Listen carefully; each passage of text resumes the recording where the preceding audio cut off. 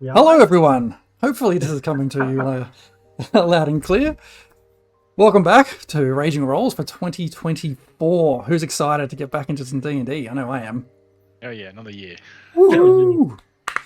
We've had our long rest for a few and ready to get back into it.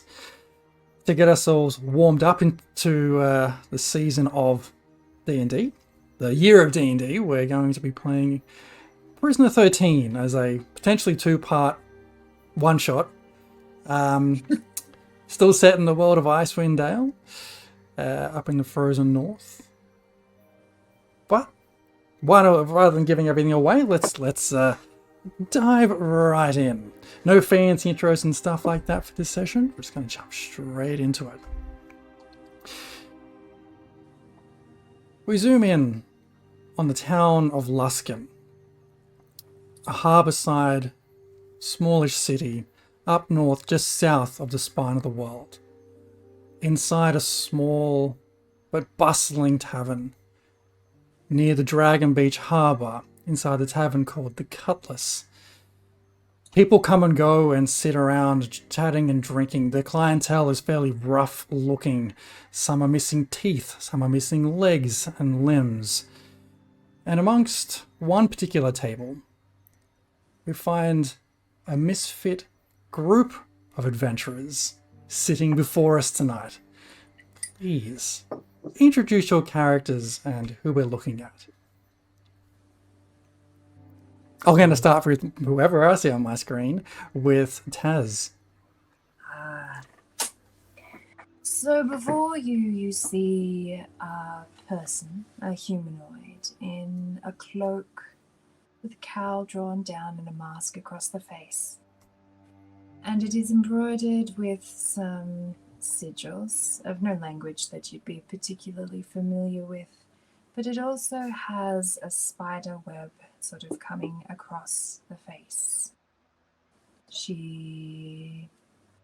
They, I guess, more so, are the handy person, the rogue, a little bit of a smooth talker, a bit sly. We'll see how it all works out. And who's to your left, Taz? This guy. He's very pretty. He'll make a pretty suit of armor for someone if he dies. Grim. Chirpa. Well, howdy everyone. My name's Chirper. I am talking to you now telepathically because I cannot speak with my face hole. Mandibles, and although I move my antennas around, no one else knows what that means unless they're a three cream like myself.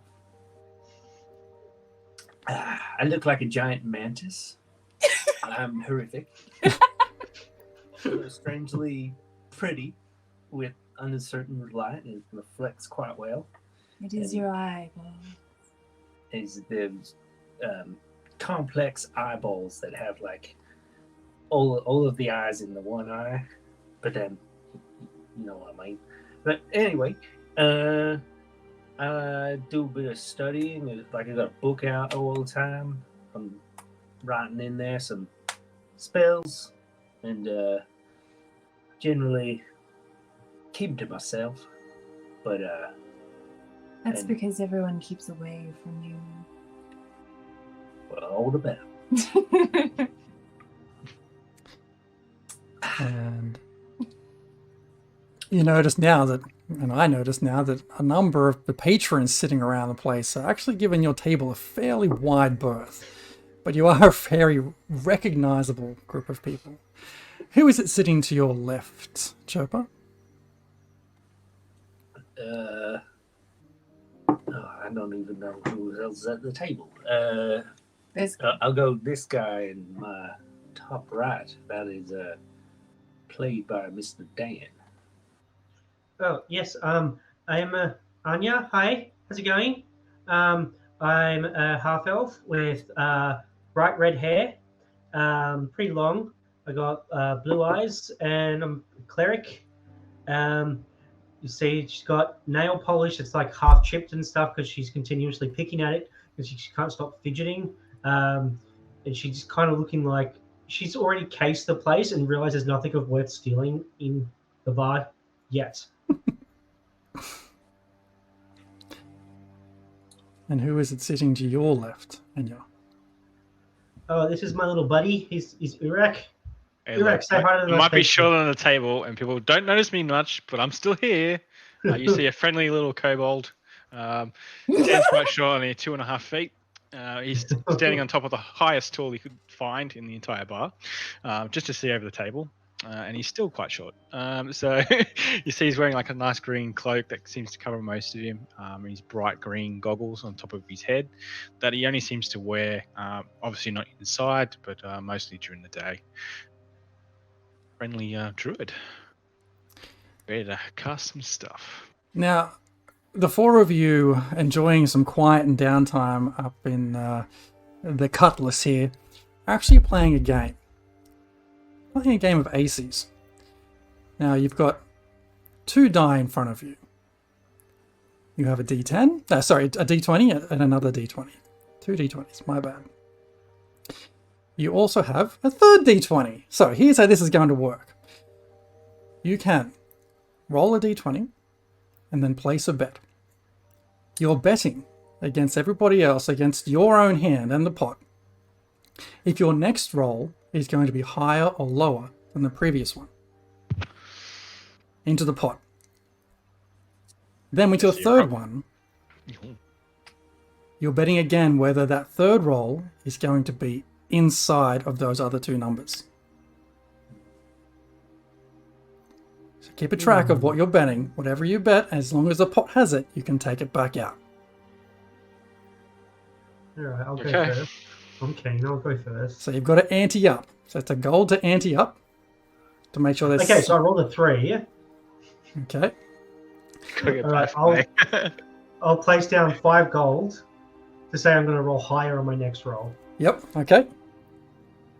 As long as everyone's put a gold in, you can only bet what is in the pot. Well, there's 5 in there at the moment. It's up to other people if they want to roll more. So we rolled our own dice. Roll your own dice. Right. Okay. All right. Well, I'll put in. Was it 5 gold? I put in 5 gold, yeah. Yep. After you Wait, do whatever you want. Do I have to meet it? You don't have to meet it. You can put in whatever you want, but you can't bet more than what is in the pot. Oh, of course. All right. I'll bet 1 gold. Okay, so you roll your first one for free. Then you have a bet whether your next one is going to be higher or lower than that. You've got to call it. Higher. All right. I can't see, but you know. And yeah. So I'll bet your gold. I'll bet my gold, Are you- and I'm going to roll lower than 17. Okay. Damn, so close. Okay, so basically it means you're 1 gold up and the kitty is 1 gold less. Okay. Next to you, on your right, I think was Taz. Whoever else wants to go next. Taz can go next, or Nick, whoever. Sorry, Urak. I usually prefer guaranteed gold, but I can always take it back later, I suppose. Alright. Roll. I rolled a natural 20. Okay. Lie. I'm going to bet. What? Is it 4 or 6? 4 is in the middle right now. 4 gold. Okay, I will bet 4 gold that I will roll less than this. Roll a second 20. I'm going to piss Easy, off. mate. Come on, natural 20. 15. 4 gold for me, I suppose, then. Mm-hmm. So you've cleaned out. Anya. Nice. I'm gonna go with Natural 1. definitely get higher. I'll just go 2 gold because I didn't call it. Easy peasy. Just got higher, Remember your yeah. previous rolls, obviously in the chat. And now we have to get in the middle, do we?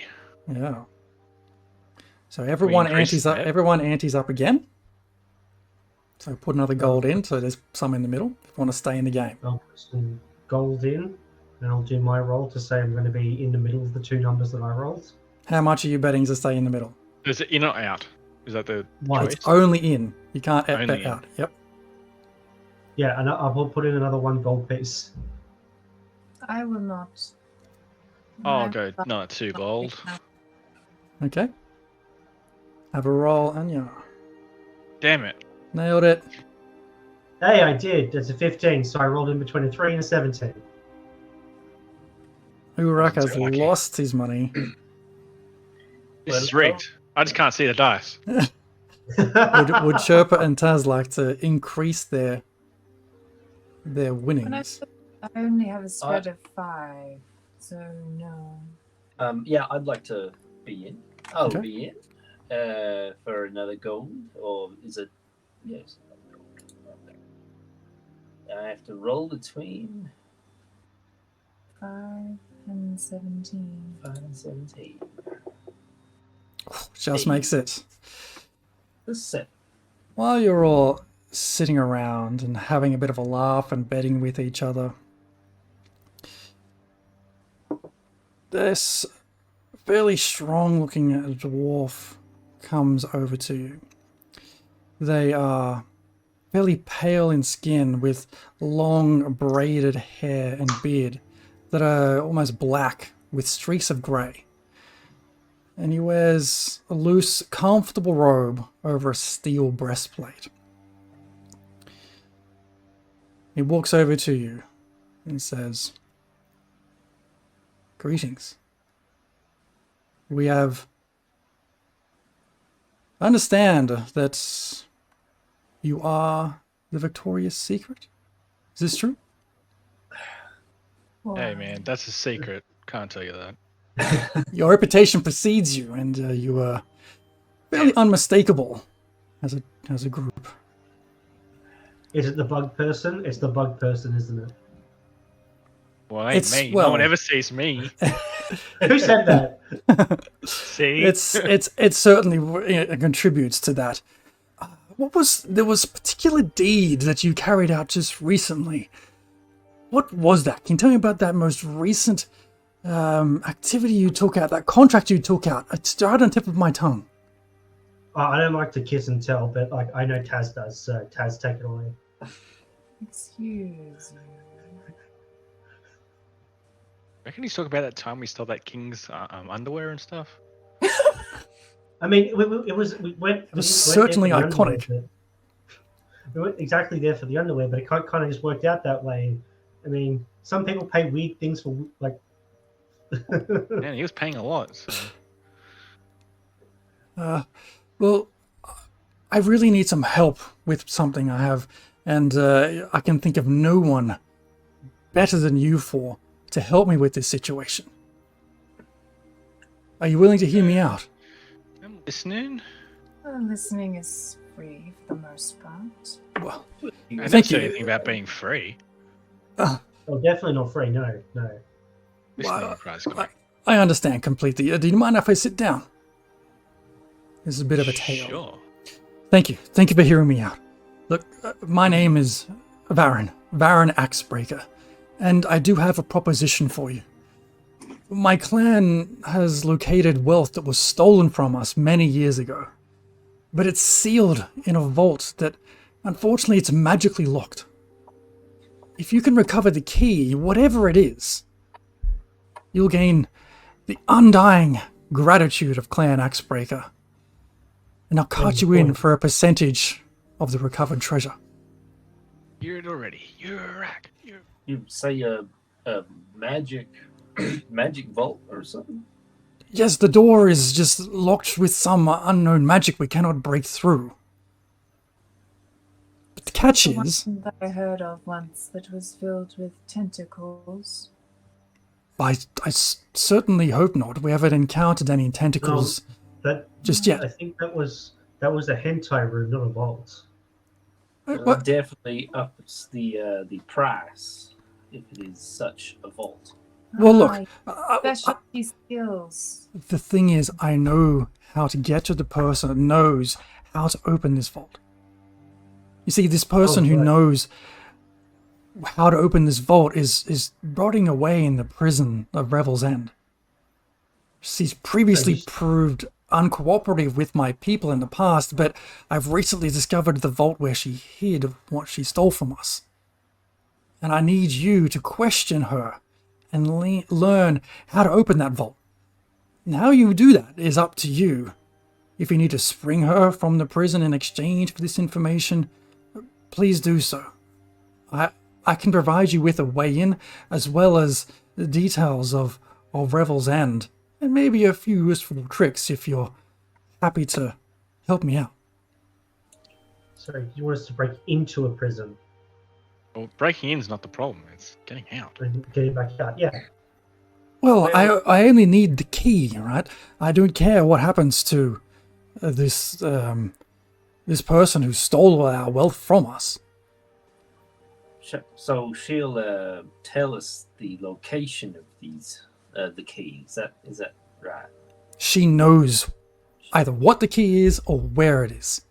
Okay. Well, a prison break seems pretty tricky. Would probably be faster if we had something that was a bit more immediate that we could offer her in exchange for that information.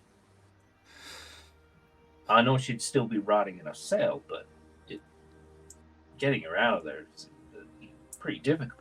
Well, let me show you the details of what we're looking at first. Sorry, yes, question.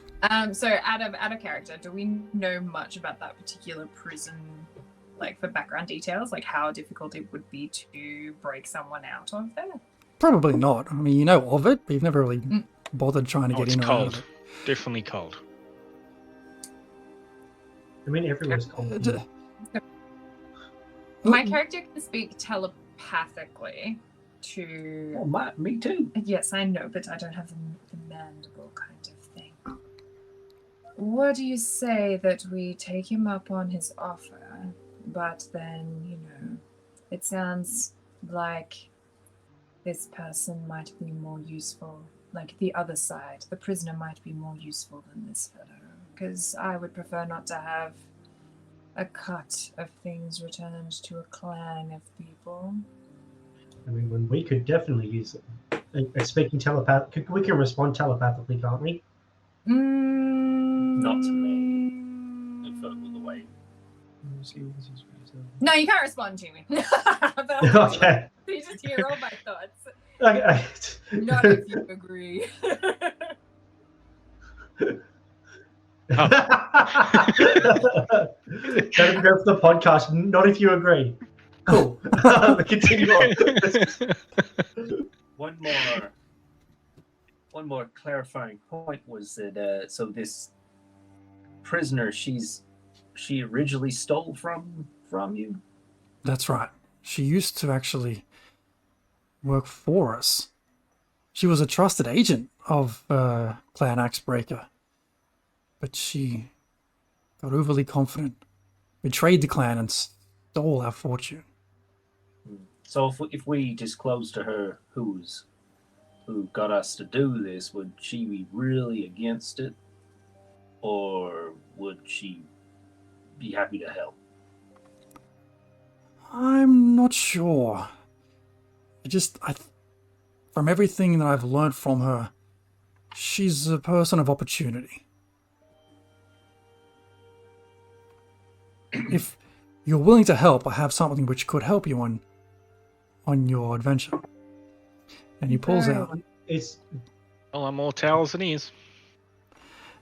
can I just quick is this guy like, what vibe is he giving off? Is he like he's gonna like stab us in the back the first chance he gets? Because I've worked a couple of like jobs before and I don't want to Make an insight check.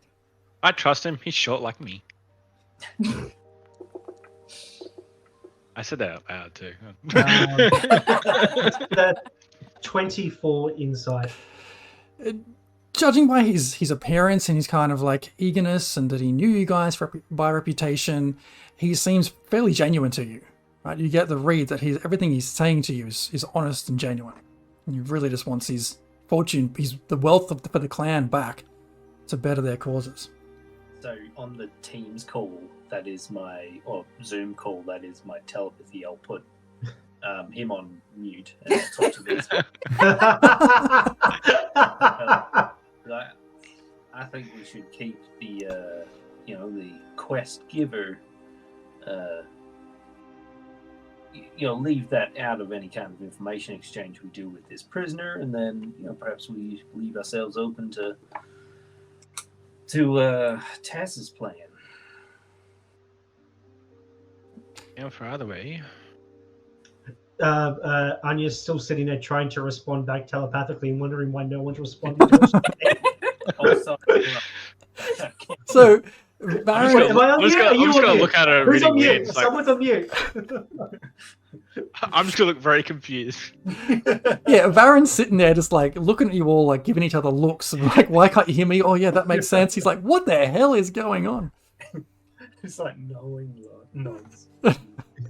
Right. Okay. Yes. Sure. Yeah. We'll take you up on the offer. Oh, What will you drink? That was what we wanted to do. Yes, everyone. We're doing Yeah. this. Yeah. Yes, but I want a drink for every person here. I heard that Bremen's pretty lovely this time. Are you sure you don't want to go to Bremen? I've never been north of the spine of the world. I was talking to them. Oh, good. Wait, which side of the spine are we on? Are we on the Icewind Dale side No, you're on the southern side. or on the southern side? So we're going to the cold place. Going to the cold place. So, Baron then retrieves this faceted sapphire, the size of a small orange, and places it on the table in the middle of you. He waves his hand over the gem, and a glowing blue image of a building floor plan appears in front of you in the air.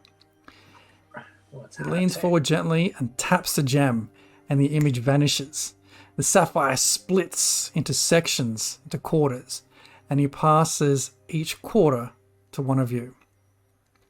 The fragment you hold then grows warm in your hand, then melts and vanishes, leaving a warm, tingling sensation behind. This is the map. This is the map of Revel's End. Think about it, and you'll be able to see it, and no one else will be able to see it, just you. And when you kind of do as he says, as he's describing it, this is what you'll see. It's not working. Oh, there we go. No, you're gonna hit your head a little hard. Hit it on the table, Lurak. It should.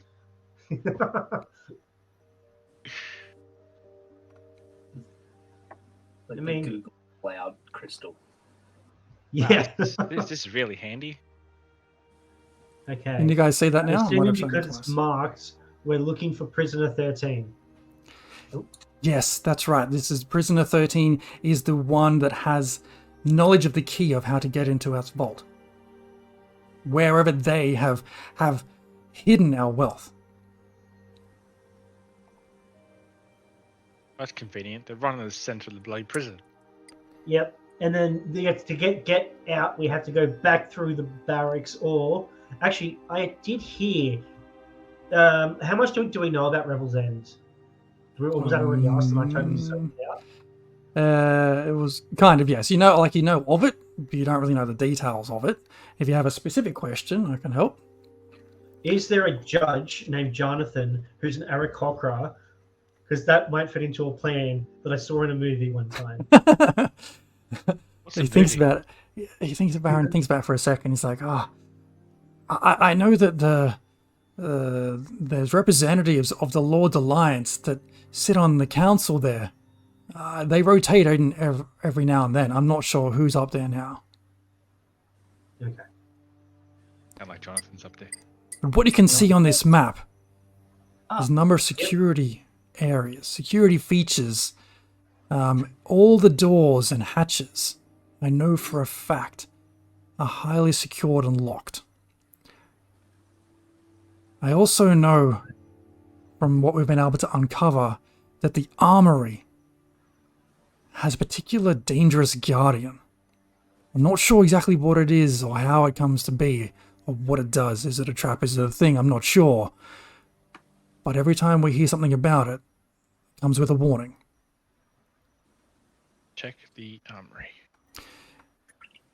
in terms of getting yourselves back out of this place, I'll have a small ship standing by, just out of sight from the docks. All you need do is when you're ready to leave, is shine a light from the dock after dark. And I'll have the ship come to the dock to pick you up. Oh, that What seems kind of easy cut enough. are we talking in gold pieces of value? Or this looks completely fucked. This one is, yeah. The wealth of Yeah. Clan Axebreaker. Half now, half later. The wealth of Clan Axebreaker is all tied up in this vault. But That I wasn't assure you, planned in gold pieces. if you can secure this key, I'm happy to reward you with 2% of everything that's in that vault. And what is the what do we like have like a monetary figure of like how much that is, or is it just like, you know, it could be like 100 gold pieces and then we get 2 gold? That's maths, right? Ma'am, do you think that our entire clan fortune will be this total sum of 2,000 pieces? If my math serves me correctly? No. We do not know you.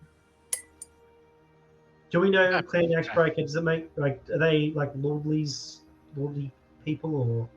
It's short. Make a history check. Oh, with my 0 modifier to intelligence. I'll do a history check as well. I have any history. Where's my history? Are you friends with dwarves from Lonely Mountain? That's pretty I got a 23. Okay. So both of you will know that Clan Axebreaker is a fairly or moderately influential dwarf clan that makes their base in a stronghold called Gauntlgrim, which is sort of partway between Luskan and Neverwinter. Okay, so Distance. at least there's some like actual, you know, there would be money behind the name. They wouldn't be able to be influential without money. Yeah. All right, 2% of whatever it is. That's 3%. Or I mean, it is pretty dangerous. Like, we're in there. We're taking all the risk for this. There's Don't forget, A lot of risk. Yeah. a lot of risk. 10%. 10%, I couldn't do that. Make a persuasion check, whoever's asking for an increase. Can I give him guidance? If you want. Add a D4, dude. Where's my character? Okay. Gonna need it. Whole far. Woohoo! 6. Yes, Urak, with his persuasion, given he's short, and sometimes his words don't make it over the table. I mean, I'd be happy. I reckon 5% would be the best. I reckon 5%, guys. Sorry, what did you say, Taz? Oh, I was asking if I could assist because his words sometimes don't make it over the table with his meaning, because, you know, Sure. Yep. his whole face. So you You can can have actually see my eyes. I'm just glaring like this. Would be a 23. He looks around you all. He's like,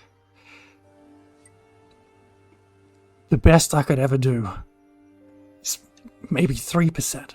3% of our fortune is a tidy sum, I assure you. Yes. But you wouldn't be getting it back without a decent investment. You come with a sturdy reputation, but there are others who we could look to carry out the same job. Okay, hang on. What about 3%, and you set us up with a clubhouse to make it easier to take on interested parties to hire us with Well, future. I don't think. If you're successful in this, we can talk about 3%, and then we can look at how we can get you that clubhouse.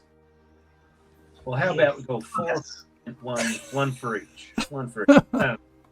Nah, right. 3% is Wait, the highest I can go. Me. Oh, yeah, yes, you down there. Do we get a room each in this club?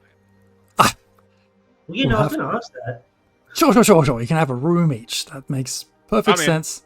he doesn't need a big room. Fantastic. He's small. So like, if it's a cupboard or something. I haven't got a clubhouse right now. We'll have to find you one when you get back. We're really selling ourselves as intelligent people, aren't we? This is great. I am not an intelligent person. Look, I think I'm intelligent. I think we can work with 3%. I guess maybe we'll see how we go with this prison reconnaissance, and we'll let you know if it's a no-go. Okay. I can live with that. When you're ready to go, I can help you get into Revel's End, disguised as a guard or a cook or one of the staff. Or else you can potentially find your own way there. I'll pull off a good cook.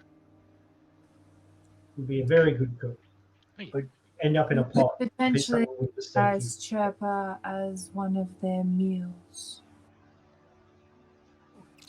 Ooh. Well, I'll Bit do crunchy. be like a roast, and I can disguise myself, so I could be, not this monstrosity. You're not a monstrosity. We've already told you that. Normally, then. Just out of curiosity, when Chirpa speaks telepathically, does it have to be 1-to-1, or is that like, can everyone hear it? Multiple creatures within 120 feet. Okay, gotcha. But he chooses, I'm assuming. Okay. All right. So, I'm really excited. They have to be willing creatures, so someone can ignore me okay. if they want. They can- La la la. They la. can.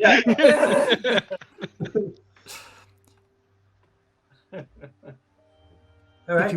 If you wanted to take my route of being set up, or my offer of being disguised as guards and cooks, I have a contact you can meet at the docks in the morning.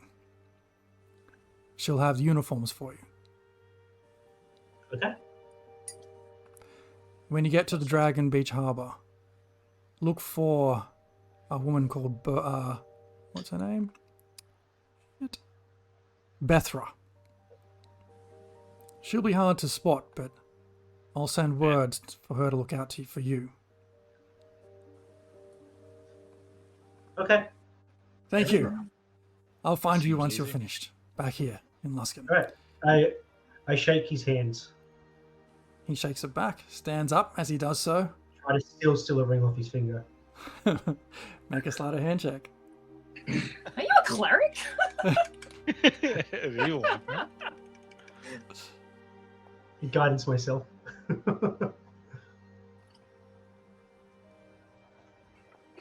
12. He feels something his ring start to slip, and he sort of grabs his hand away and sort of just wiggles his fingers a bit. It's like, oh. You might need to get it resized. Yeah. It looks like it was gonna come off. You I might think need to it's get it resized. I think it's the cold air up here. My fingers are getting a bit small. Be careful with your own belongings. Shake my head. Shake his hand too, but I'll offer my 2 right arms. He looks at you, confused. Doesn't really know what to do. You can make a charisma check if you like to see if how charismatic these 2 right arms Charisma can be. 5.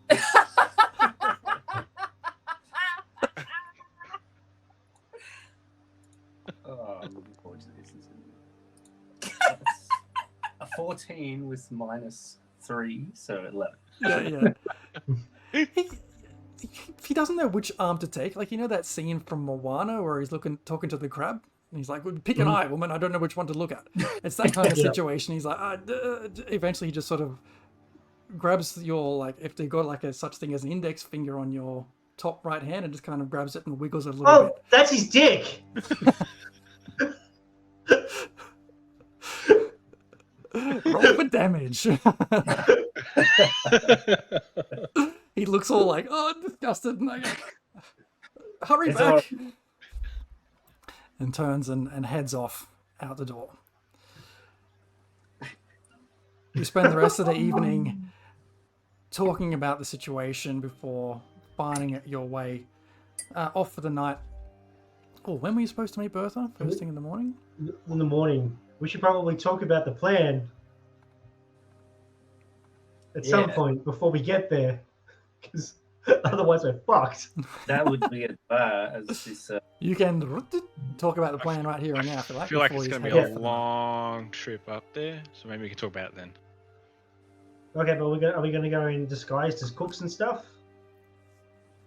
I don't think you can pull off a good cook. Or like launderers. I don't know. If we Wonders is can set up a bit of a surveillance of the place, and I see someone who works there, I won't need a disguise. Wait, you just could like wear their skin or something?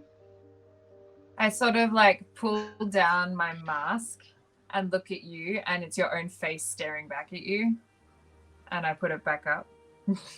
Do I see that? Damn, I look hot. What type of creatures do you find up north? I Cold can always ones. just pretend to be like a native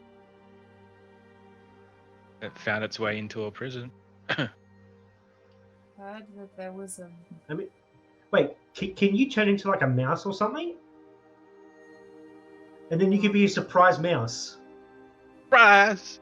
Yeah, so if anyone comes up at us or anything like that, we throw you at them and you, out of wild shape, kobold at their face. Surely you'd have to be the same kind of I think- size. He's talking about the Oh. druid. Yeah, I forgot. I mean, I can disguise Big myself. bear as well, too. but it only lasts for an hour, so we've also got to be careful. Don't forget there are some like no magic zones.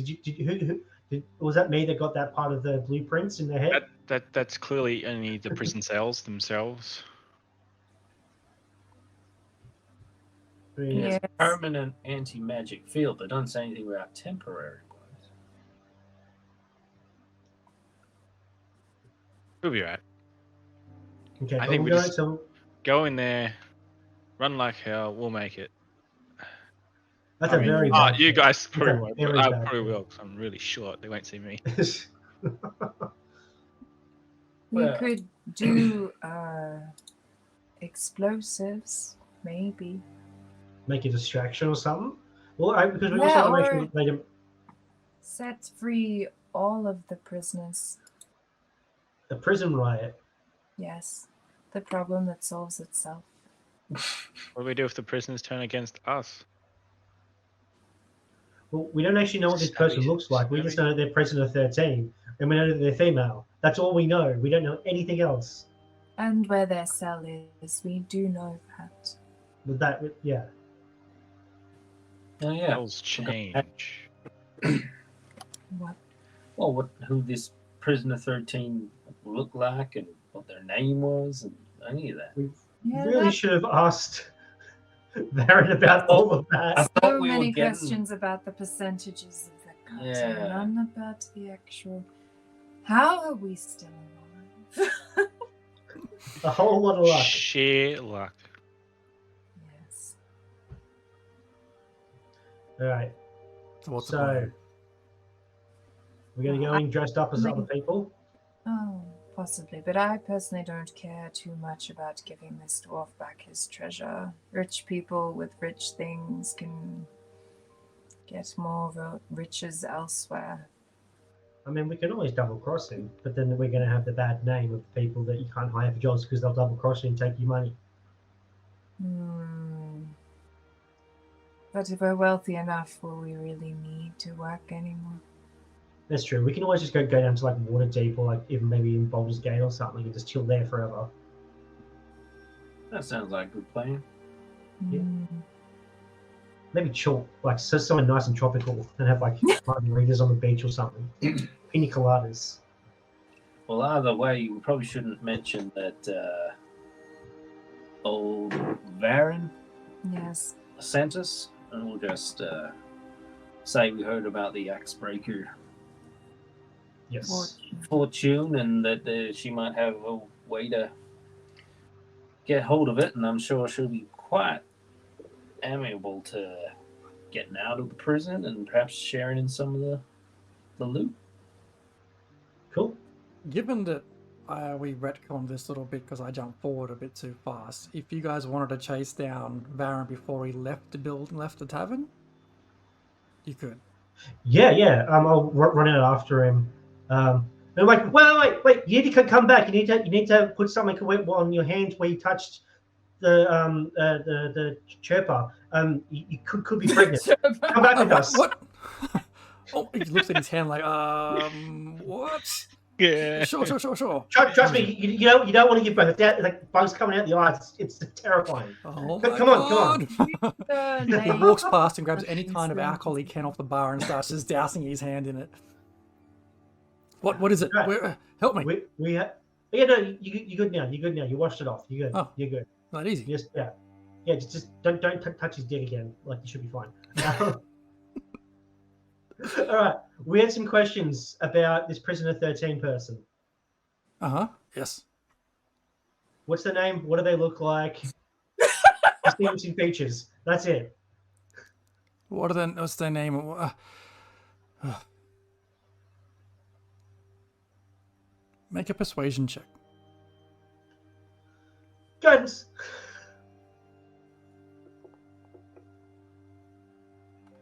Right in the way, huh? Oh my. Okay, so that's an 8 plus 3. That's a 11. Yeah, okay. Anya has all the confidence, just can't execute. I have a decent persuasion. What is your... Oh, your persuasion is plus 4.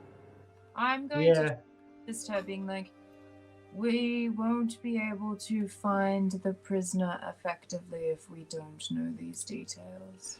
Yeah, what if we turn up there and they're on like... Oh, wow. Sorry, that's an 11. What if they're on like recreation time? They're all just in the place where they bounce a ball on the wall and play the harmonica, and then we'll have to pick from a whole lot of them. Well, look, that's fair. She's a dwarf, right? But she's strong. Don't let her stature fool you. She has flaming red hair, which is tied back on one side. It's a strange look, but she owns it. And she's covered almost top to toe in all different variety of tattoos. If you mention... Don't mention her name. It's a surefire way to get found out. She's... Well, when she was with Clown Axebreaker, she was known as Quarter Glinstone. But no one in Revel's End uses real names. Every inmate is only known by their number. Yeah, it's 13. Cool. I know because we've tried this before that visitors to the prison can request meetings with inmates. But every time we've tried that, she's held out, and those meetings have always been supervised. Yeah. Your best bet to try and get to Prisoner 13, to get to Quarter, is when she's not in her cell. And hopefully when she's out of the sight of the guards, otherwise bound to rouse suspicion.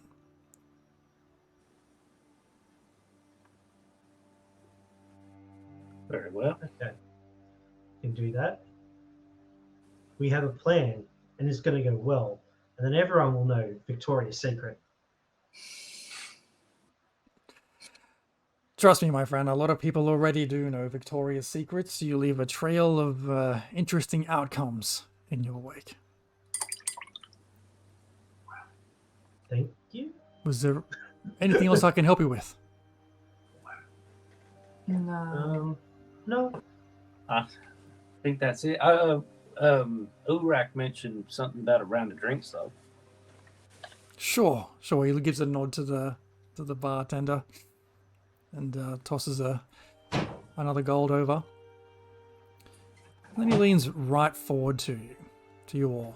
It's like, I know I can't give you as much as you would probably want. And maybe it warranted based on where you're heading. But as far as I've learned, the warden has a small number of treasures hidden in her room. If that's of interest. It will be filed under information known. Anya's eyes have turned into dollar signs.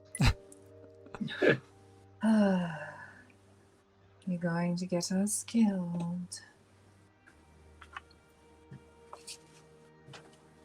Oh, What's the sleight of oh, hand? Out of curiosity, out of character. what's my sleight of hand? My sleight of hand's only a +2. I'm pretty dexterous. I have no strength though. I have like a minus to my strength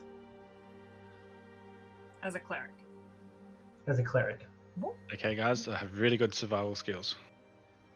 Make it out there. I'm good at stealth and religion, and deception and persuasion, and investigation apparently. Who the fuck made this sheet? Oh, I did.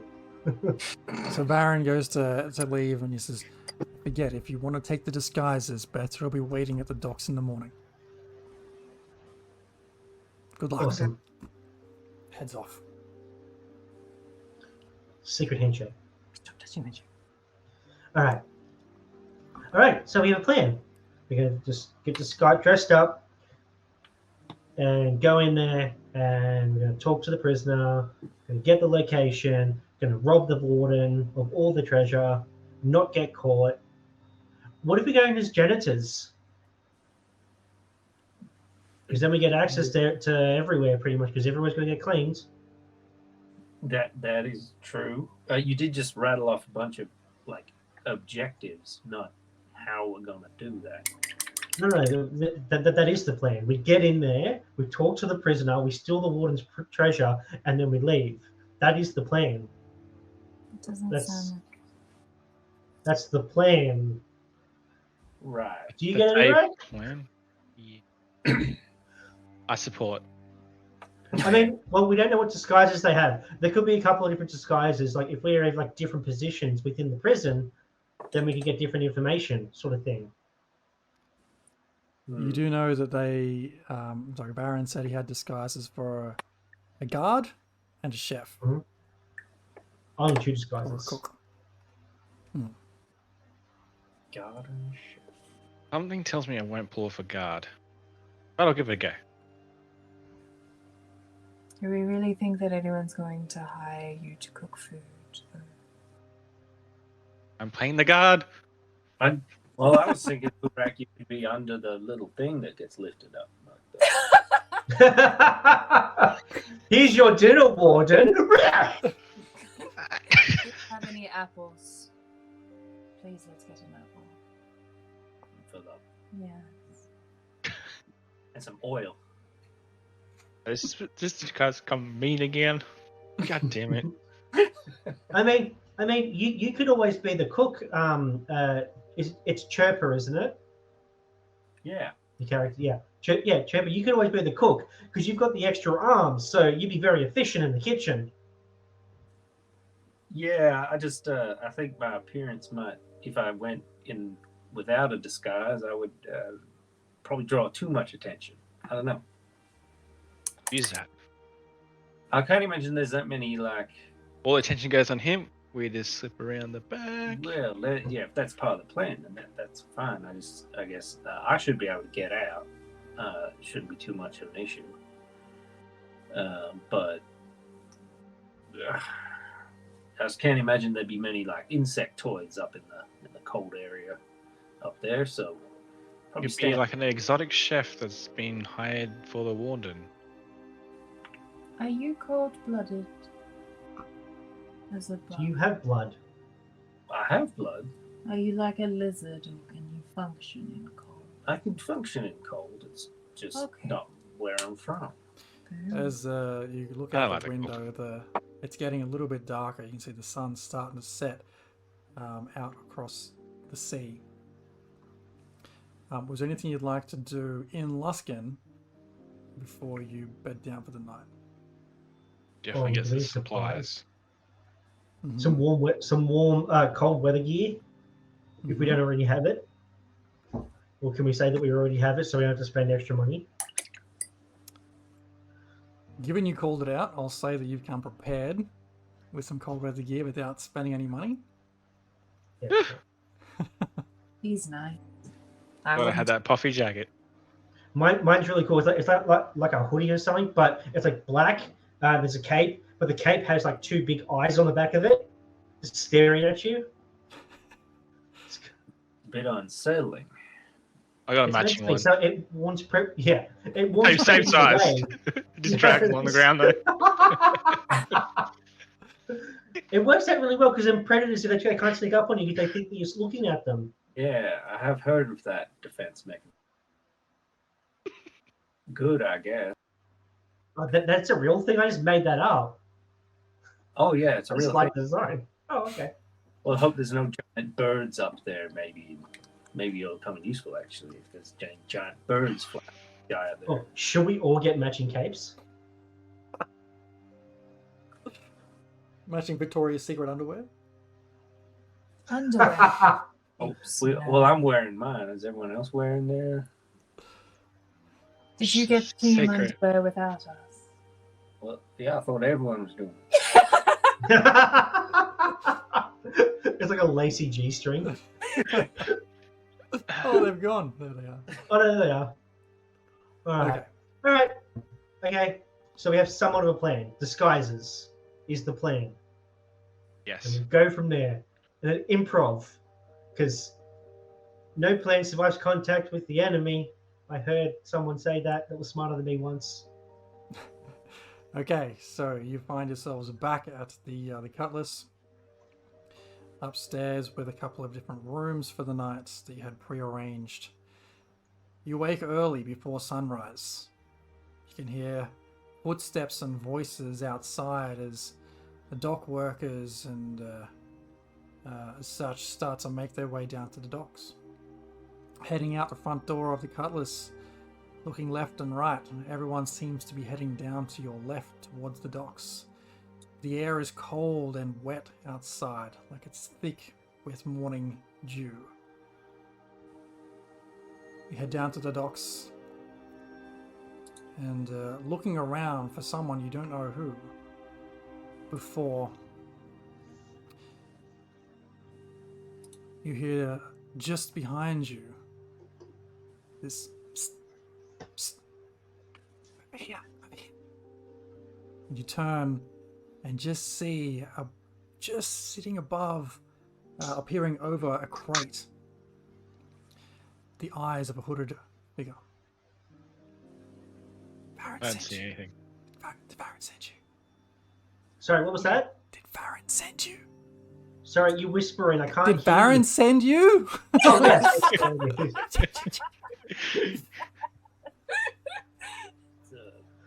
Yes. Yes. Anya, who the hell's talking? I can't see him. Pick him up and put him on top of the box. Oh my god. Oh, hi. Bertha, Beth, what was it? Bethra. Her name's Bethra. And you see a lithe but agile figure as she sort of encourages you to come behind the crates and get some goods. She moves with this graceful confidence that hits at her experience in being a rogue. She's dressed in dark leather armor and keeps her hood pulled low, obscuring most of her face. The eyes you see seem calculating and quick. She carries a collection of subtle daggers across her chest and tools strategically strapped to her person. Is that like you, Taz? Have you got daggers and stuff like her? Or I sort of like open my coat. it's all daggers. Crossbow. So you've just gone behind this crate in the docks and just like flash and back. Bethra's like, Hey oh, kid, want to buy a watch? That's impressive. very cool. I have disguises as cooks and guards. You can choose whatever you want to go as and how you want to represent yourselves, but it comes with some conditions to try and do this.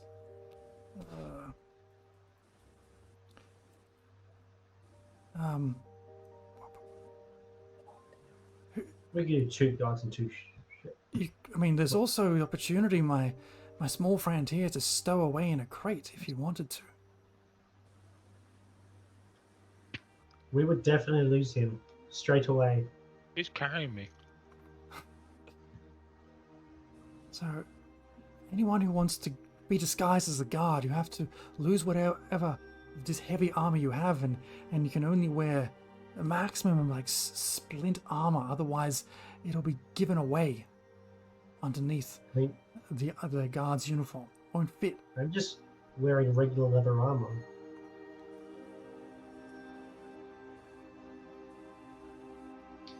Well, Regular ass armor. like you were saying, you are. So would this split armor be a bit of a step up? I don't think I can use splint armor. No, the same. Like it can fit as long as it's not splint armor. You can wear up to splint armor underneath these guards' uniforms without being obviously spotted. Gotcha.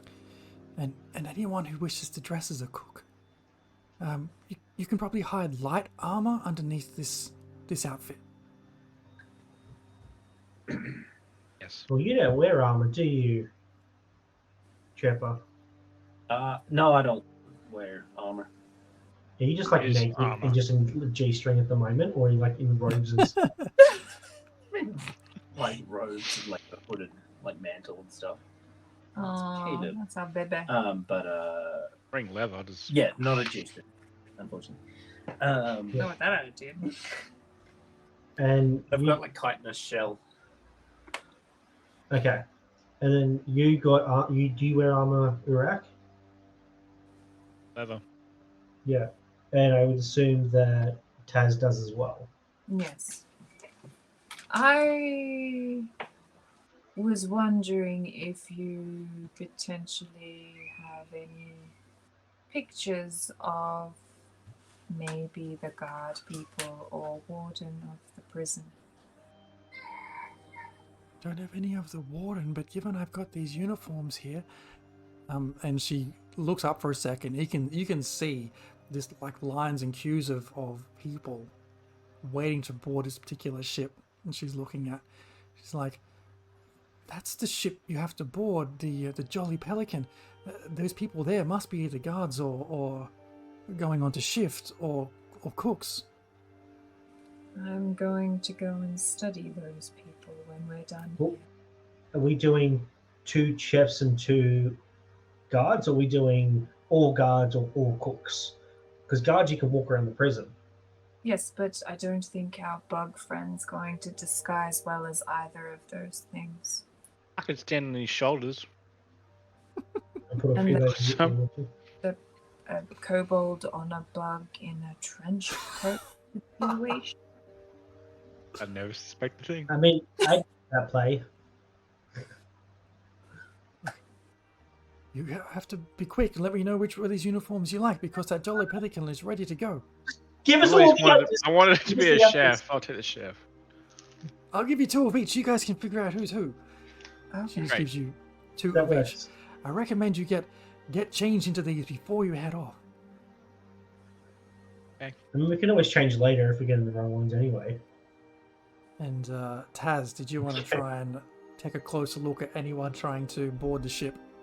Yeah, well, I'll look at the guards' uniforms that she's handed us, Mhm. and like the cooks' uniforms, and then like look towards the people that are over there and see if there's like anyone that I can identify that's wearing the same thing. Because Mhm. she's telling us to get changed before we go on the ship. They'll probably already be in their own uniforms, maybe. Yeah, that's fair. So as you look over, you can see, like, I'd say 75% of them are wearing guards' uniforms already. No, it's Yeah. like not completely done up to the nines, but they're like got it on, ready to go and get up there. And 25% of them or so have cook's attire on. You can pick and choose whichever one you wanted to try and zone in on, and see if you can get how much detail you can get of their look and attire. If that's what you want to try and do.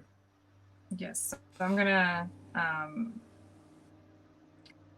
turn to my compadres and be like, I'm going to pick one, and we need to make him have an accident at sea. I mean, it's I pretty will- easy to do that. Just I over will the be ship. him. Then. Yeah, just push them off and just go man overboard. They won't turn the ship. That's too much No, no, no. work. No, you don't even say man overboard because that draws attention. We just push him overboard.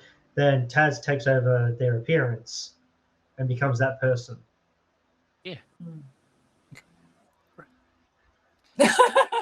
We have already planned our first murder. Okay. Okay, I'll put on a guard's uniform. We're not the good guys this time.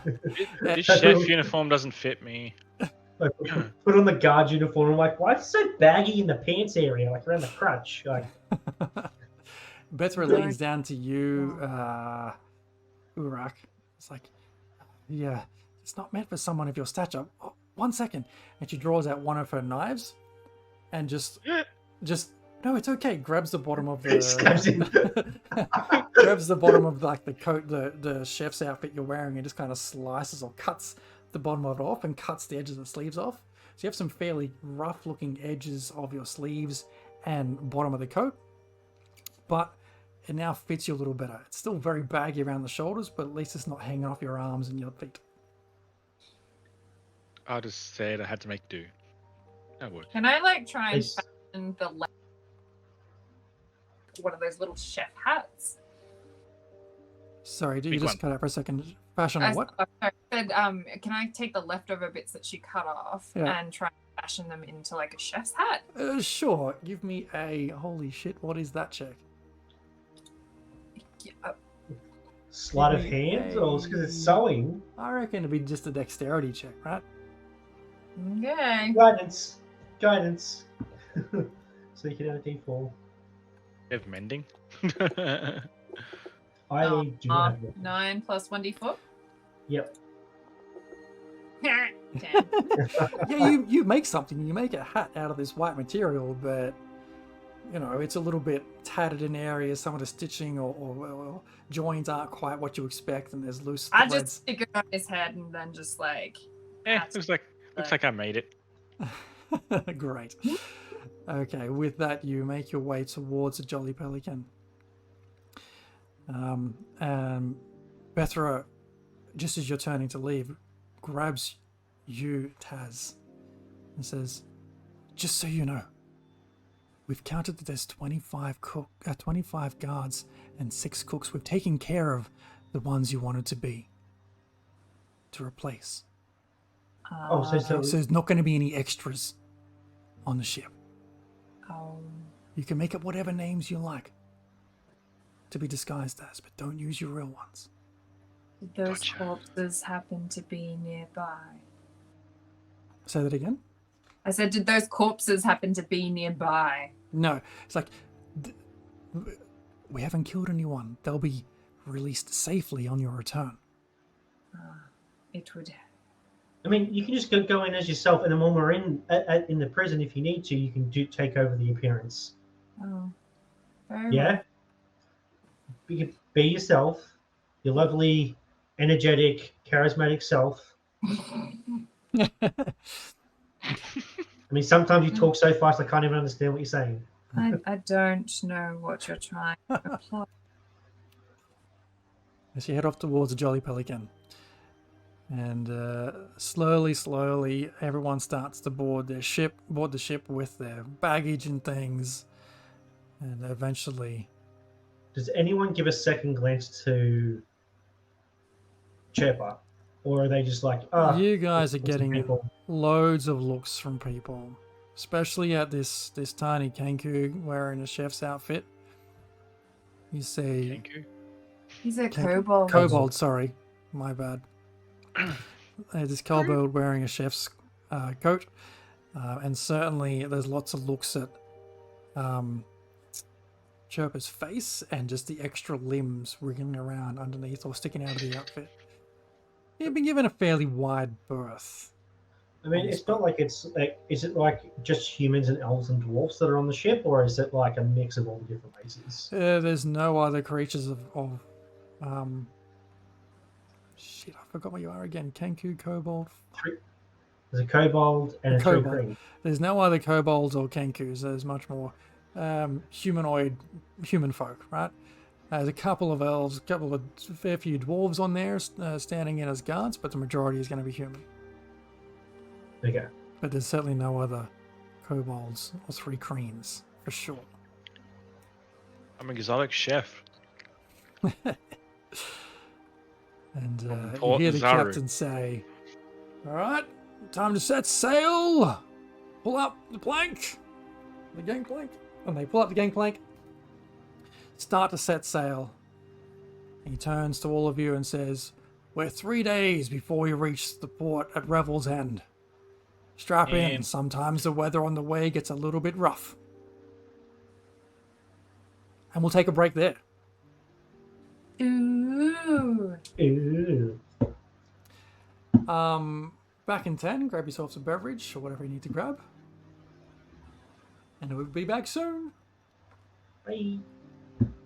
So it's that one.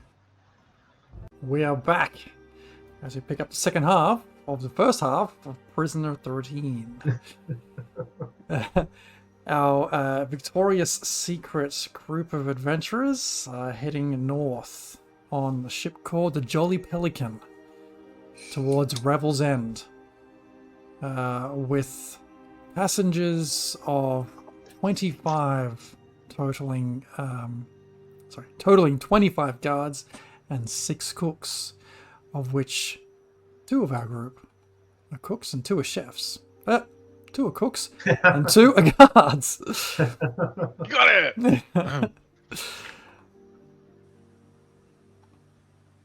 The 3-day journey remains fairly uneventful for the most part. Ooh. What was that? That's loud. Sorry, I think it was my computer. Which is good. However, as you start to approach Revel's End, the seas start to pick up as you enter the sea of moving ice, and the ship starts to rock back and forth and sways constantly as the breeze starts to shift it, and the ship tries to navigate the different ice flows. Anya has her head over the side of the boat. Can I have everyone roll me a con save, please?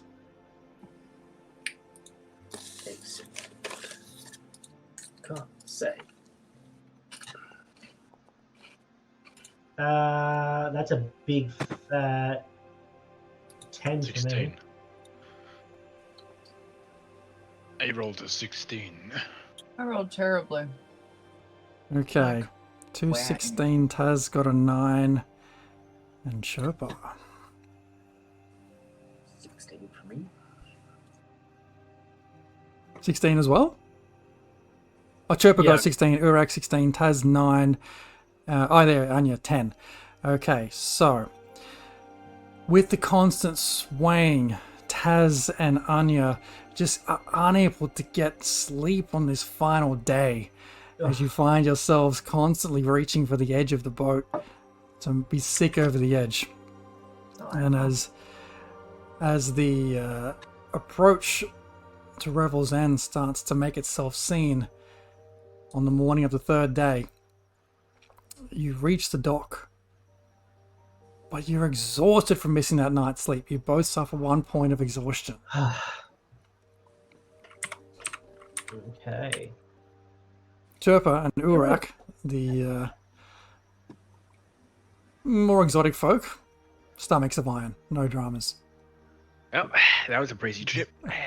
Does anyone know where to add in exhaustion on D&D Beyond? Nope. Would not know, sorry. Awesome. Much easier in the actual thing. They're probably in hit point somewhere in that area.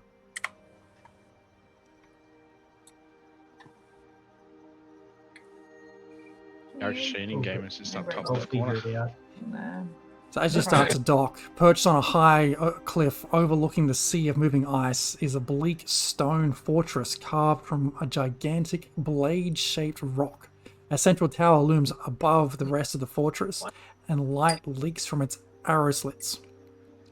4 smaller towers rise from the outermost corners of the fortress, and guards can be seen atop of them. Oh, it's going to be cold there. Okay, you've reached the dock. Start to disembark. And you see like the group of 6 cooks are huddled together and the other guards are starting to huddle together. Do you huddle in those same groups? Oh, yes. Yes. Yes. Yes, because we have 2 people who can speak telepathically from each group. If we've got Chirper in one group, he can speak telepathically to us in our group, and then we've got Taz who can speak telepathically as well. Only if you're within 60 feet, I believe. Cool. Okay. As you approach those, split yourselves into those 2 groups. You hear a booming voice from the top of the docks, the end of the docks, saying, "Right, all those who are taking on relief of guards, follow me and meet with Yul Dargaria."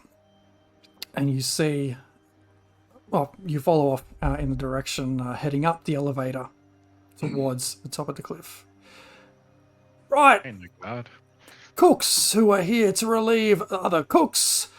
Thank you for coming. It's always good to get a taste of different areas of the realm. You are here to meet with Chef Tiny Tulane. Don't let the name fool you. It's tiny. And the group of chefs find themselves in the next elevator up to the top of Revel's End. Okay, give me a second while the DM loads. Is it like normal elevator music or? Yep, this is absolutely normal elevator music. You can all hum your own elevator tunes if you so choose.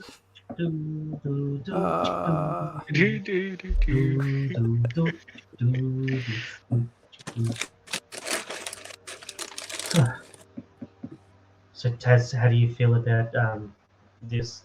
It's a bit colder than up there. You look quite crap, by the way. I don't know. I feel like crap as well. I probably look like crap. Yeah, you do. You do not look attractive right now, no. So you're saying I usually look attractive and knew it. I did not say that. Okay.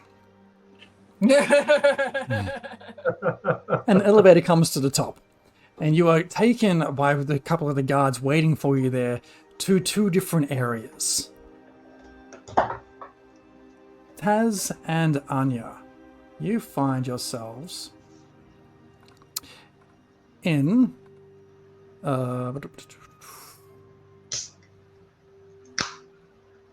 barracks, and you see this Oh gosh, it's small. yeah, you'll need to zoom a bit on this one. Oh, look at the piggy. See, that could have been you. Right? You see Yul Dargaria standing there. She's a stern figure. She stands upright with an air of authority, dressed in impeccably maintained prison guard attire. She carries a no-nonsense expression that matches her reputation you've heard about for enforcing the prison's rules. Her greying hair is tightly pulled back, and a pair of sharp, discerning eyes surveys the surroundings, ready to address any breach that she may come across. She says, Did you say her?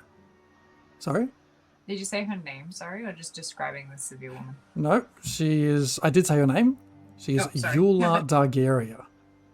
Yula. And she dresses you both with the rest of the new recruit guards. All right, welcome. We run a pretty tight operation here. Any questions before I assign you before your first day of work today? Yes. Can I go to the nurse? I'm not feeling too good. Why? The ship. I didn't realize I had seasickness. Fine. Report back to me once you've returned. Once you're feeling better. I'm sure she has a This salve counts as of one of some my sick kind. days, right? And I still get paid for this, right? Absolutely, but we will be marking it off. Okay. Yes. Thanks, boss. Fine. Good.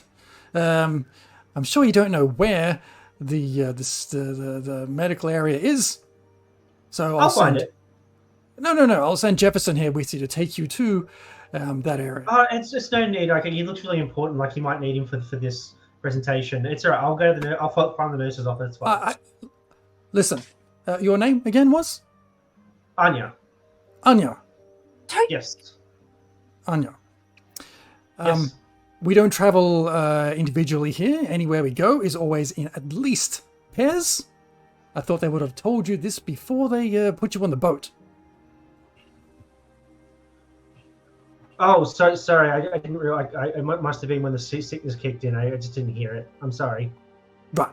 Fine. Anyway, Jefferson here is going to take you down to the medical area to get checked over. Yes? Okay. Report back up here Sure. at once as soon as possible. Okay. Can you carry me? I feel it's coming on again. Jefferson looks at you like another one. Come on. Right, with the one fewer of you here now, we expect rotations made quite regularly here around the Panopticon and checking in various areas of the facility. The inmates here are fairly well behaved as long as they're kept in their cells. Do you understand? Yes. Fantastic. Lots of just love the enthusiasm. That's great to hear. Okay. DM loading. Can I, as I'm going down to where the nurse's office is, I'm pretending to be very ill, but I'm scoping out the place and seeing what doors lead where and all of that stuff, like matching it up to the blueprints that are in my brain hole. Okay, so let me put you in that path then, and I'll pop over to the cooks. So you would end up, whoops, wrong person, no, right person.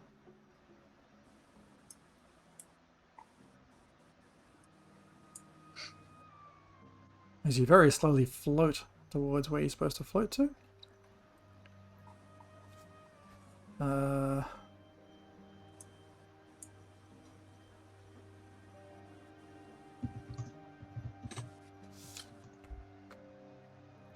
Okay. So you're doing what, sorry? Say again? Yeah, so as I'm trying to be sick and carrying on and everything like that, but I'm essentially trying to slow Jefferson down so I can mark out like the locations and stuff and match it up to the blueprints that were downloaded into my brain hole. Okay.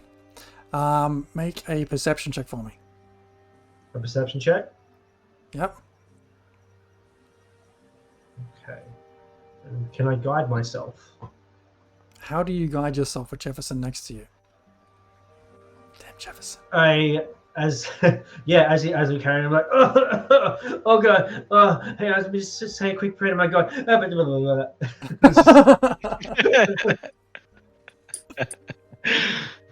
Oh, please let it be over soon. Please let it be over soon. And I rolled a big fat 9. I think with the amount of exhaustion you're feeling right now, you kind of pick up that you know that the area you're in the center of the Panopticon, the main chambers, and looking around you just see cell after cell after cell. And a lot of these inmates in there start to kind of stumble forward a little bit slowly and just trying to check out who's new here. Comments. Eventually Jefferson escorts you up the main corridor. Mm-hmm.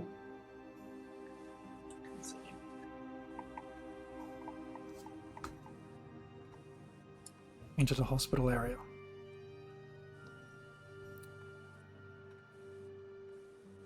in the hospital, you can see dozens of a dozen simple beds and cabinets, loads of cabinets along the north wall that holds medical supplies. Pause there for a moment. Now, cooks. Entering, as you've been brought in by a guard to the kitchen, right, you see... Oh no, my notes. You see Chef Tiny Tulane, a human male. Towering above the kitchen, Chef Tiny Tulane is a mountain of a man with a belly that rivals the size of the enormous saucepan he wields. He's got a jovial face that's adorned with a walrus-like mustache and a perpetual smile that gives him an approachable demeanor.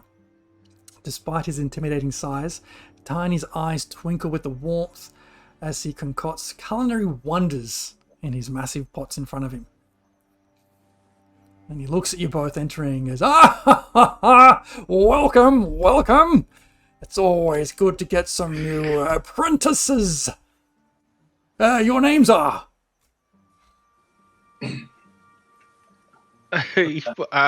My name's Jeff. Gordon Ramsay. Gordon! It's a very strong name there, Gordon. Been cooking for long? It came from my dad here. Oh, the Gordon part or the Ramsay part? Was he also called Gordon Ramsay or was he just Mr. Ramsay? That's his full name. His full name is Gordon Mr. Ramsay. Yes. I am messing with you, of course, I understand. And your friend? Ooh. Yes. No, I'm. My name's Sue.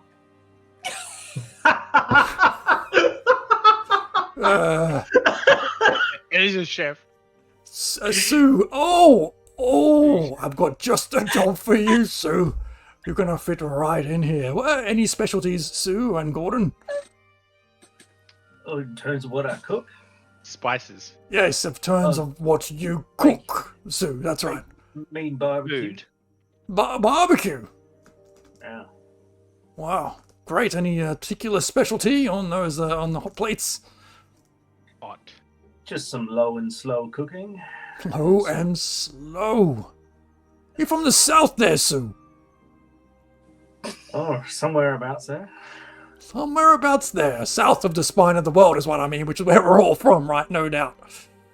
Gordon, your specialty was? Spices. I'm sorry? Hot stuff. Spices. Oh, spices. I thought you said ISIS, and I thought, well, he's going to fit right in here as well. It's a strange specialty, but spices sounds more applicable.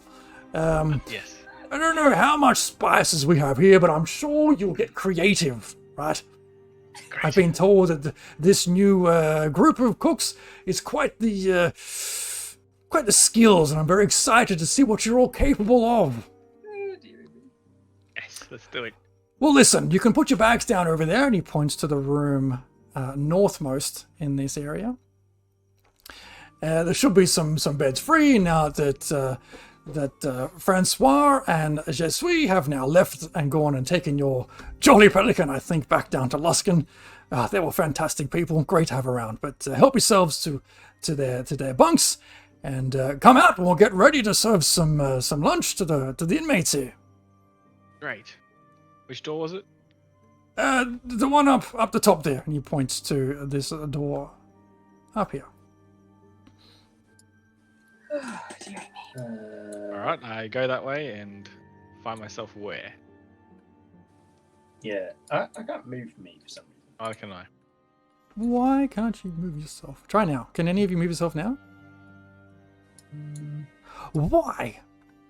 Doesn't like me. No DMD for you. Anyway, we'll have to the door he indicated and have a look inside and see what we're dealing with. That's weird.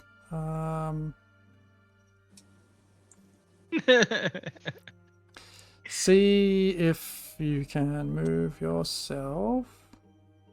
Owner? Nick. Yeah. Don't know why you can't move yourself. Oh, I've got into a pantry.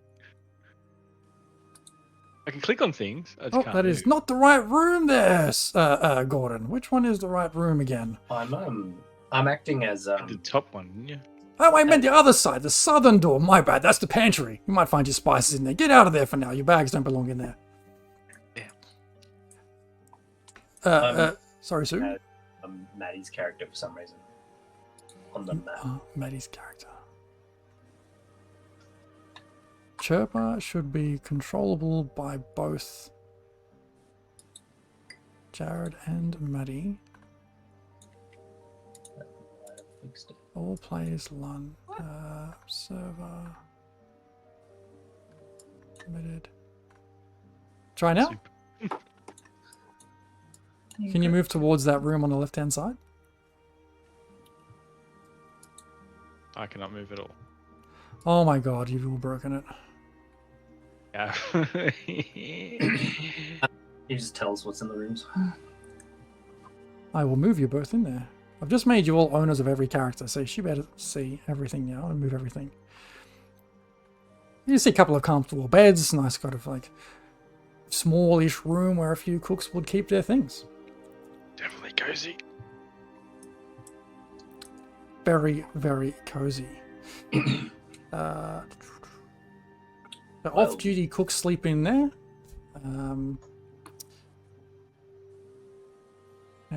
Yeah. All right, better figure out a way to sort of liaise with our colleagues. Shout. A bit more subtle than that. Stu can shout. I can't. I think I have to be able to sit. Oh, do I? If you're within 120 feet. You know, but I won't be able to get a response from you. Oh, unless. Yeah, you have to be within 60 feet of me for me to be able to talk to you. Wait. How about you give it a go? And if you don't get a reply, then we know we have to get close. I would say. Oh, we'll have to check if I can do it with visual range, but it probably doesn't have to be. I'll just say over there, waves. The cooks are in their quarters, and I guess we can convene at the next meal time and have a bit of a discussion about what we should do. Do we hear it? 60 feet? 120. 120 for him. She hears it. Can't reply. Sorry. Yes. Character. Why? You don't hear anything. Oh, anti-magic field. No, but also it is really far. Oh, is it? No. Even the nurse's office, is the nurse office not close to the... Yeah, no. From where you came out of the stairwell from the middle of the panopticon, it's still was a pretty big trek. Well, massive trek, but 50 odd feet up to the hospital, and you have no idea where that kitchen is. Okay. Well, you do. You've got a map. By the way, you should all have access to the journals tab in Foundry and see an entry called Revel's End. In there, you can find the map. You can also, I think, yeah, you can. If you scroll up in the chat, you'll see the map there as well. If you want to pop that out.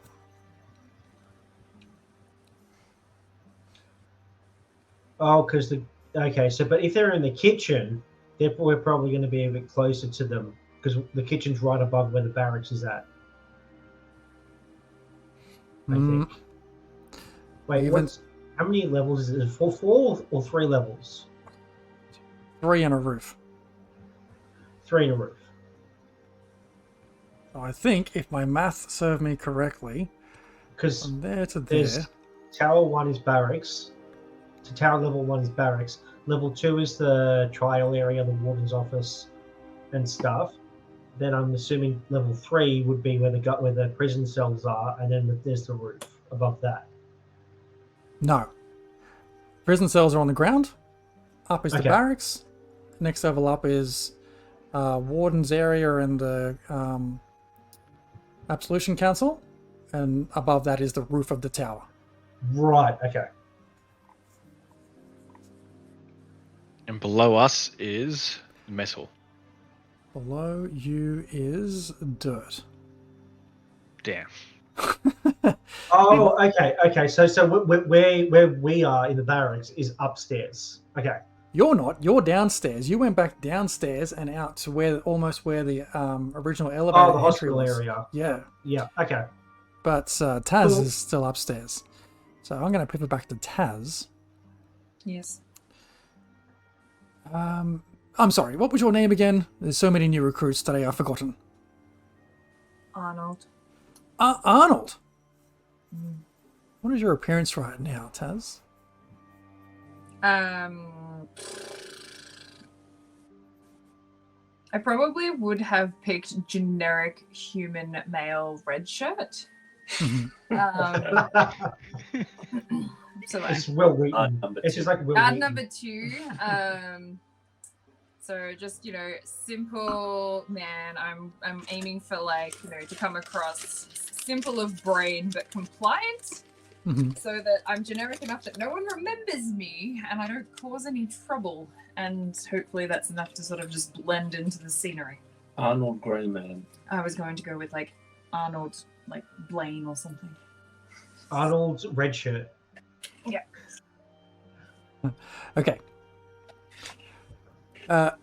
Okay, Arnold, if you could just find one of the free bunks here, put your stuff in the trunk at the end, and Aldrich here will take you down and get acquainted with how we run the operation.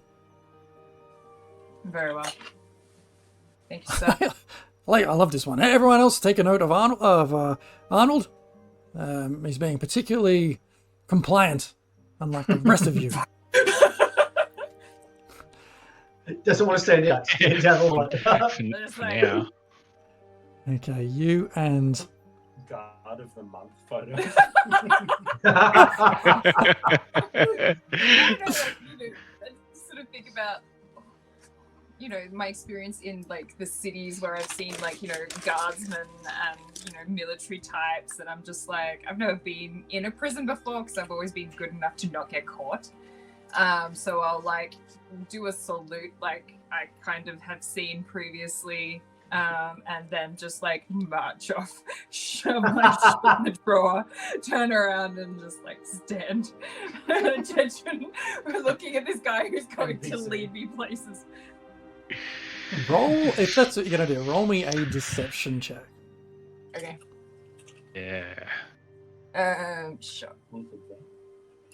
I don't know if I get advantage. I think it's just normal. That's not too bad. I rolled a 16 on the dice, plus 6 is 22. Very deceptive. Cool. And what's her name? Eula. Just as you give us the salute, just gives you a nod. It's very good. On your way. I don't even flinch, and then step into line behind this dude. Okay, so what's his name? Aldrich takes you downstairs to the middle of Panopticon, and let me just get you there first.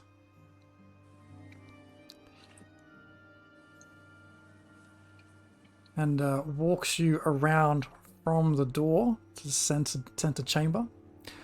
Actually, let me just back up a second. When you come down those stairs, what you see is... Right.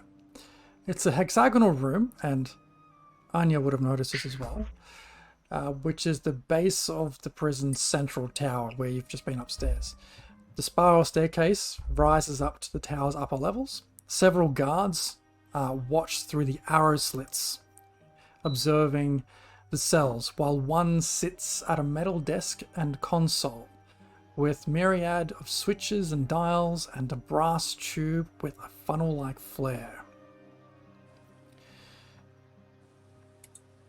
Heading out into the Panopticon, you see that this hexagonal chamber is a large open space at the center of this prison. Cells line the chamber walls, and a smaller hexagonal room you just come out of is at the center of that hexagon.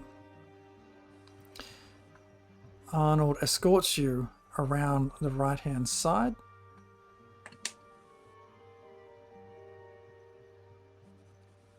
So, are we outside the prison cells? Prison cells are all... Oh, my ping isn't working. Around the outside of this hexagon. Are they like solid metal doors? No, they're barred. It's just that they just came with solid metal doors, as in Foundry. But you can see through them.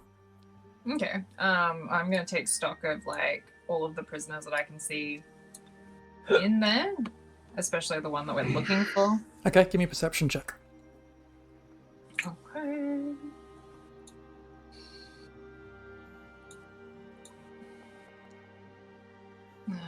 It's a 13.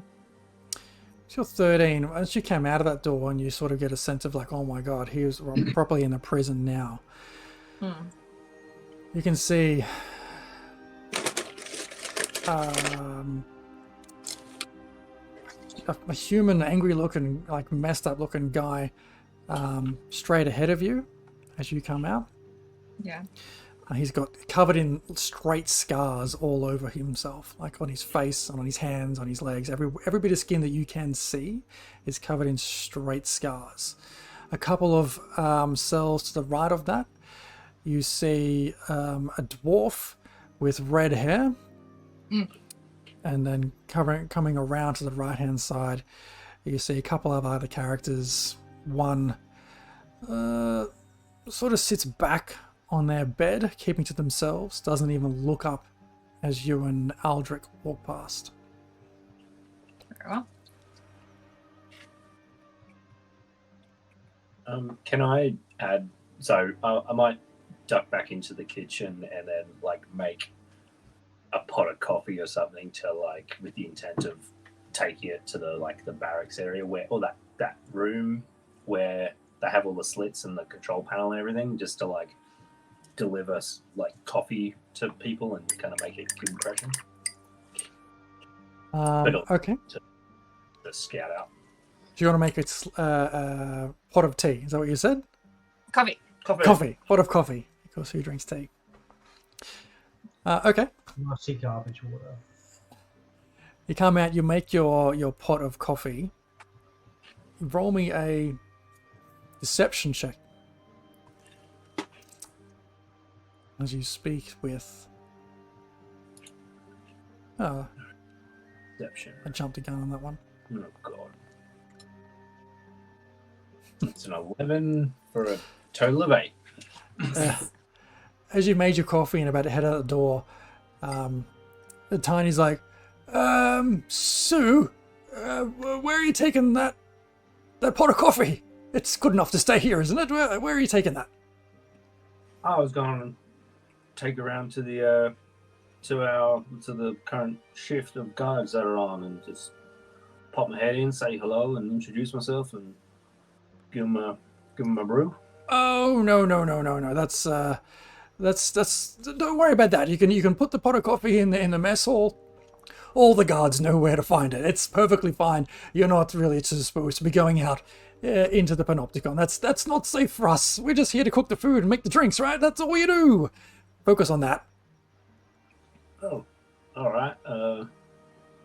I'll guess I'll leave it in the mess hall, right? That's a great idea. Thank you. He's just through the door there, down to the and he points in the direction along the long bench. Why isn't my ping working? I'm on the wrong tool. Into this area down here. Aren't the prisoners all locked away? Isn't it pretty safe out there where the guards are? Not always. If they're out of their cells, they're taken out one at a time, normally, to get some exercise, and they are chained up, but these people here can be pretty frightening there, Sue, and I'm not going to lie, you look a bit frightening yourself, or you could... Are you looking like yourself right now, or are you disguised? I just look like myself. Mm. Yeah, as a bug.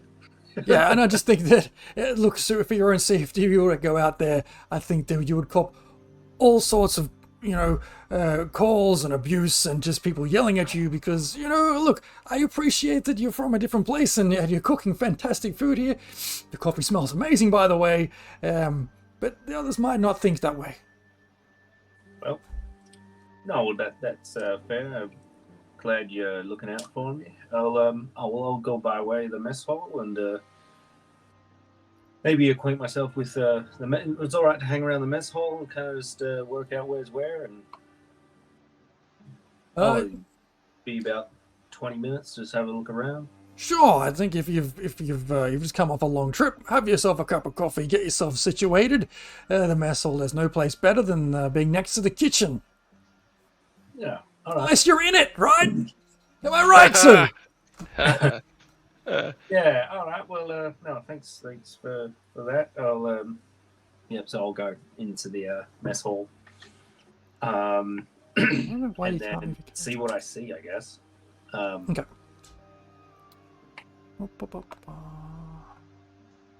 It's not that. I didn't want to hijack what was going on there, but I'm probably going to, if it's, I'll just surreptitiously probably cast disguise self as like a guard that I've seen or whatever. Maybe one that was like arriving, but I don't know, looked like they were. I don't know. There'll be a duplicate around, I guess. But my plan is to kind of go for a walk around in disguise. Hopefully it works. Okay. The mess hall is exactly as you can imagine, right? Long tables, several chairs, some scraps of food left on there. A long bench down one wall with cutlery and crockery and things waiting to be used for the next meal to be served. It's currently empty. So if you're going to do your disguise self, that's fine. You have disguised yourself as one of those guards. Look at a reflection of something, make sure that it's worked. I'll look at my hands. They're not both hands. You grab a spoon and look at like the reflection off the back of or the inside of a spoon and make your best judgment that that's right. Yeah, sweet. All right, well then I'll make my way through the mess hall. Looks like I'll go into like a guard area, and then I know I'll just navigate my way to the main kind of corral of the place and look for Prisoner 13 and see if I can see Arnold. Okay, so Anya. Getting towards the other end of this mess hall, you can see two doors. One's a little ways down a hallway, and one's directly south of where you are. Oh, okay, with the map in my head, I'll head towards the guard door, the one that's on the, what would be my right, sort of to the west. To the west. Okay, you can just open that and go in there? Yeah. Okay, we'll come back to that in a second. What is Urak doing? Being short and disappearing. He's gonna try to just. I want to go up towards the top door, but I sort of don't want to see Tiny to see me. So I'm gonna be really tiny and sneaky and hide behind tables as much as I can, or jump between things to sort of make my way out. Okay, and so you're heading from the kitchen area. You're trying to head north or south? Like you're trying to follow the direction you saw Chirper go in, or go in the opposite direction? Opposite direction. Okay. But I want to go to the door he was heading towards. Pretty sure that was the top one, wasn't it? Yeah. Hang on. Mark it. Yeah. So originally I was going to the north to go to the main corral where the right, gotcha. And then old mate sent me south to the mess hall, and then I've since gone west. And he'll be heading to where I was going, I guess. Okay.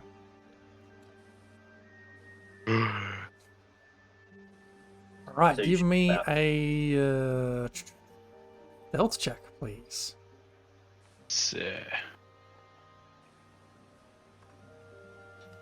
8 as well.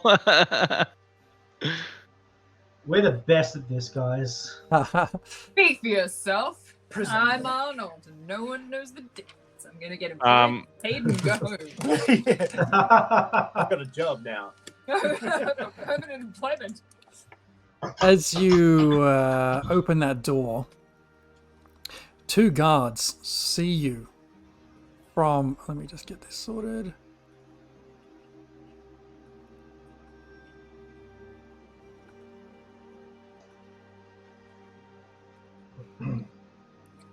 As you open that door, 2 guards spot you. And they're like, "Hey, what are you doing? You shouldn't be out here. What are you doing?" The bath. This isn't the way to the bathroom. "No, that's not the way to the bathroom." And one of them runs back, and you just hear him disappear. And then, oh, hang on, that's not right. Sorry, 1 second. DM loading. He needs like a little circle icon to come up when he does this. He's doing it. Okay, never mind. Okay, sorry. What were you saying? Is this the bathroom? Yeah, this isn't the way to the bathroom. No, what are you, new around here? You must be. Yeah. Yeah, look, there's no bathrooms in here. You've got to get outside and freeze your balls off. Oh man. So this way? Just kidding. Oh. There's no fucking bathrooms on the map. That's a problem. Look, just head down that way, round to your left, and up the stairs, and you'll find the bathroom, yeah? I go the way he told me. Okay. He's kind of pointing down this direction. That's one thing missing from all these maps and locations in this game. There's no, like, rarely. Here's a loo. Anyway. I will In the figure it warden's out. office, that's why. Yeah. Okay. Right, so you make your way along this area. Now, where's he gone? Where's Anya? He just bailed on me. Oh, no, I'm still here. Sorry. Yes. Anya is in the hospital area. What would you like to do? Are there any hot nurses? No. Cool. Am I by myself? Is there anyone else in here? Only Jefferson. Jefferson, you really don't need to fuss over me. You can go back. I'll get someone sent to come retrieve me when I feel better. But thank you so much for all you've done. Look, no worries. I know the trip up here can be pretty traumatic, especially if you haven't got your sea legs. Hopefully you're better by the time you make your return. Look, once you have got yourself sorted, straight across the hallway is the guard's room where you might see some friendly faces. Straight across the hallway. Straight across the hallway. Okay. Thank you so much. You are a blessing. Feel better.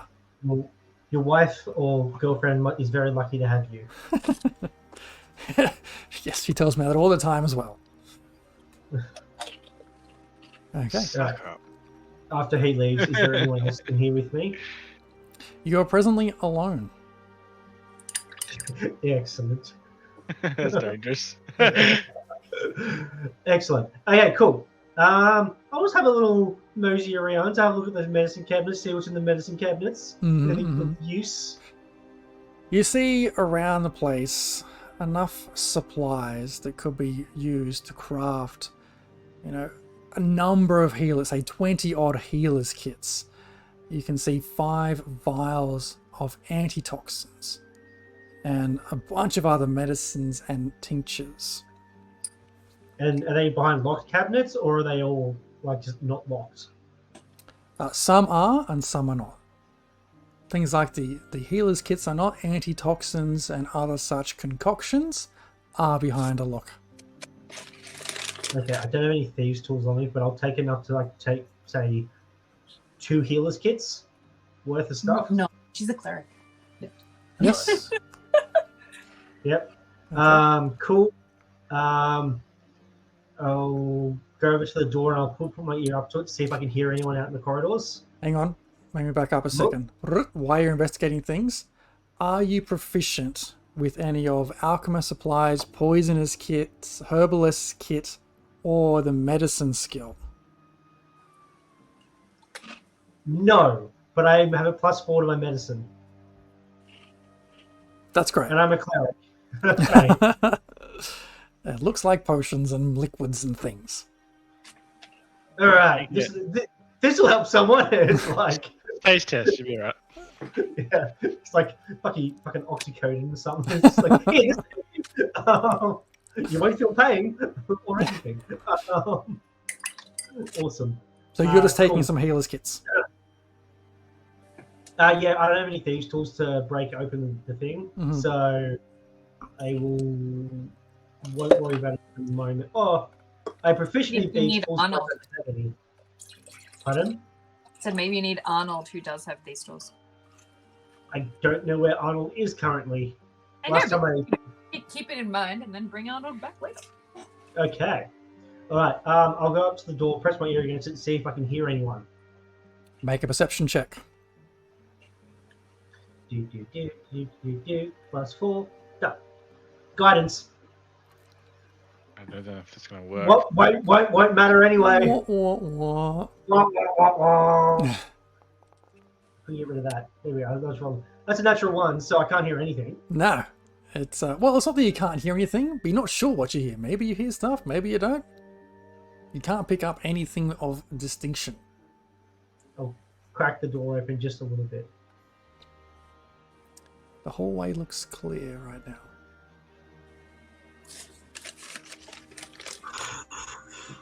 Do I fuck around now or do I wait to fuck around?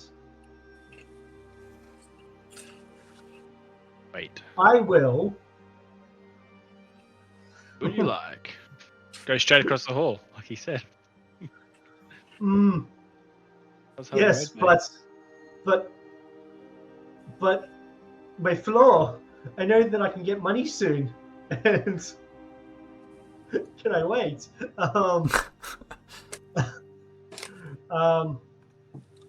Okay, I'll step out into the hall. And do I see anyone? Can you move your character, or is it no one can? No one I can. wasn't even in Foundry. Give me a second. I cannot move my character. Oh god, what is going on? Okay, I don't know. I'll have to fix it for next game, but just ping where you want me to move you guys to. Okay. All right. So there's no one out here. That is the exit. That's a Yeah, door. that Yep, door. that's the door you came in through originally. Okay. And the door, the hallway up here is where the prisoners are, judging by the layout. Correct. You've got the map you can like holographically show above your wrist at any point in time when you think about it, that no one else can see. Okay. Fancy. Hijack. Super high tech. Okay. Okay. Cool. I feel like Alloy with the focus, and I'm just like pinging it, constantly trying to remember where things are. Okay. All right. I will walk down this hallway as far as I can get.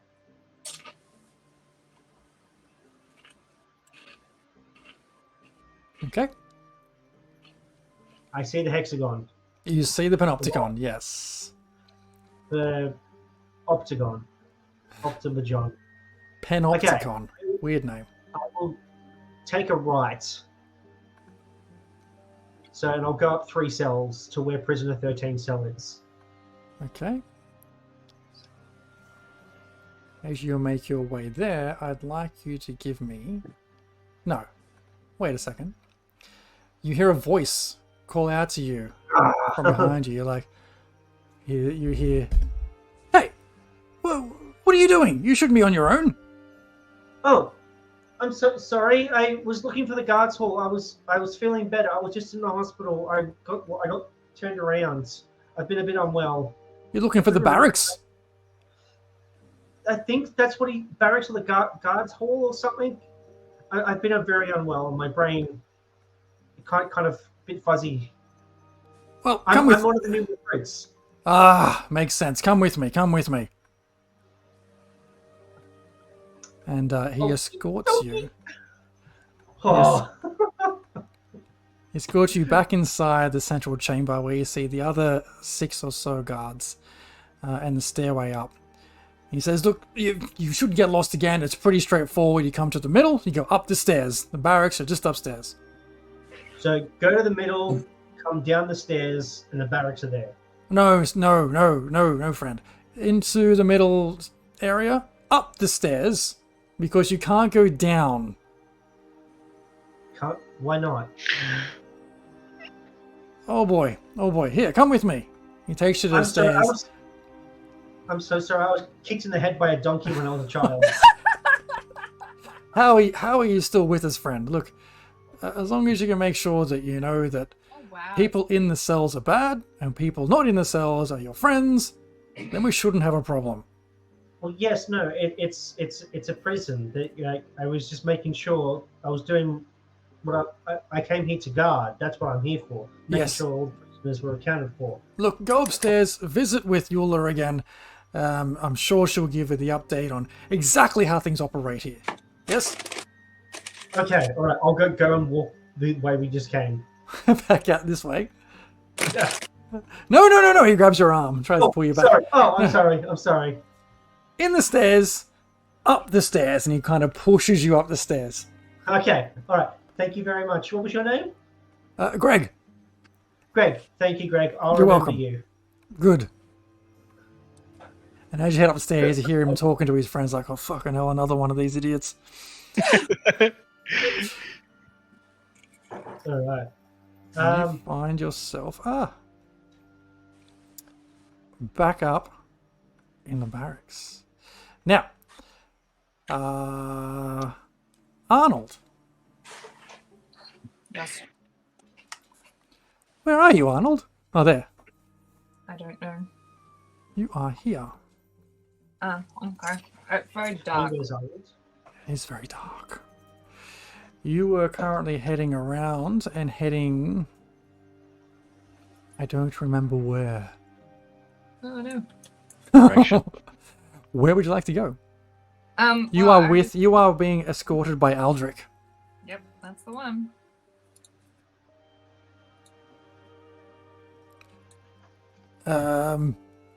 So, Arnold, why did you decide to come up here? For money, I guess. Well, It seemed like a noble thing to do. noble. Well, whatever floats your boat, I suppose. Well, keeping those who would harm others behind bars. Right. But they do not harm others. I suppose. Also, it's better than my last job. Oh yeah? What was that? I was a baker. That's quite the shift in careers there, Arnold. Yep. Maybe you sure you shouldn't be with one of the cooks out in the kitchen?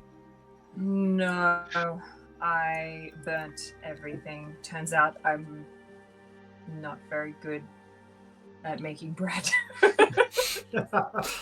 Smart career move then, I suppose. Yes, I'm much better at stabbing things. Or Right. protecting things. Okay, well, you probably weren't very good at sales then, I'm guessing, either. Look, just straight through this door here, and that's where you'll find where the guards take rest while they're not on rounds. Very well. He opens the door for you. Thank you. What do I see inside though? I am trying to find a little thing to tell you. There we go. I'm sorry? In this room, you see a simple table and chair with 4 chairs, a cabinet holding whetstones and other simple supplies for repairing armor and weapons. The 3 guards in there right now are all playing cards. Are they all like dressed up in guard gear or are they in their like civvies? They're in their guard gear, just without helmets on. Do they look like well maintained? More or less. Like You said like there's whetstones and stuff. the whetstones they're like either playing cards, and while it's not their turn, you can see them. Some of them are like sharpening their weapons. Yeah, the weapons are well maintained. Their armor is in various degrees of wear, and you get a sense that maybe that's based on how long they've been up here for. Okay. Is that the room that I was going to? That's the room you were going into. Very well. I'll I guess give them a bit of an appraisal. What do these folks look like? Well, In terms of like, race, age, demeanor, how they're interacting with each other. I'm trying to study like how they interact with each other so that I'm less like me and more like them. right, gotcha. So as they're all playing cards and you open the door and your door opens for you, you step through. They all pause for a moment, look up at you and go, new arrivals then, eh? And Aldrich, as he's about to walk away, says, "Yep, all yours. Good luck," and closes the door and walks off. And the three of them there kind of just go, "Oh, fine." One of them kicks out a seat for you and is like, "Do you play?"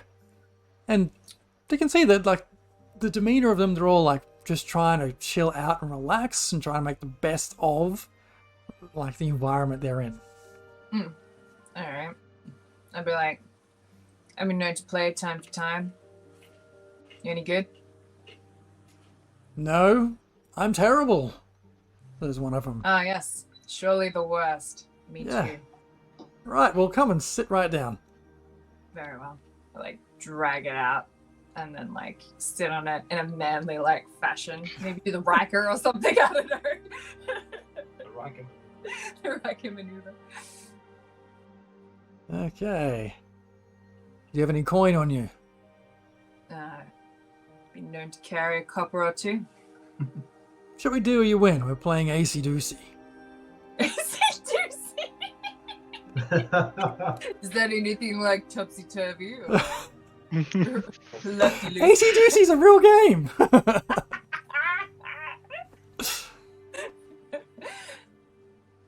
If it is, that's a good bluff because I don't know what the fuck. He's gonna win. I believe in you. Alright, let's play. Alright. You got to ante up first. What's your name again? Did we get introduced? Arnold. Name's Arnold. Ah, well, I'm Vorin. This is Balor here and Thorn. Pleasure.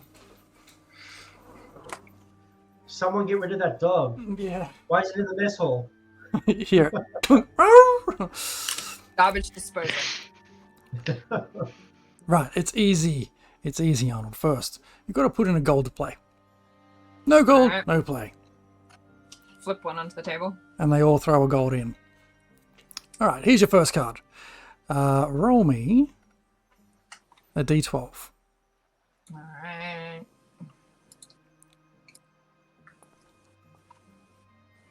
Nice. Oh, nice one, nice one. And they've all got cards in front of them. 12. Okay. Next card comes around. They're like, okay, this time, Arnold, you make a bet against the pot.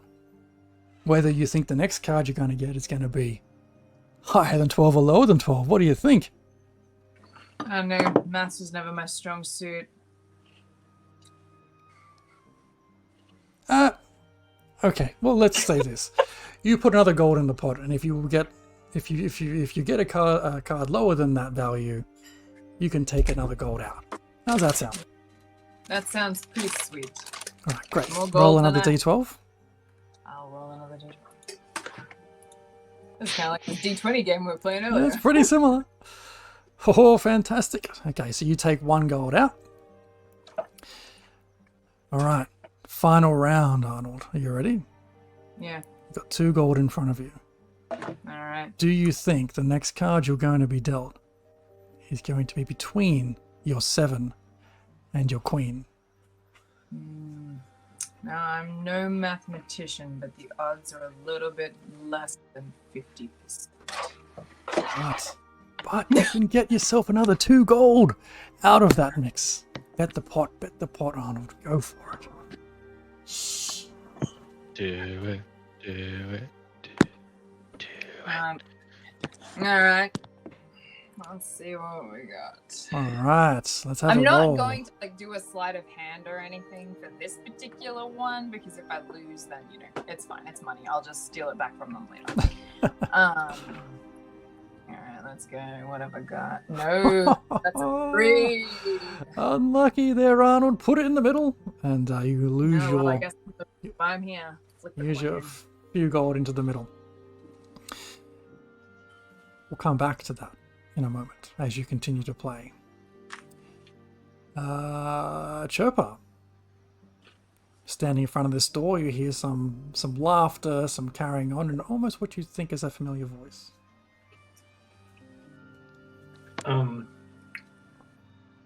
Yeah, I'll just go in. Like I'm supposed to be there. Mm-hmm. They will turn and face you. Look a bit different, like they look funny, like, another new recruit? What's your name? Thomas. Now, Is that funny?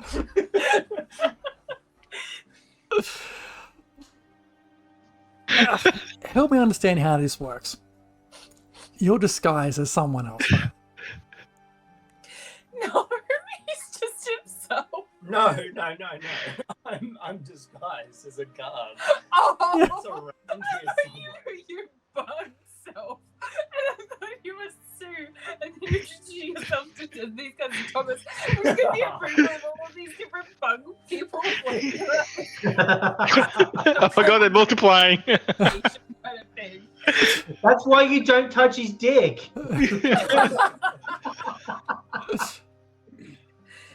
That was unnecessarily more funny for me than everyone else. it was a bit- Now, help me understand. Your disguise is just a disguise, right? So you're still speaking telepathically.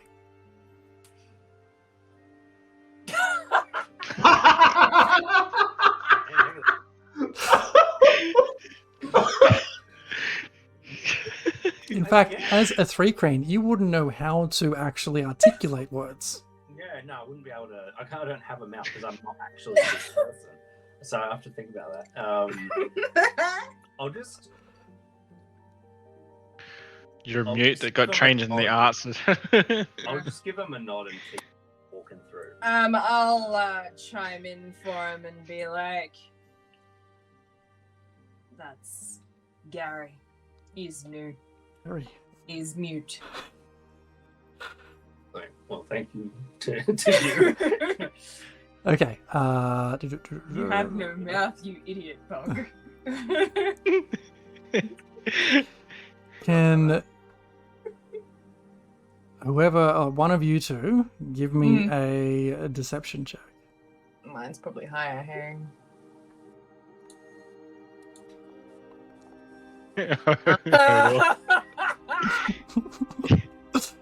You're just going so well. One of them stands up and heads over to you, Chirper. Gary, was it? This is what our friend here is telling us? A big nod. Cat got your tongue, Gary? Surely you have something to say? Otherwise, how can you raise an alarm here? How can you operate? How the hell did you get this job? I'll look in my inventory and pull out. Whistle. I have something. Blood whistle, dude. Oh, what? I will.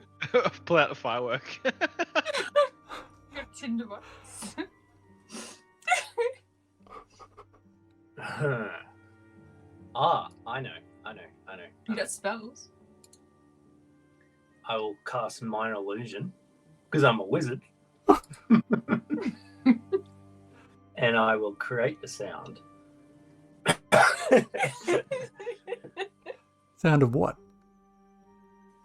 And it will be like a gurgling, muffled, screeching, like scream, like of an alarm.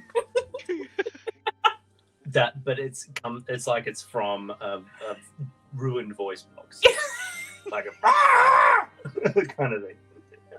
I didn't even know what to do with that. I'm crying. Okay. Okay. All right. They're beautiful.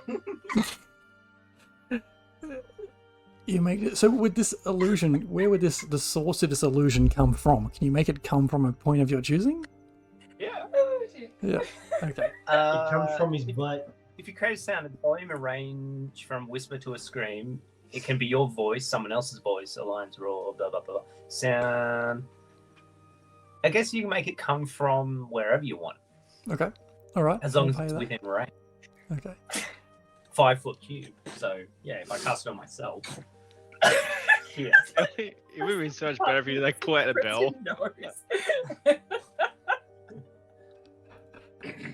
Okay. So with your as you're disguising yourself, does that mean you take the full form or whatever creature you're trying to disguise yourself as, or have you still got spare arms floating around? The full form it should be is like an image. Yeah, it's an image that Okay, no, I got a picture of it in my head now. I understand. Okay. So you managed to create this minor illusion of this screeching out from right between you and this guard, essentially. And he takes a step back. He's like, "Oh my god, what happened to you, friend?"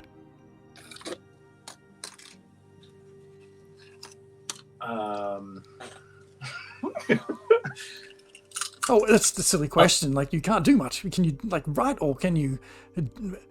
Oh, he turns to his mate, his other friend next to him. I can't remember what their names are. He's like, oh, maybe it's time for a bit of charades. What do you reckon, Gary?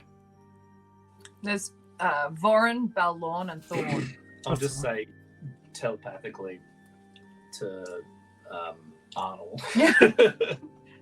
We're like, tell him that I was poisoned.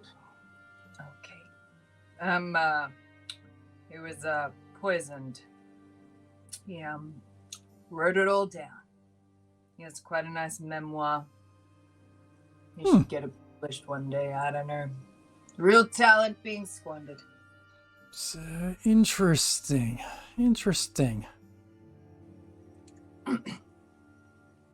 Right. I guess would you play cards there, Gary? No. I'm dead broke. Poor dude. He goes and takes his seat again, but keeps his eye on you. Where do you stay where you are, or move to a particular space, or move through this room? Get out of here. Yeah, I'm gonna continue walking through to the other door and just say to you, I was gonna go get a bit of a lay of the land and see where this prisoner was, but You can only move in pairs. I'm gonna push myself back from the table, being like, you can't go out there alone. Remember the briefing. I stand up and I like roll my eyes and I have to get in trouble. Baron looks at you and says, "Come back anytime, Arnold. Your money's good here." Yeah, I look forward to losing from you time and time again. So do we. Okay, you make your way out of this place. And we'll pause that there and come back to our little bird friend. Where is bird friend going? Here. Oh, beautiful. He's not a bird. He's a lizard. God damn it! Whatever. He's a little tiny dragonborn person. I need to have his picture up next to me. Okay. Like, it's a kobold. Okay. Urak. What would you like to do? Is anyone else around me? Well, I don't know why you can't see this little area here. Is anyone else Actively around seeing. you? Okay. Like, is Make anyone a behind me or in front? Not visually.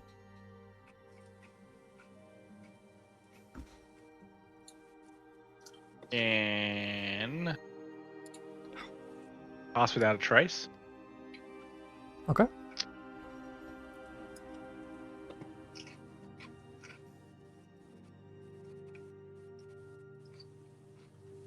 That's cool.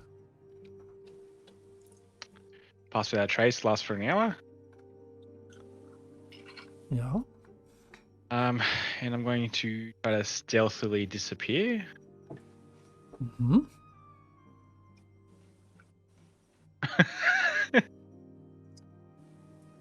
That gives Strata Trace gives you a +10 to stealth, right? Correct. Yeah. Okay. Roll me your stealth. Oops.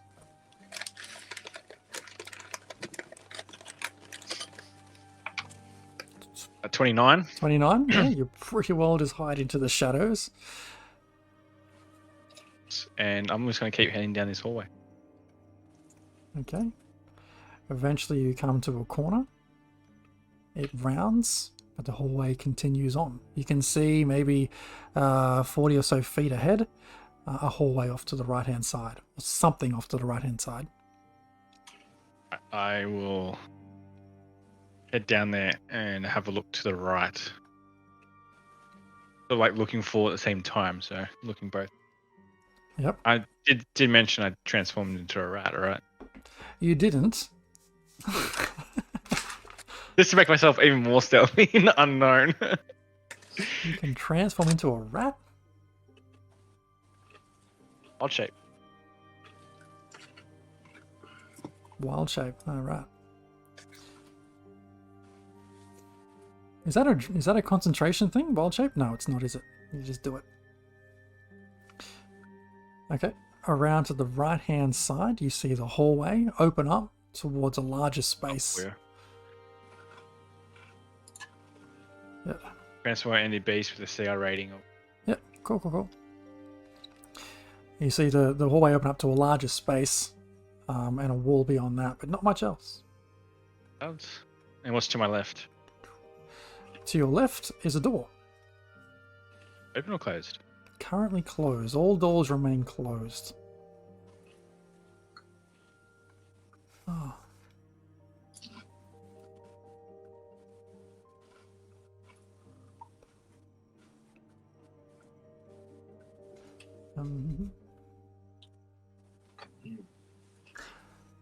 Okay. The door is currently closed. Can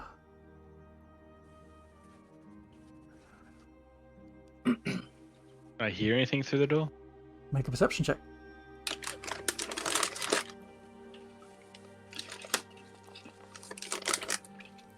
$24. With your 24, you do hear some conversation, some laughter, some banter with about 3 or 4 different people. Recognizable or not really? Hmm.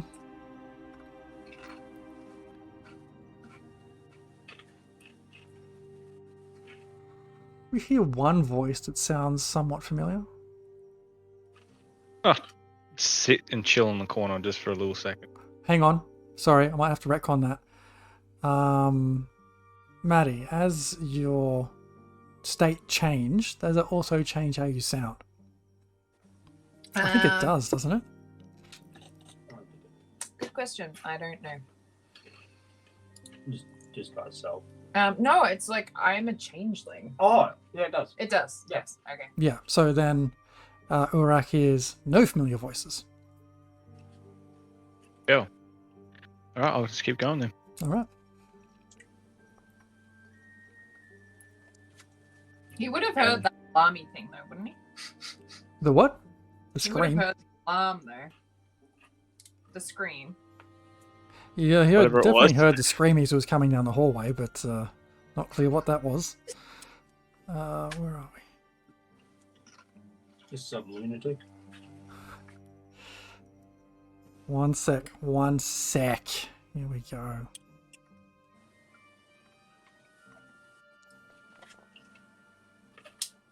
Oh, why does that roll as you? Anyway. Continue around the hallway, you see much more of the same. Keep going around. Keep going around. You reach another hallway to your right and a door to your left. I look right and I look left. See what's their doors look. To the right, same thing as before, a hallway which leads out into an open space. And this time beyond that, the wall, which same kind of thing you saw before, has a door embedded in it. And opposite that is another door very close to you. Don't forget, you've got a map you can produce at any point on your arm. Why are you on mute?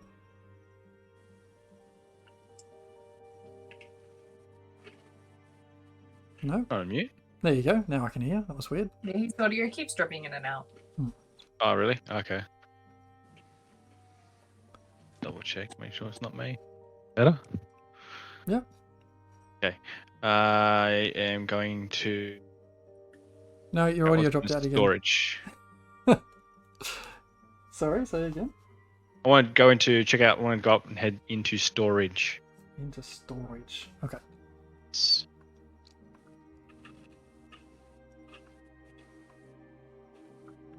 Don't open the door. I just go under the door. As you round this corner, you see two guards ahead of you, up in this direction, walking away from you. Quietly follow behind, still stealth and pass without a trace. And I want to head underneath the door into storage. I want to see what's in there. Okay.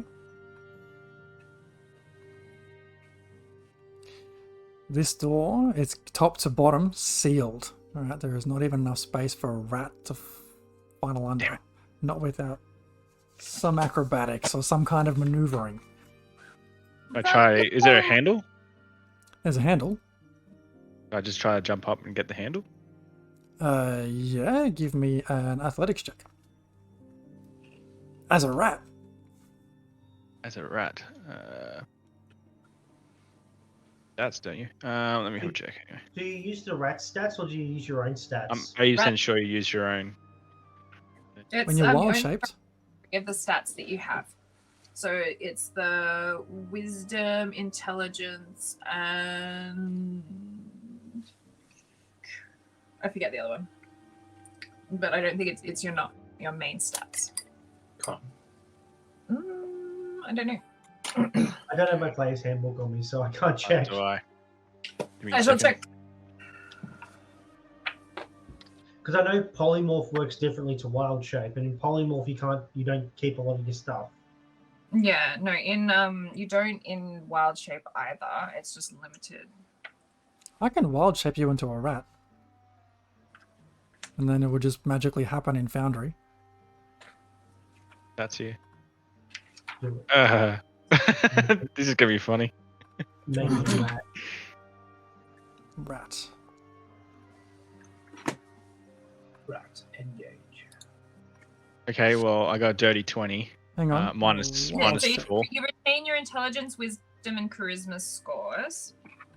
Yeah. Okay. My other question is, when he transforms, does it make the sound of the Transformers when they transform? If he was a automaton, absolutely. Yes. I have a character idea. With your I rolled a dirty 20, 16. 16, you managed to reach up and just grab the door handle, but it's stuck fast. It's locked. How big's the keyhole? The size of a keyhole, like tiny. You're saying a beetle could fit through? An ant? You could turn into an ant.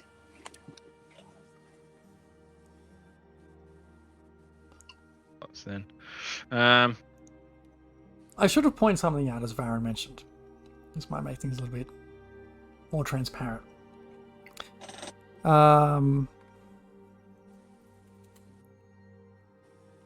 Right, you see, if you're looking on the map, once you saw where this storage room was, every door is signaled with a red light around it on the map.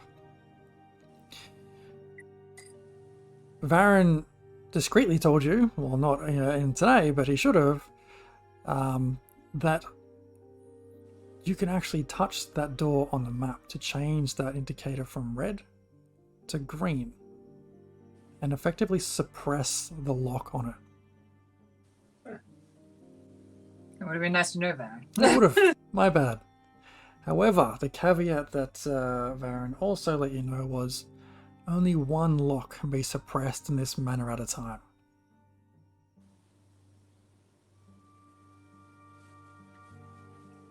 I try to do that. Okay. So you pull out as a rat somehow, you manage to get the map up and unlock that.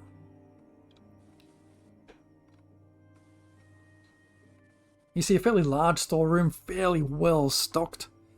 Right, number of crates scattered around the place, different containers. It's fairly well stocked for a long while, a fair few months worth of goods. Is there any other voices or anything I can hear or anything? Or I'll make a perception check.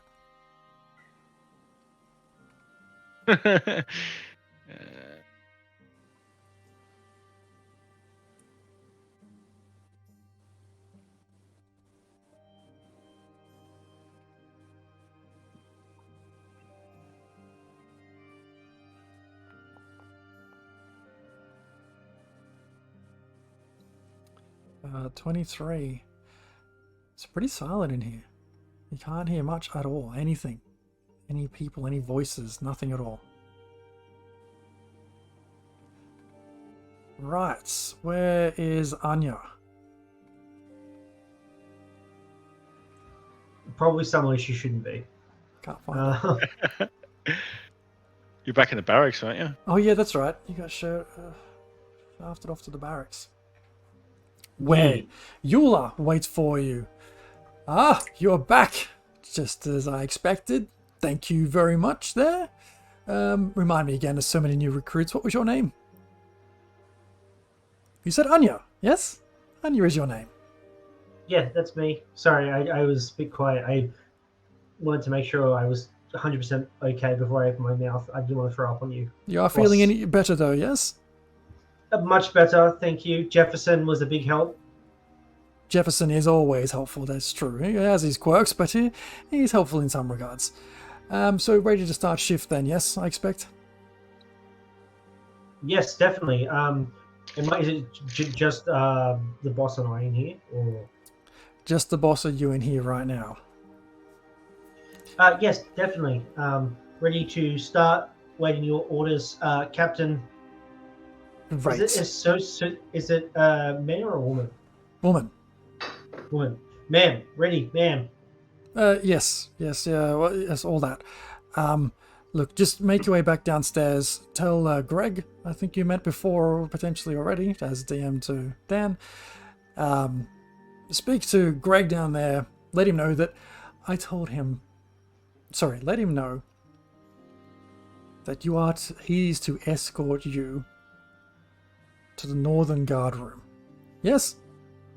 Fantastic. Northern Guard Room. Gotcha. Northern Guard Room. Great. Thank you, ma'am. You keep saluting. Make your way back downstairs. As I'm going down the stairs, yeah. Can I see Greg as I'm coming down, or is Greg no longer there? No, Greg's still there. He's still... we landed on him. He's still kind of looking at one of these arrow slits. This is Greg. Here. Oh, there's a lot of people. Mm-hmm. Okie dokie. I will... Yep. Cool. Head down. Greg. You're back. Yes. Boss lady Eula says Eula yeah. needs to take me to... You need to take me to the southern room. The southern room. Yes, the one that you show the inductees, the new recruits. The guards room. That's the one. The southern guard room. Yes. Right. Okay. taken a couple of people there already today, but all right, we can take you as well. Yep. And I also need to, she said, I also need to be shown all the ins and outs of the security layout on the Pentagon floor. All the security make ins and outs. Well, Yes. Yeah. let's talk and walk there. Anya? Did we introduce each other before, Greg and Anya? Maybe not. No, I got your name. I never gave you my name. How Your do you name? know my name? What is your name? I just thought I heard it upstairs. It's Anya. Oh, well, I heard right then. Walk around this way with me, Anya, and as you'll see that every one of our cells here are suppressed with an anti-magic spell, keeping our particularly crafty inmates at bay. We have, obviously, visibility and capability through our slits in our center room we were just in. And that's why there's so many of us in there, keeping an eye on what the inmates are up to. You'll notice that every one of these doors around here are locked. I know Maddie has a question. Did they have those light things on those doors? Did they have things on those doors? The lights On You your map? mentioned Yes. turn off on the Oh. prison cell doors? Fuck, I think so. Oh, hello! I will double check when I get a moment, but I believe so. I think we found the breakout route. Yeah, Yes. so they have you said they have anti-magic on it just in the cells. But In the cells. Is there anywhere else? Is there anywhere else like if they get out or anything to make sure that nothing bad happens? Or The warden has some capability to lock some shit down if things go sideways, yeah. okay. We've never had to do it, so I don't really know exactly what it entails. No, but- no, of course. Touch wood, and I'll look for some wood. Yeah, no, of course, yeah. And like, there's always people. There's always like, how many people are in the room? Like 7 people. 7 people, Or- yes. Yeah, and there's always 7 people on duty in that room. Always 7 on duty in that room. Okay, and does that get changed out like every 12 hours or like 6 hours or Typically 4 to 6 hours, yeah.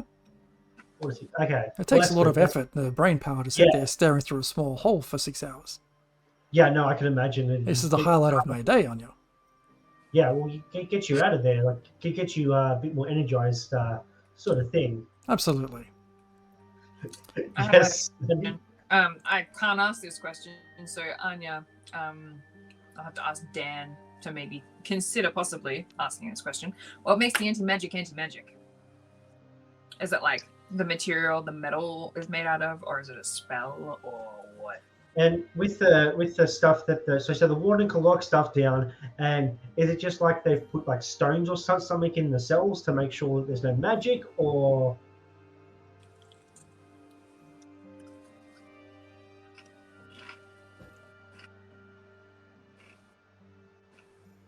Let me come back to you on that one.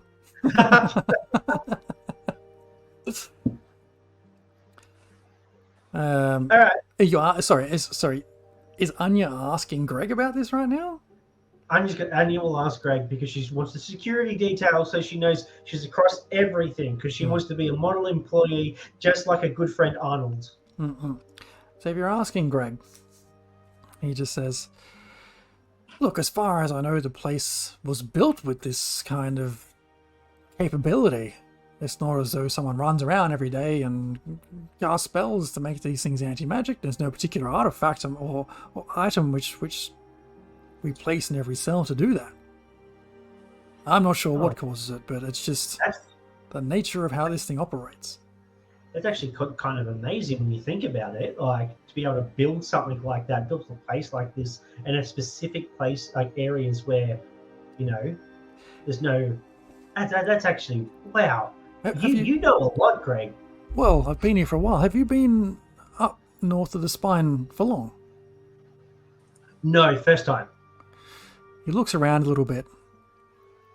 And he says, have you ever come across any black glass up here? Be careful of it.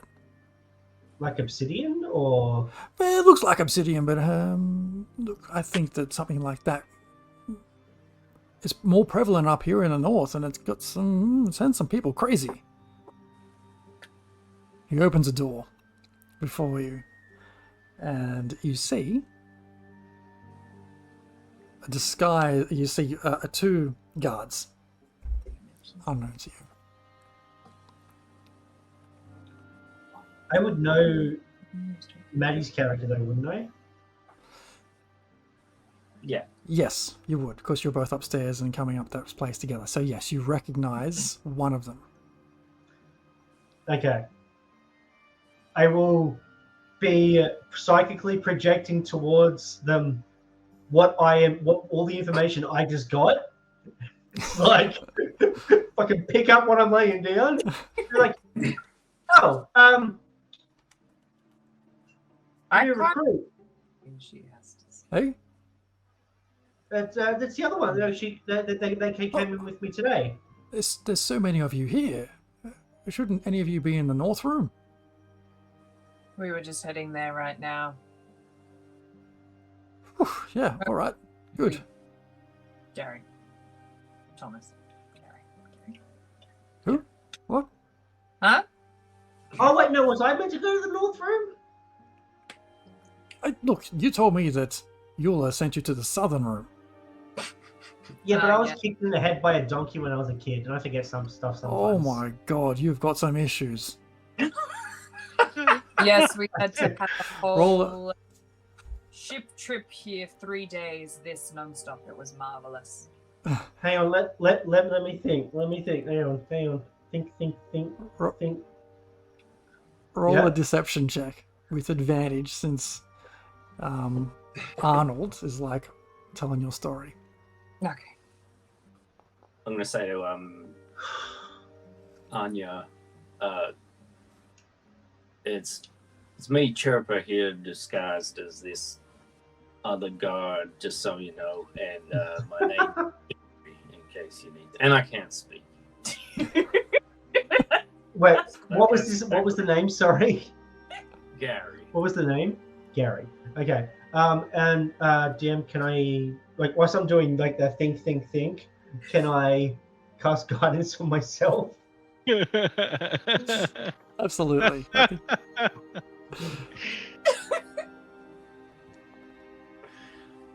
Hey, that's a 10. 10. Nailed That's it. with advantage, right? Okay. good. Yeah, because I'm exhausted. And Greg in front of you is like, look, I think you just need to have a sit down. Yeah, looks like your head needs a rest. Come here. I'll make sure I go and get a cup of coffee for you. It looks like you might need something like that.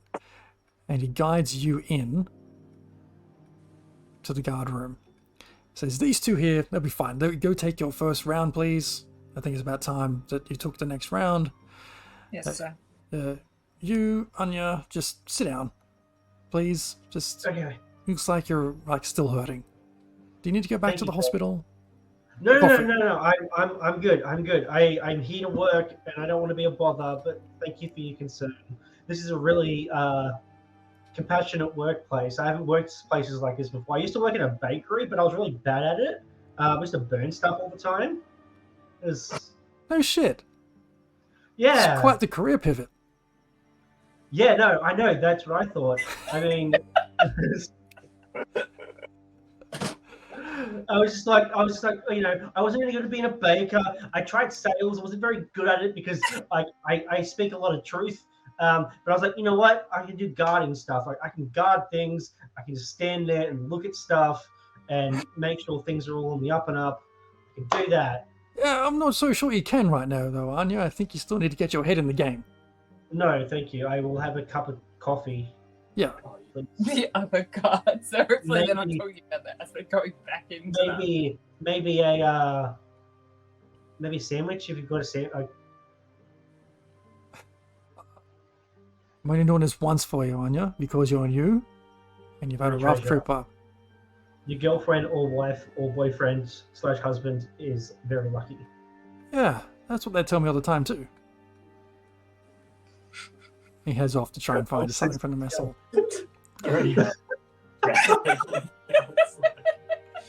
There is some confusing shit going on here. I'm trying to keep track of like 28 different names and 14 different stories, which are all kind of the same thing.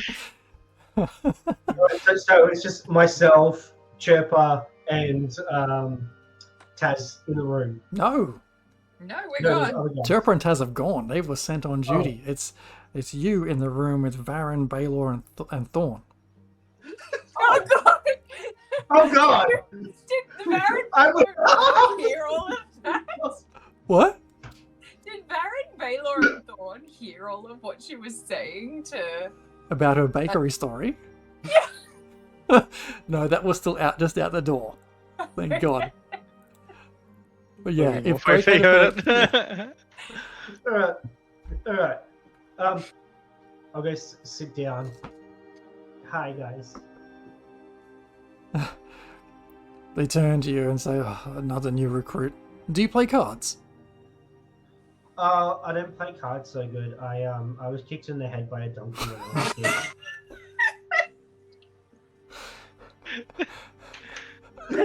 We'll come back to that. I've got a question. Is Chirpa and Tass being led to the north guard room through the center of the facility? We're finding our own way there. No, You are finding your own way there. You are a pair. Old mate was No, that was taking. You just need to cause enough distraction so someone slips up somewhere, and then we have our window. So Got a bus. Chirpa and Taz, what would you like to do? Bang on my wristwatch map. Cool, the map appears. Should we go see if we can find this prisoner 13? Oh, I know where that is. Could you see her in there? Ah, yes. So we're going to go from here. We are going to go on the patrol route around here. Where are you? I can't see a cursor or a ping. Oh, so we're looking at the actual like pop-up map at the moment. So I'd say we're at this T junction or this crossroad where the I don't know if you can see that. Yep. There's not really any excuse for us to be in that section, area, but I'll gesture that it's like that way and point exactly where they are, and I'll be like, we have to kind of go on this route around the edge if we don't want to draw suspicion. Yeah. Okay, so you're heading into the path around the outside, is that correct? Around the outside. On the outside. Okay. And yeah, I guess while we're walking, I guess like you have to figure out a way to a window. We need a window. Yeah. Need more information. I need to Should we perhaps play the long game and just do our shifts and for like a day or so and How long is the rotation? Like guard rotation on the prison island? 4 to 6 hours, DM said earlier. No, I meant like in terms of like when you're like Going around. work, like say you're going off to the mines and you stay at the mines for 3 months and then you like FIFO home. 6 months. 6 months? Mm-hmm. Well, some time then. yeah. It's going to be hard to, get us all in a room and conspire together. Well, the food room is near the kitchen, yes. That is true. Yeah.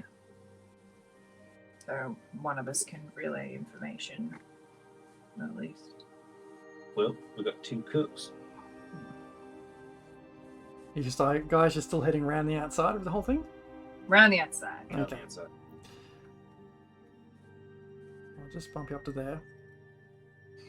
2 dodgy guards and around the outside. And I don't think I shut the door behind me. Oh, didn't you? I don't think I did. Do we see an open door as we go It'd around the still be- outside? It'd still be open. you do see an open door as you go around the outside. I'm gonna like pause and go, it's an open door. That looks like a security threat. We should check that out. We should probably do our jobs. Yeah. Have a look at me. Yeah, we're gonna look in the open door when we come around the outside. Yeah, they just hear squeak, squeak, squeak. Let me know that horrible I'm like, shit, shit, shit. Okay, you go into the storeroom. Absolutely. You see a rat that doesn't look like it's run away, but it's like jumping up and down in front of you. Waving. Waving. Good idea. Ah. What's up, buddy? The fact that no one made any Eminem jokes about the round the outside, I'm very upset about with everyone. It was I subtle, was but doing it it was in my there. head.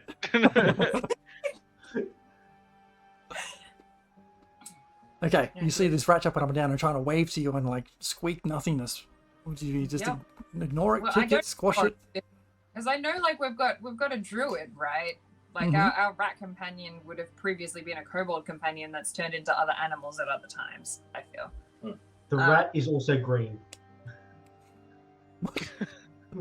just like your rat. Nuclear green. Got it. I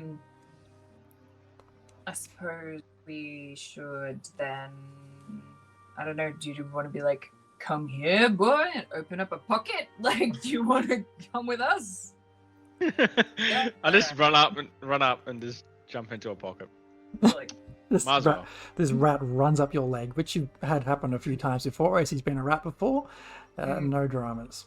I'm just, I go, yes. Would I However, gather... hang on. Would this rat recognize Taz in Probably her not. guard state? Probably not. Probably not, but they just opened a pocket, so I'm assuming they must know me. I'll tell you what, roll an insight check to see if you can understand who they are. 13.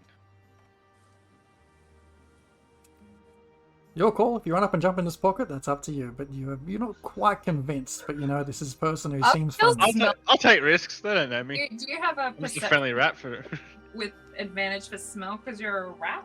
The rat's a gonna- really high perception. Because I'd still smell the same.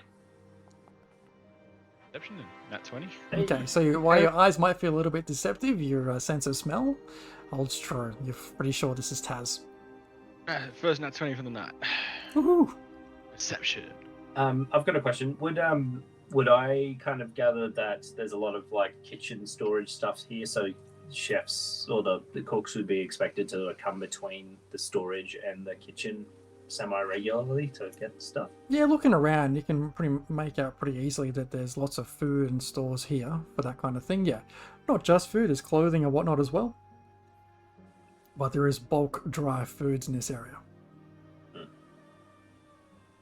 Map 2, it's also But the I'd have to privy. be ordered if I were going alone. That is true. Well, would I have to be escorted by a guard, or would just another cook be alright?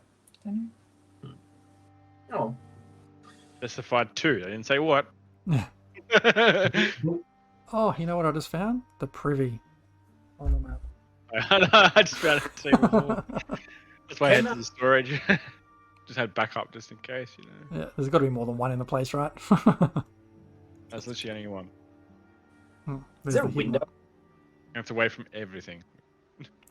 A window And in in this storage. room? No, but Yeah. everything you can see, like everything's lit in bright light via these like flames on the side of the walls, these on the sconces, but everything's lit by these continually burning flames. Right. Okay. So you're in the storeroom. You've caught up with Urak. What next, friends? I think we're going to continue. Or we're just like, if it's just storage stuff, like probably. Is it just like food, grain, flour? Or Yeah. is there like oil for cooking? Ah, you see. Oh, well, it's hard. Give me a perception check, see how much you can find. Or investigation check, up to you. You've disappeared. Friends. A roll came up. A roll did come up. With a 14, you managed to find a couple of, like, a barrel of oil. Most of it is dry goods, however. If oil is a particular thing you're looking for, you've found some oil. Yeah. Because I've got like 20 intel. Back. Sorry, I could hear you, but you couldn't hear us. Yeah, we just sort of. Where's that camera? You disappeared for a hot second. We Yeah. can see. I can see you guys. Oh, good, because we can't see ourselves. So I accidentally rolled Chirper, and he got 14, and I got 13. Okay, same difference. You've managed to find a barrel of oil, cooking oil, but most of the stores of food there is dry goods, flour, grains, that kind of thing. Cool. All right. I'm gonna keep that oil in mind for later. It might come in useful. Mhm, All right. mhm. Let's close this. Like, come out, close the door behind us, so that we don't draw attention to the fact that they're there, and continue on, maybe to the way we're supposed to be going. Guard room on our map. Well, there's probably no reason for me to go there because I don't want to risk getting caught. Oh, okay.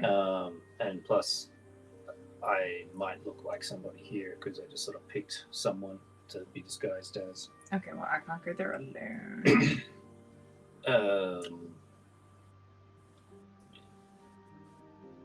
Oh, well, Oh, hold on. You can transform back into a cook. I can Oh, I'm wearing a guard's uniform. Shit. maybe you go in there, get a guard to escort me, the cook, back to the kitchen. And I'll take our friend, Urak, in my pocket. Yeah, but then why were you you're just new. Okay. I was getting a tour of the storage rooms. Yes. Okay. All right, we'll bluff it. Let's go. To the guard. Go back into your beetly self. Okay, so you're going round to the northern rooms. Coming around this corner, you see again another hallway around to the right-hand side leads out to the open panopticon. A door to the left. You know where this place is now because you have the map.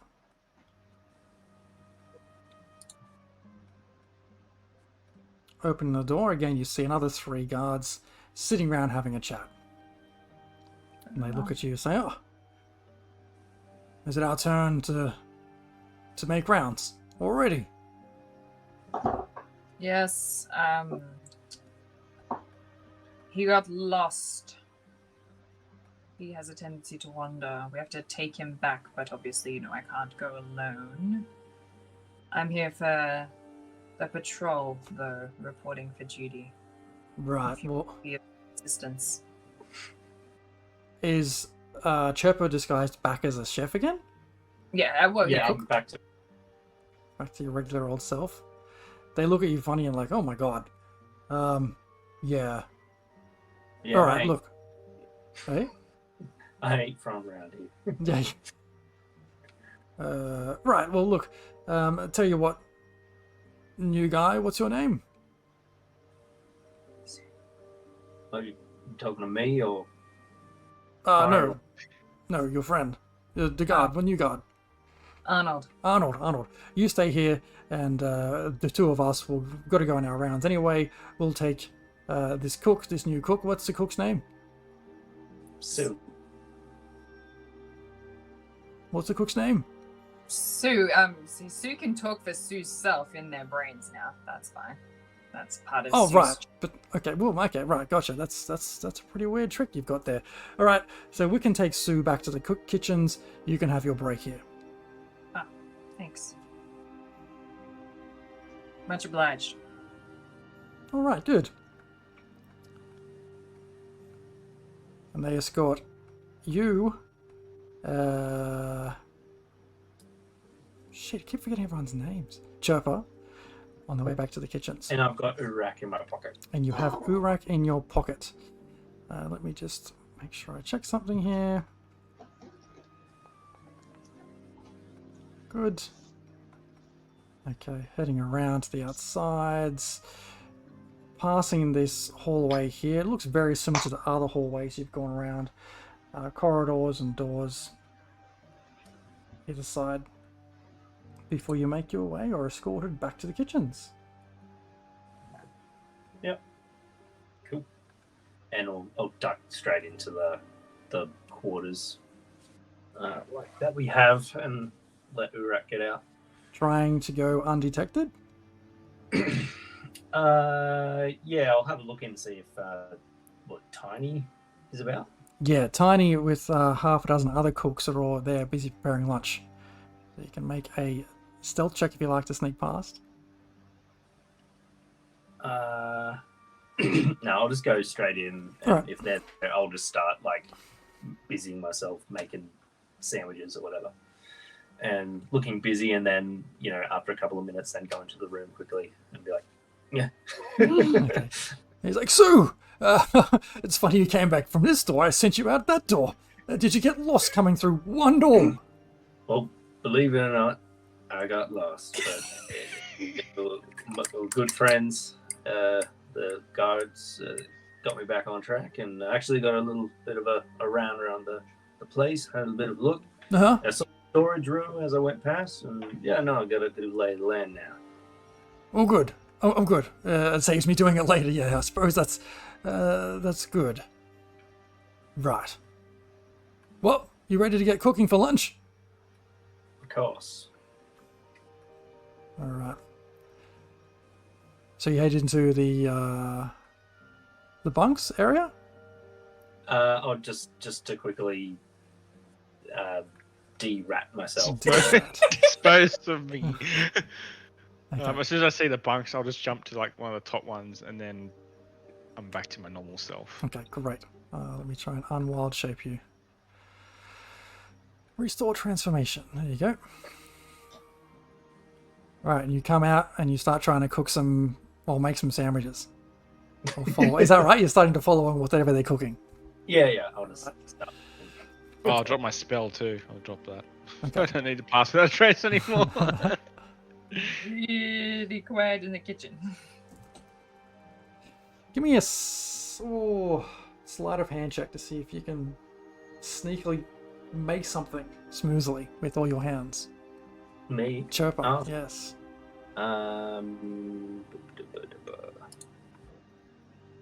I'll walk out too and go, where you need me, chef? Right hand. Hey, 19 plus 2, 21. 4 hands quickly chopping out food left, right, and center. Sorry, what was your name again? Urax? I can't hear you. Gordon Ramsay? Gordon, of course. How could I forget? Gordon, you step in next to Sue there and chop up some extra salads and sandwiches. Yes, some cold meats. Sure. Can you do cold meats can for do me? that. Great, fantastic. And 5. ooh, Big chunks. you start you can see this pig in front of you. You start trying to chop from the feet instead of trying to carve its actual meat off, and it's like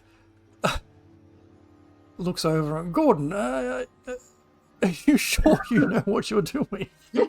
Just looks to me like having How got I a do map it back there in from the home? world. Gordon, look, we're not at home right now. Can we just cut it for the Don't rest waste any meat, even if it's hard bone. of us? Gordon, look, I appreciate it. If we cut the bones away, we keep those for broth. How about we just keep the meat for eats? Yeah, think meats for eats, bones for broth. Sorry, chef. Got it? I got 2 pieces of bread. Idiot sandwich. You are an idiot sandwich. I'm an idiot. He looks at you and goes, "Oh, that's fucking hilarious! I love it." I put it back and go, okay. And start carving again. Great. Okay. Oh, God. All right. As you all sit there carving away food, and I don't know how to do this. Arnold is having a break up the top, and Anya is having a cup of coffee and a sandwich in the southern room. We're going to end our session there and pick up next week to see if we can find a way to get this key from Prisoner 13. It's yeah. It's Oh, hard. I know. Let's put a note in our sandwich. Be Here like, we we'll go. break you out, but you have to come to the table. Cut you a deal. Cut you a deal. Alright, so we'll be back again next week on the 25th for the conclusion of this Prisoner 13. Hopefully. We are born to It will be the conclusion of Prisoner 13. We will make it so, because then we have to get back into Frostmaiden. So you don't know what we're gonna do, and we'll just end up spending 6 months there. Whoops. Victoria's Secrets into Victorious Guards and Cooks. Might be a job in it. But anyway, thanks for watching, and hopefully we'll see you all again next week for this conclusion. Take care. Bye-bye. Bye. See yous.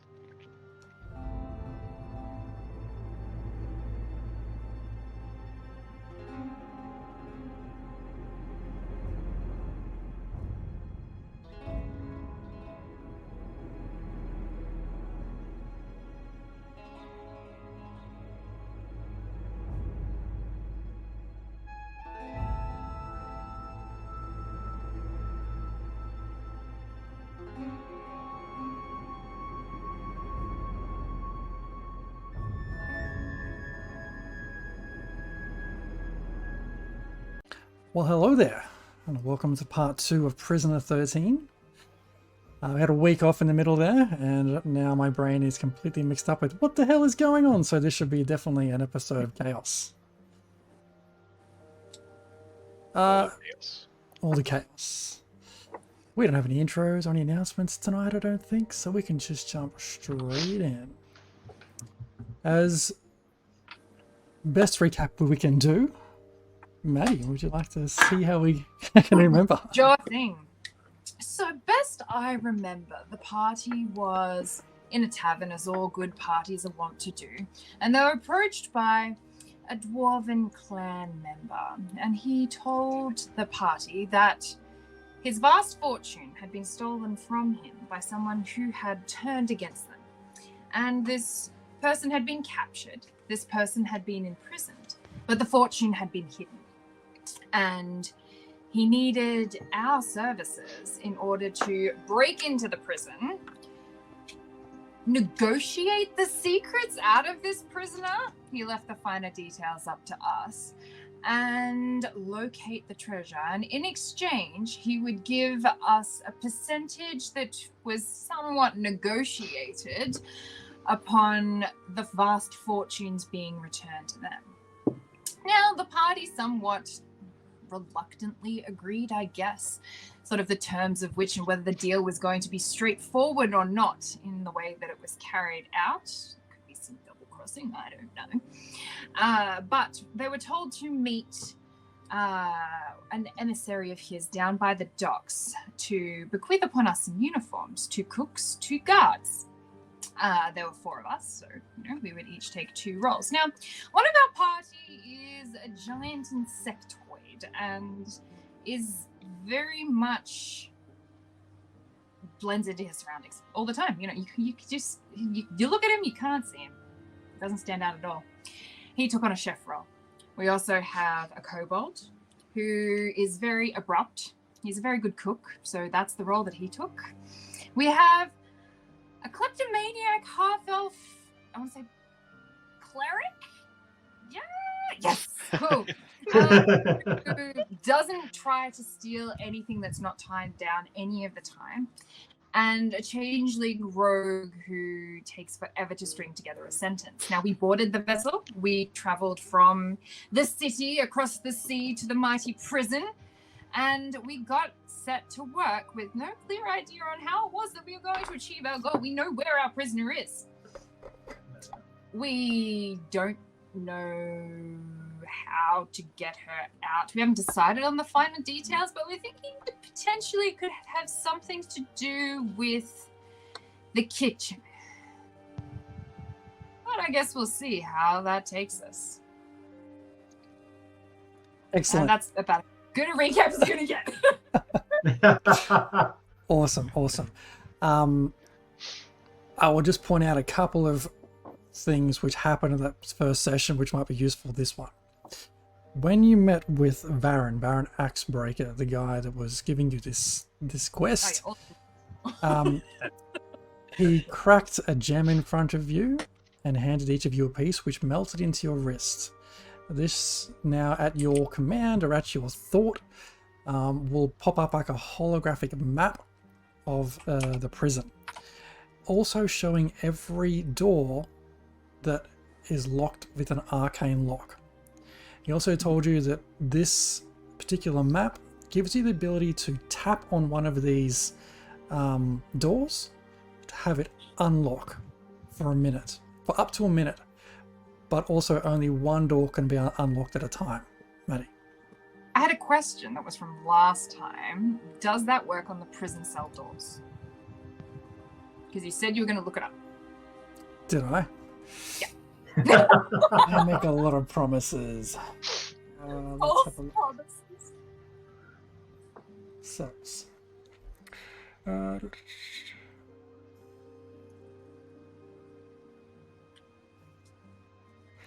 It does not, because these are different gates.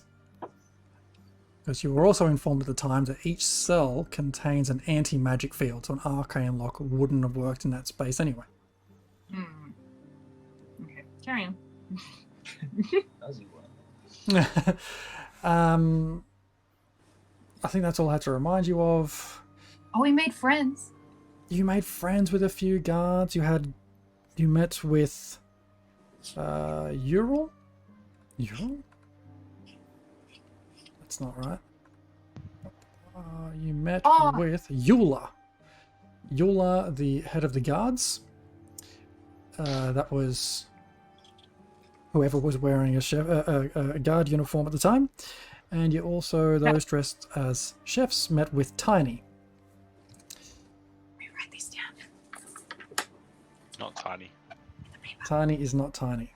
I lost the paper. I need more paper.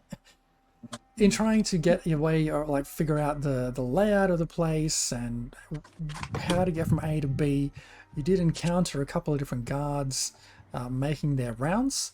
They showed those acting as guards, that would be Anya and Taz, to the guards' sort of resting areas.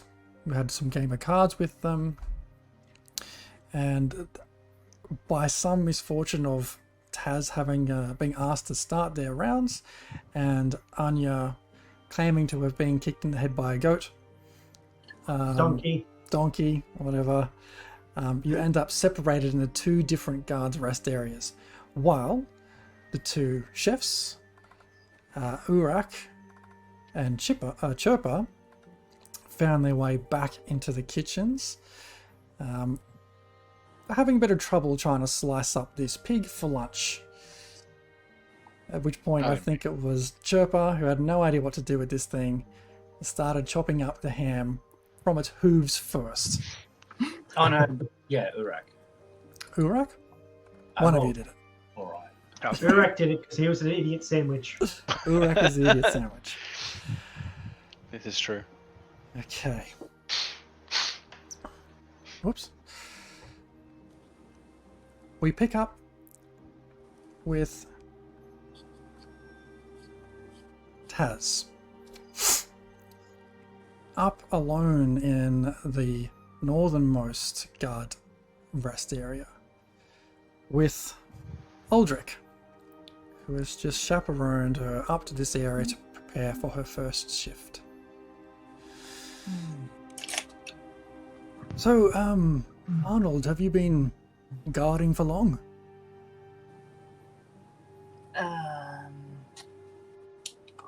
No. But I'm hoping to make a career out of it. Well, what were you doing before? Badly baking. Baking? It's a bit of a career shift, isn't it? Yeah, it is. But, you know, if you can guard a donut from a halfling, we had a terrible one back in town. He would break in at all hours of the night trying to steal the pastries. Then you can guard a prison cell full of prisoners because the door's already locked and they can't really get out. This is true. Let's hope so. Look, we just got a few minutes here until the next patrol finishes their patrol, and then it'll be us on our rounds. Oh, good. Make yourself comfortable. We've got about 4 or 5 minutes. Was that scoff like an intentional thing where it was like patrol, or was that just like a you thing? It was an intentional thing, him calling a patrol and using the same word for 2 different things. Oh, okay. Poor English. No, that's okay. I was just like, is he scoffing at the patrol? He doesn't think that's good. I'm gonna try and get more information if I can. Be like, what do you think of the patrol and work here? Have you been here long? This is my 5th month here. I'm ready to rotate out after this next month, once we get you lot trained up. It's okay. It pays the bills. Been saving some money here and take it back home to Luskin. Seems like the prisoners don't give too much trouble. They have their moments. They can get rowdy. But they're so shut inside. Well, not always. Obviously, we've got to give them some fresh air. We rotate them out one at a time out to the courtyard to get some fresh air and exercise. Weather permitting, of course. It's not the best of weather up here in the north. When do we all do that? Do we all what? Go outside for fresh air? No, take the prisoners. Like, we said patrol the inside area. Greg should let us know when it's time to, if it's on our shift to take prisoners out one by one. Okay. Good to know. Does he... You're not going to get on them first day, Arnold, don't worry. No, that sounds terrible. It's very complicated. Sounds... I mean, like I heard about arcane locks and then needing to be switched off. It's far beyond my skills at comprehending. Yeah, okay. Good. You'll get the hang of it. Sure. Yeah. I don't do magic. That's okay, it's magic. It's fairly forbidden in this area. We pivot back now to the kitchens.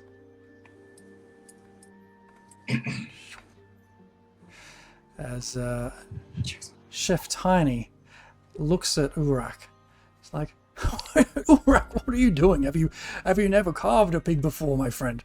You look ridiculous. I hope you've got something crafty up your sleeve, my friend. I told you, spices. Good with spices. You're good with spices. What about you, Sue? Any good with carving? I'll give it a go. Well, I can carve as probably a little bit better than the next man, but I'll go ahead and I'll do some carving for you. Right, good. I do like Urak's. He's trying to not waste any of the animals. He's trying to use the whole thing, which is value there. Gives it extra crunch, sir. Extra crunchy indeed. Look, we might keep some of those larger joints for the broths and thing after. Yes, a bit of flavour. I appreciate that. Let's not slice those things up too finely. It just gets stuck in people's teeth. Damn. But yeah, okay. Chirper, go ahead and make a performance roll. Or sleight of hand, your call. Okay, so there it is. Oh.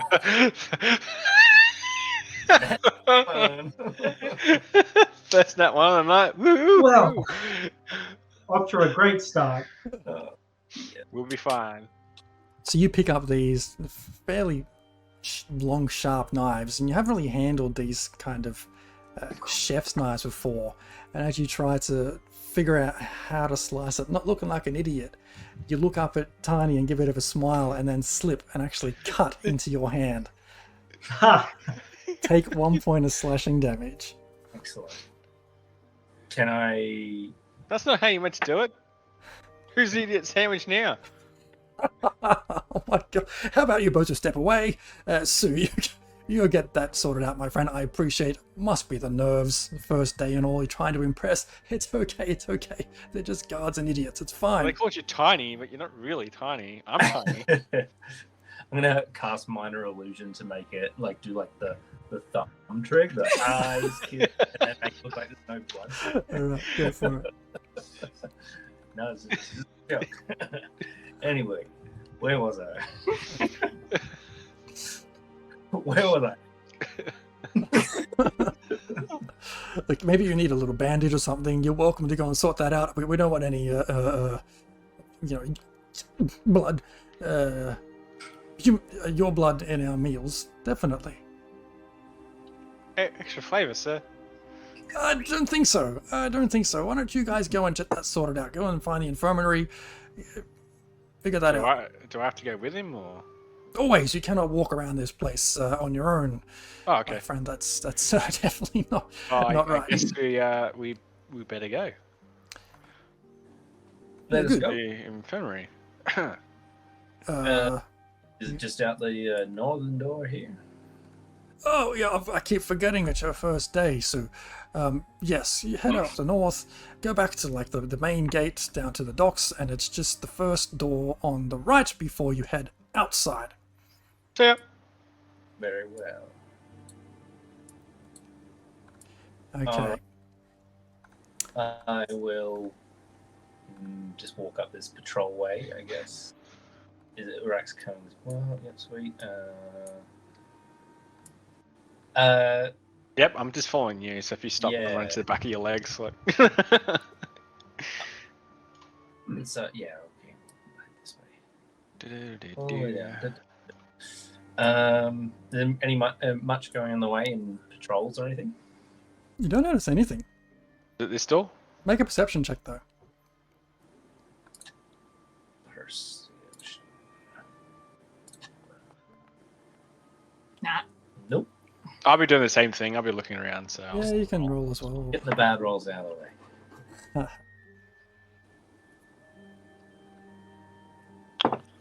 Alright. 24. Yeah. Okay. So Chirpa, you notice nothing. You're too fixated on your cut on your hand. Urak, you can hear obviously some murmurs from the center of the panopticon, and footsteps just off down the end of the hallway. So open this door and head into the infirmary. Yes. Inside this infirmary, you can see a dozen like simple beds laying around. They're all empty at this stage. You can see a wall at the far end that's looks like it's holding a fair few medical supplies. Okay. I'm gonna go over there and I'm gonna inspect what they got. I'd like to do the same thing. I have it's particularly I'll be looking for like magical things as well. Should I do what should I roll? Make an investigation check, please. Investigation. Come on. Yes. I got an 11. 26. Oh yeah.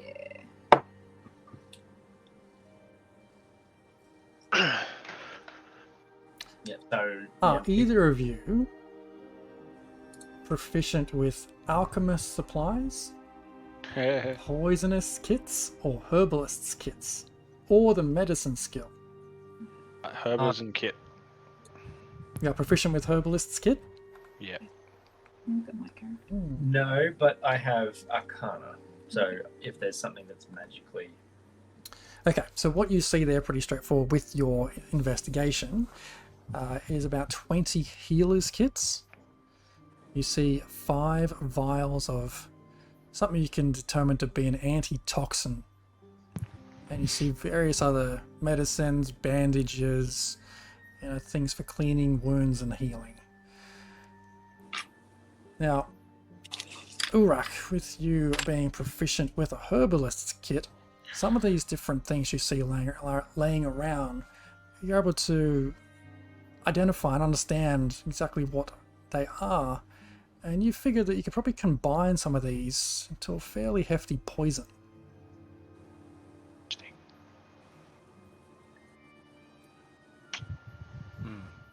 I'll take I'm gonna the take some supplies. I'm going to take the antitox. I said I'm really good with spices. True. True. Okay, so you take all 5 antitoxins. Yeah, just so that there's none for anyone who might want them. I think I remember seeing a cult documentary. Is there were there cabinets that I remember you saying I wasn't there, obviously my character wasn't there, but were there cabinets where there were things locked up? Like as in like there was some they looked like there was a more valuable or magical things that were in cabinets, like vials and that kind of thing. Do you remember that? Yes, vaguely I remember what you're saying. There were things in cabinets. The cabinets were not locked. But with your investigation check, nothing of magical in nature hits your eye. Alright. Okay, so while you guys think about that one, we will now pan down to Anya. Cool. So I'm in a room with 3 other guards. You are in a room with 3 other guards sitting around, and they one of them says to you, oh, I'm sorry, what was your name again? Anya? Anya. That's right, of course. Has your head feeling any better? No, it's actually started to get a bit worse. Is it okay if I head back to the infirmary? You just came from there. Like, but what? Make a deception check. It's that I don't know how to. It's that time of the month for me. Make a deception check with advantage. Yeah. Room full of men. It's how to make them instantly uncomfortable. 21. Yeah, of course. Sure. Greg, take it down to the hospital. Oh no, it's okay. I don't want to trouble you guys. It can get pretty messy. It's alright. I'll find another way. Good. No, I'm sorry, Anya. Everyone has to go in pairs, otherwise it'll be our heads on the block. Greg, please hurry. Alright, I'll walk with Greg right up till we turn the corner to see the door. And I'll be like, no, I can see the door. You go back. It's alright. Okay, let me just. You really don't want to see what comes next.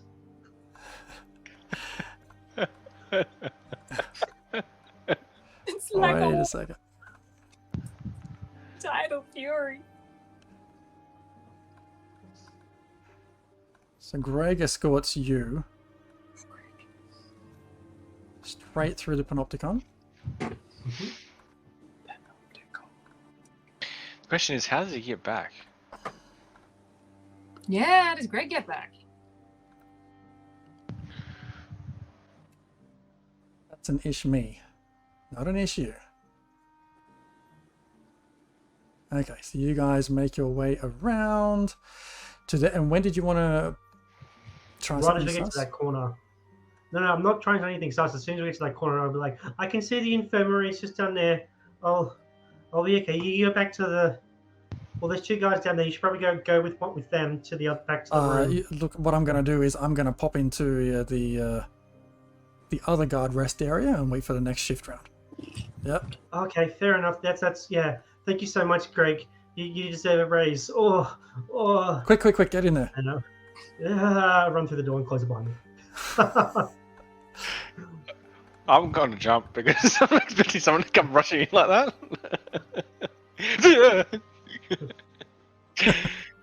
Well, oh, Jesus, it's freaking Anya.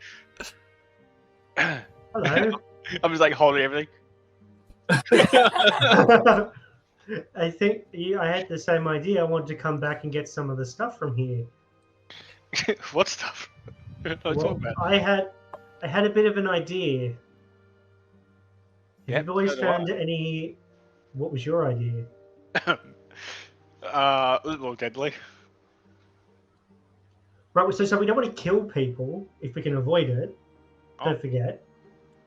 That's not that's one way to do crime. The other way to do crime is to get what we need without anyone else noticing. No one will notice. Well, no, because they'll be dead. Problem solved. Hey, I did notice they do have another room down south. I don't know what it is, but it's on the map. But it says like it's what's it again? Consulate's rooms, I think. For when they have Yeah. counselors. Hmm? Oh, for when they do like the oh, what's it called? Oh, the word's escaped me. Parole. That's the word. Yeah. We just give Yeah. the prisoner parole. We all escort him out. I hide. What, so, He shapes He you just- into another freaking guard, and you two do the other two guards. You all got to do the escort. I'm the only one that has to hide. but that, I mean, we're here for 6 months. Like, I have a feeling the next boat's not going to be for 6 months. Don't we just have to signal? The guy's just waiting off the shoreline. But then how would the guards here know though? Because they would have to still be like, okay, well, you parole, but you have to wait for the next boat to come. Fuck. Maybe just the council just says they organized one early parole. What do you think, Chipper? I don't know. I think faking some, administration and not having access to their things and their paperwork and documentation. I think it's going to be a tall order. What if we could act like Having something that's going to hold up to scrutiny, but it's not a bad idea in principle. better idea? We sack the warden. You're fired. And then we replace him with some new recruit who comes up with stupid ideas for security. I don't know if that's the councillor's job to who hires. I mean, my idea was you two are in the kitchens, right? Yeah. And we have access currently to all of this medicine and stuff. I'm sure in there's going to be something that's laxative. It was. What if you guys put some laxative in dinner or something? We'll make sure that Taz doesn't eat it. We won't eat it. We'll pretend to eat it. And then when all the guards are shitting themselves, we get prisoner 13 and we skedaddle. As bad as that sounds, it's not a bad idea. I'm sure I could figure out something between these supplies. I mean, they're made to kill, but I mean, they could probably do the same thing. It just means that we'd have to move very fast. As soon as shit literally hits the fan, we have to be out of here. Do we know what it looks like on the outside? Like how will we be picked off if we were running away by archers or something? Is it the DM? Is it the docks that we came in on? That's where we're supposed to be picked up as well, isn't it? Yes. Yeah, that's what Varen told you, that if you are able to signal them, he has a ship waiting just offshore out of sight. Okay. Well, I know that there's the middle of there's that big guard tower thing in the middle of the prisoners' room, where they've got arrow slits and stuff where they can pick people off if need be. So we'd have to make sure that they also get fed. I had another idea that was a little bit along the lines of the documentation thing. Someone could impersonate the warden, and then have our friend Tass, who a time or two in the past has provided some pretty convincing paperwork. There could be like a court summons or something for the prisoner as a witness, or something that we cook up. But we could fake like an expeditious recall of that prisoner for whatever reason, and be able to parse that off, especially if the warden is like overseeing it all, and maybe the warden could just be on the shitter with the laxative. Yes, so whilst the warden's shitting himself to death, which to be fair probably is happening at the moment with a lot of people because it's all like just salted pork and stuff, so it's not great for the digestive system. Especially if But so, there's- pardon? especially if there's hooves in there as well. Trotters. Hooves? Oh god. Well, yes. Okay. So poison. Laxative. The warden. Someone disguises themselves as the warden. We have the paperwork ready to go. Then we. Everything happens to us. What about the other guards? Or we just trick them? Because we all of us have to get back together to go with the prisoner. Yes. Well, if we can pass ourselves off as guards, like I can disguise myself, or someone else could. Whoever can could also be, for some reason, included in the paperwork to be summoned as well, or the warden just goes, "Oh, you guys come with me," but it would probably seem a bit suspicious. So, I mean, Urek, you can transform into animals. You could be like a small animal and smuggle with one of us. So that's one person taken care of. But if the warden commands everyone else, like, I will, you, and you'll come with me, escort the prisoner. Will they really say boo though? Because he's the warden. He pays their. Have we seen the warden? We haven't seen the warden yet, I don't think. If they're not here. well, if it wasn't the warden, then it could be the who's the guard captain. Didn't catch their name. Forget it. We haven't met the guard captain, did we? Yeah, We just- met the guard captain. Why? What was her name again? Eula. Eula. What if? Wait. So you can disguise yourself. Can Taz? I forget. Can Taz disguise themselves? Well, Yes. I said yes. Because then, what if Captain of the Guard and Guys. the warden both? Okay, no death if we can help it. But if it happens, it happens. Okay. If they shit themselves to death, it's Unfortunate. yeah. But one of you disguised as the warden, the other disguised as the captain of the guard. Then the warden goes, you, and the captain of the guard goes, okay, I want you and you to come with me as well.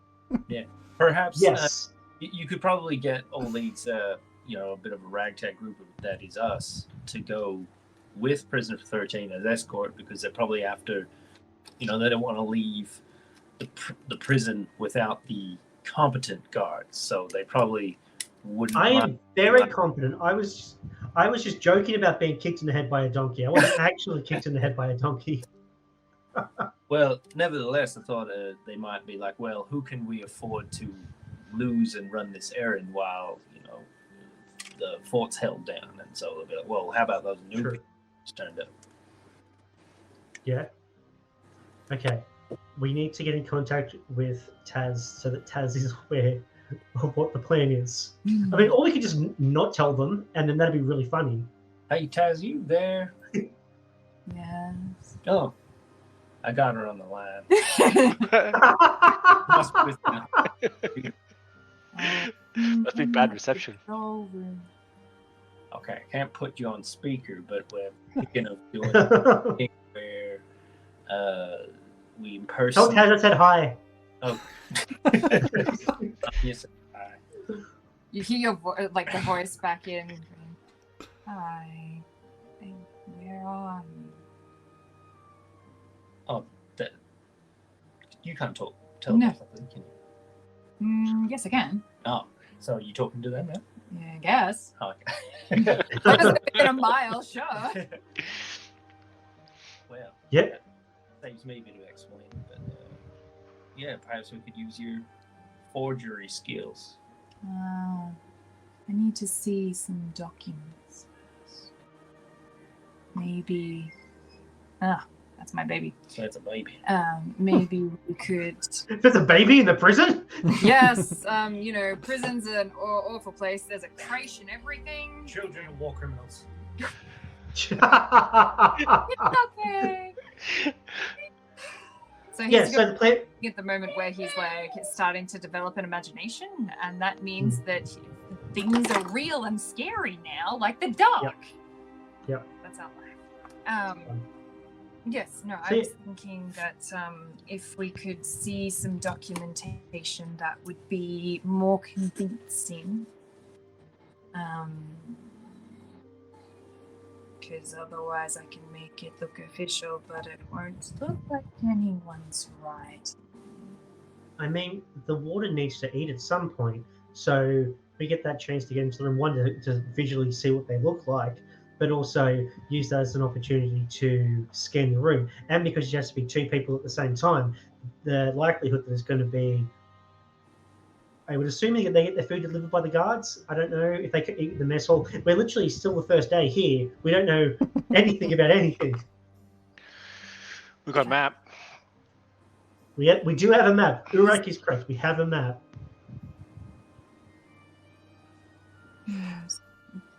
Is there like on the map, because I don't have it up right now. I'll flick it up on the screen for everyone. Oh, thanks. I was just like, can we see where the warden's room is? Do they have like a whole warden I know is here X storage is. spot thing? Okay.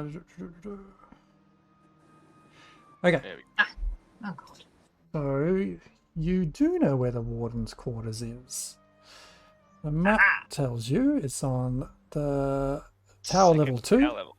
in the northwest corner. Northeast corner. Office. That kind of sounds like the kind of thing that, like, tower level 1's barracks, right? So I assume that's probably where we sleep. Mm-hmm. And then The prisoners are on the ground floor. recon up another floor, maybe? Because that's trial warden office. That's just going to be paperwork, and paperwork. And a roof. Yeah. That worked. Okay. So.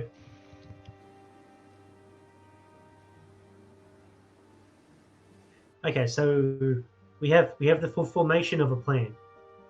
We can take maybe take a couple of days or something, and just like scout and report in any unusual things, like or anything that we want to keep, might be of note before we execute said plan.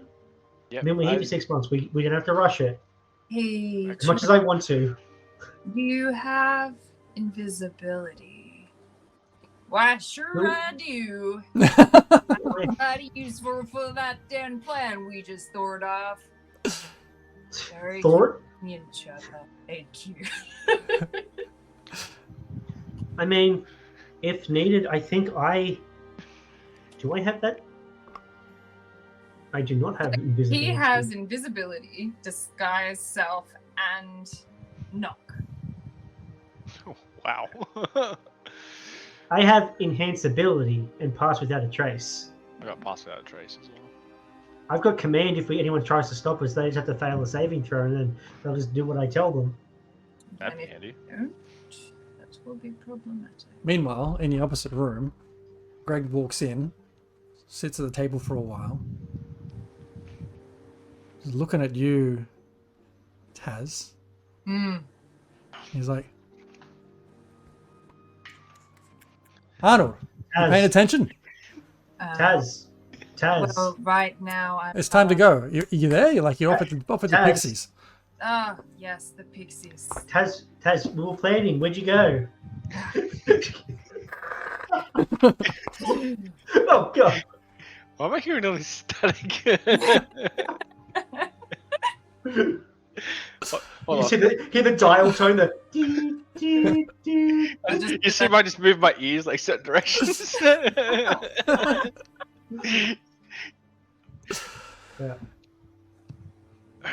I think I picked it up again. All right, so we got a plan. I think we honestly, myself and Chepper should get back to where we were because they'll start questioning things. Hammer time. Did you get all the stuff out of the cupboards? Oh yeah, I'm loaded. Not much left. Do we have laxatives, or are you going to try and make some laxatives? I've got enough herbs here. I'll figure out something. Awesome. Worst comes to worst, kill someone. Eh. Or everyone. I'll jump in one of the nurses' bed, in one of the patient beds. Okay. You're not sick. I don't walk out.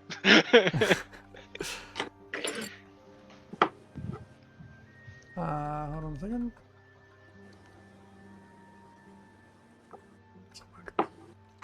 Okay. So we'll pause on you guys for a moment. And the time is now hitting closer to midday, early afternoon. Right when lunch should start to be getting served. As Greg? Yes. Greg turns to Arnold, like, are you ready for your first proper patrol, Arnold? Yes. I am excited. That's good, I guess. Yeah. Alright. It's pretty straightforward. Just follow me around. We've just got to do a bit of a path around everywhere, and then you're good. Okay. I'm actually like, inside me is like, I'm super keen because now I'll know where everything is. And I'll see if I see anything useful and commit it all to memory and all that kind of stuff. So, he unlocks the door, leads you out. Just as you're following him, and you guys get to this second door to the Panopticon. Actually, I'll ask this other question first before I make assumptions. Would you know, based on that conversation you just had, when Chirpa and Urak are about to come out of the hospital? No, because they said, come on, let's go. So, like, I didn't really even know that they were in the hospital because they didn't say. They just said that they had an idea about laxatives and that, like, they had a plan, and they didn't say where they were. But I got the idea that they were all together. But no, they didn't tell me where they were. I did ask where they were. They didn't tell me. Okay, good to know. We're good like that. At that moment, just as this door to the Panopticon is being unlocked, is when Chirpa and Urak open this door. Hello. Doing a lot of work already, I see. What's... Chirpa cut himself. I have to go get some bandages and whatnot. The guard turns around. He's like, you know each other? Chirpa? We came on the same boat together. Oh, I see. Chef. Guard. Yes, I can see via the attire, yes, and obviously, yes, mine, theirs. Yes. What are you doing here? Are you on your way back to the kitchens? Yeah, we're heading back now. We had to, as I said, we're just getting Chirpa some bandages. He cut himself with some nerves. Going slashy. The best I can to like turn up my nose and be like, I hope that's not in my sandwich. That's okay. We're just cutting up some meat. As far as I know, for sandwiches. Delightful. All right. Well, look, we're heading around that way now. Why don't you come with us? We'll drop you off at the kitchen. It sounds good. This place is creepy. Okay. All right. Great. And cold. As you all make your way around. Does he look like he's bulging at all, like with all of the stuff that he's taken, or? I've just carefully placed it. Well, no, his clothes are really baggy, remember? Because they weren't. Yeah, he's got clothes weren't prepared for. Okay. Yes. Doesn't really fit me well. Following. As you all follow Greg around the outside of the Panopticon, you might have to follow around to stay on track with him. Okay. Alright. Whee!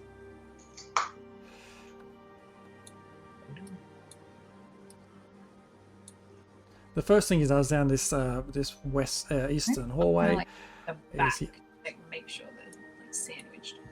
opens this door to the left of you guys, and straight away hit with this cold blast of air. and he just comes out here making sure all is well. No. You guys don't have to follow him, and he heads back in. Well, I feel like I So- should. It's like, Yes. making sure, like, just showing the ropes and all that. Yeah. Oh, this is just the outside area. Give the prisoners in turn a run out here in the afternoon, and not everyone every day. That'd be chaos. They usually get out here maybe 2 or 3 a day, about 1 or 2 prisoners. Sorry, they get out once or twice a week. Be stiff. Can I do a perception check to see if there's like anything of note in that area? Like, Sure, please, perception check. Can I like stand at the doorway and also do the same thing? Yeah. so I roll 17. I'm just like, wow, this place is huge. Nothing of significance stands out to you. It's an empty, paved courtyard covered in drifting snow. And it's Yep, got like that's pretty high much. walls. It's too windy. Balls? Yeah, Like it's a high. exercise. Oh, walls? At least it hasn't got balls. Like, what? Yes, that's asking Yes. for. Very, very, very high walls. At a glance, they're about 20 feet high. Sneaky effective kitchen. Do they have like razor wire or barbed wire or anything on top? Jeremy? I was just loading. No razor wire on top. Are they like smooth stone or Smooth Like- stone, yes. smooth? Okay. What kind of stone do they look like they're made of? Like, does it look like really, really hard or regular stone? The entire structure, and you probably would have heard this on the way up to the whole Revel's End place, the entirety of Revel's End is carved out of this blade-shaped rock which juts out from that area. So it's all made out of this one cliffside rock. So, like, if I was to hit it with a baton, would it make a thing in it, or like, Probably you can certainly try. assessing my options? Alright, very well. Okay. I have to go. So yeah, they just come in here. We have a look, make sure everything's okay. If there's any prisoners in here, there's usually another guard in here at the same time anyway.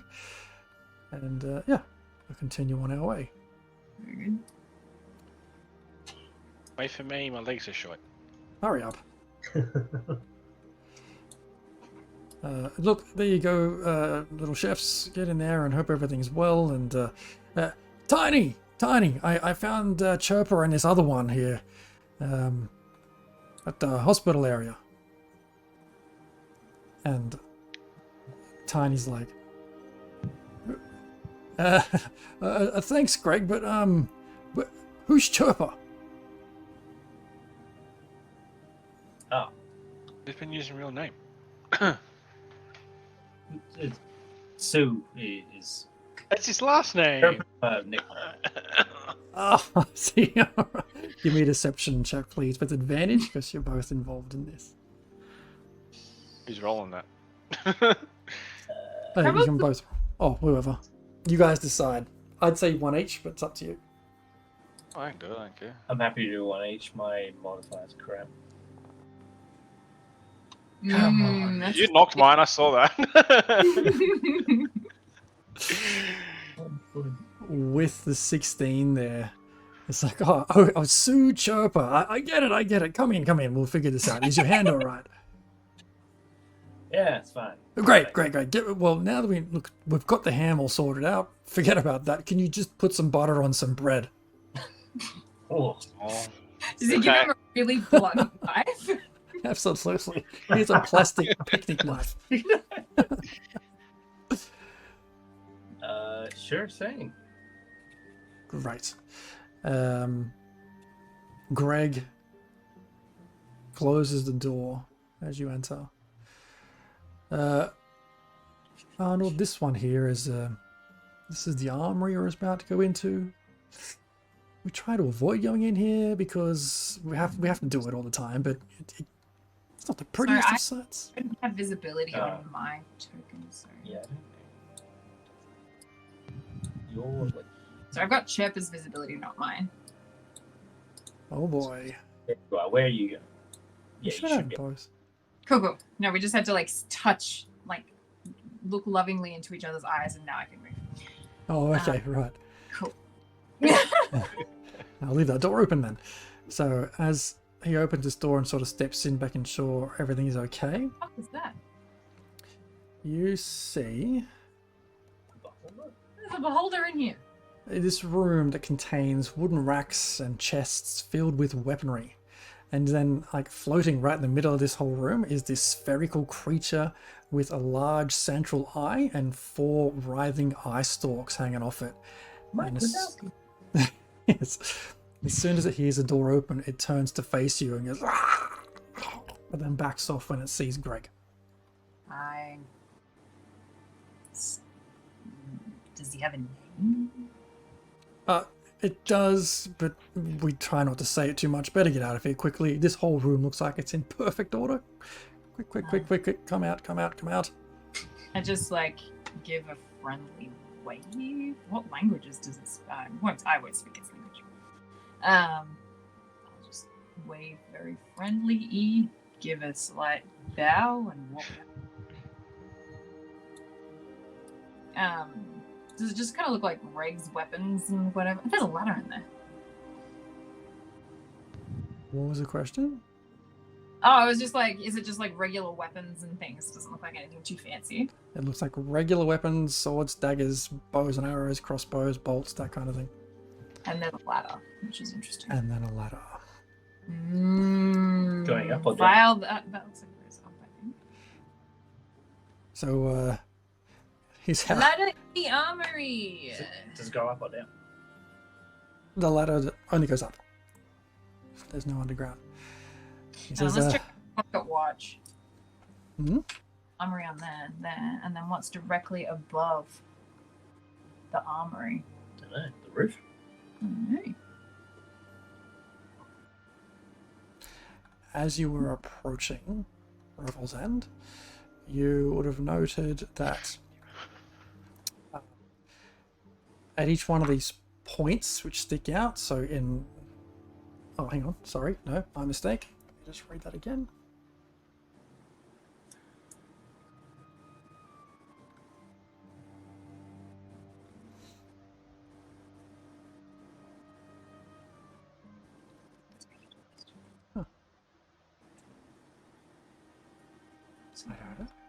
It doesn't say.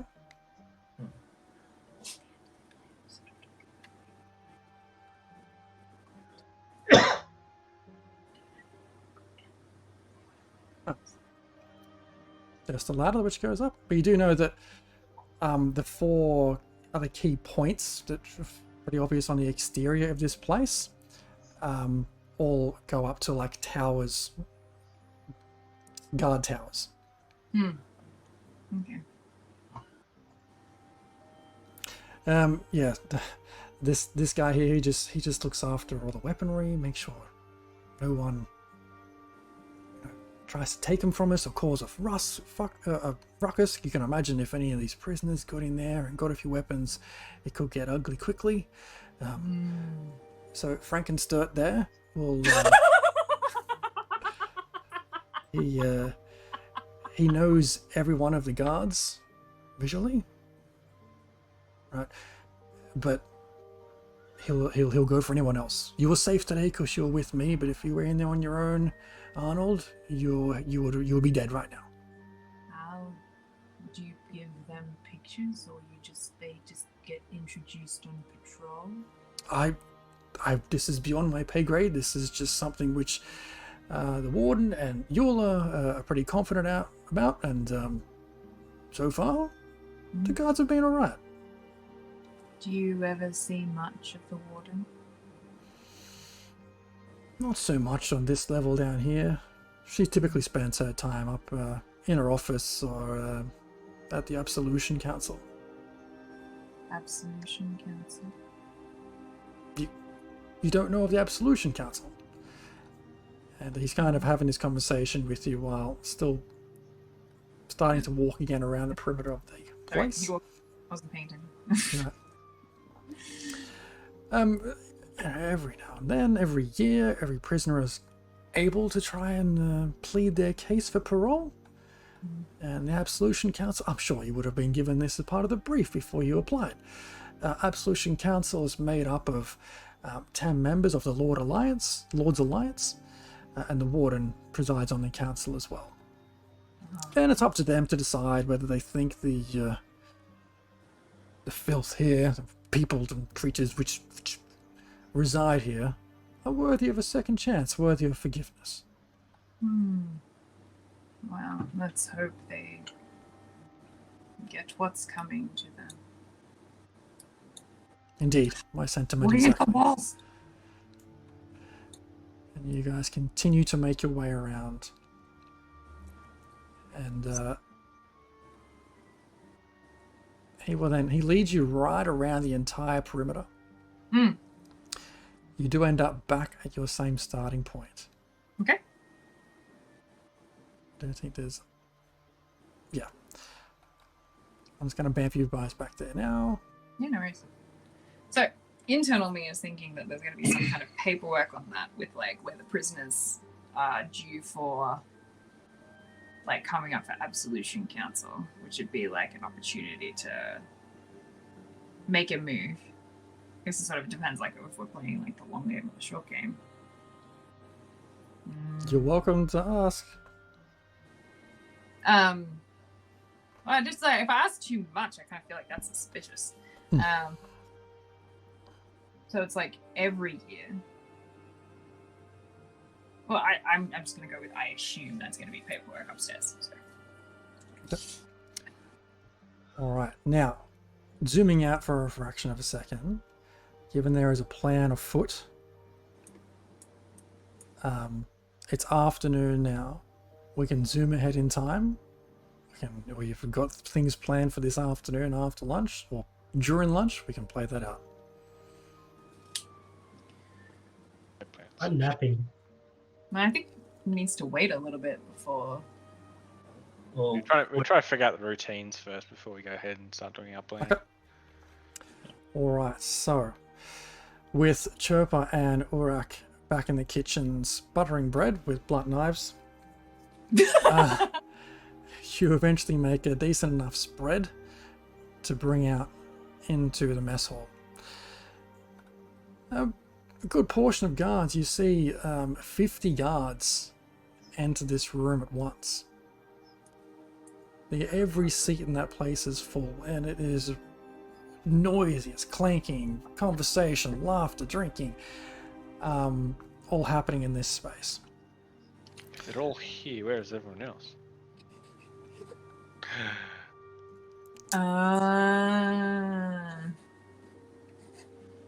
Do we see any familiar faces? Make a perception check while you're bringing out food. What was the whole prison guard workforce here in numbers? don't know. Why am I rolling you? What? I'm rolling Urak, but it's come up as Chupa. What the hell's going on there? What is going on? Hang on, let me just adjust permissions. Oh no, that's my check. Oh, it was your check. Okay. I thought I rolled. Oh, whatever. 11. Apparently. I rolled 17 perception to look for bodies. I can hardly see. I have to hold the plates above my head. You don't see any familiar faces at this point. I mean, you've only been in the space for half a day and haven't encountered too many of the guard in that time, I don't think. Yeah, I'm maybe more looking for Anya and Arnold. Oh, right. You do not see them. Any of Okay. your friends in that mix. I'm going to ask Tiny at some point. How many guards here at any one time? Not in this room, but facility. How do we feed? What? 75 is the general count, give or take, of number of guards in this place at any one point in time. And there's usually about 12 or so of us chefs trying to feed them all. Constantly, my friend. Constantly. You get the hang of it. It's all we do. All right. Well, and, I guess you'd expect all the 75 guards to, if it's lunchtime, they'll be all having lunch, maybe in staggered kind of intervals. All right. You've got it. That's exactly right. We usually feed in 2 or 3 different waves of people. First, the bulk of people who are not on duty. Then they'll do a change shift, and those who were on duty before will come and have their feed. And of course, once everyone's done and we clean up, we'll bring meals to those members of the Lord's Alliance who are with us today. Well, no, that's good background there. How many Lord's Alliance folk are there? Well, there was just 3 of them here yesterday, so I imagine it's the same 3 today.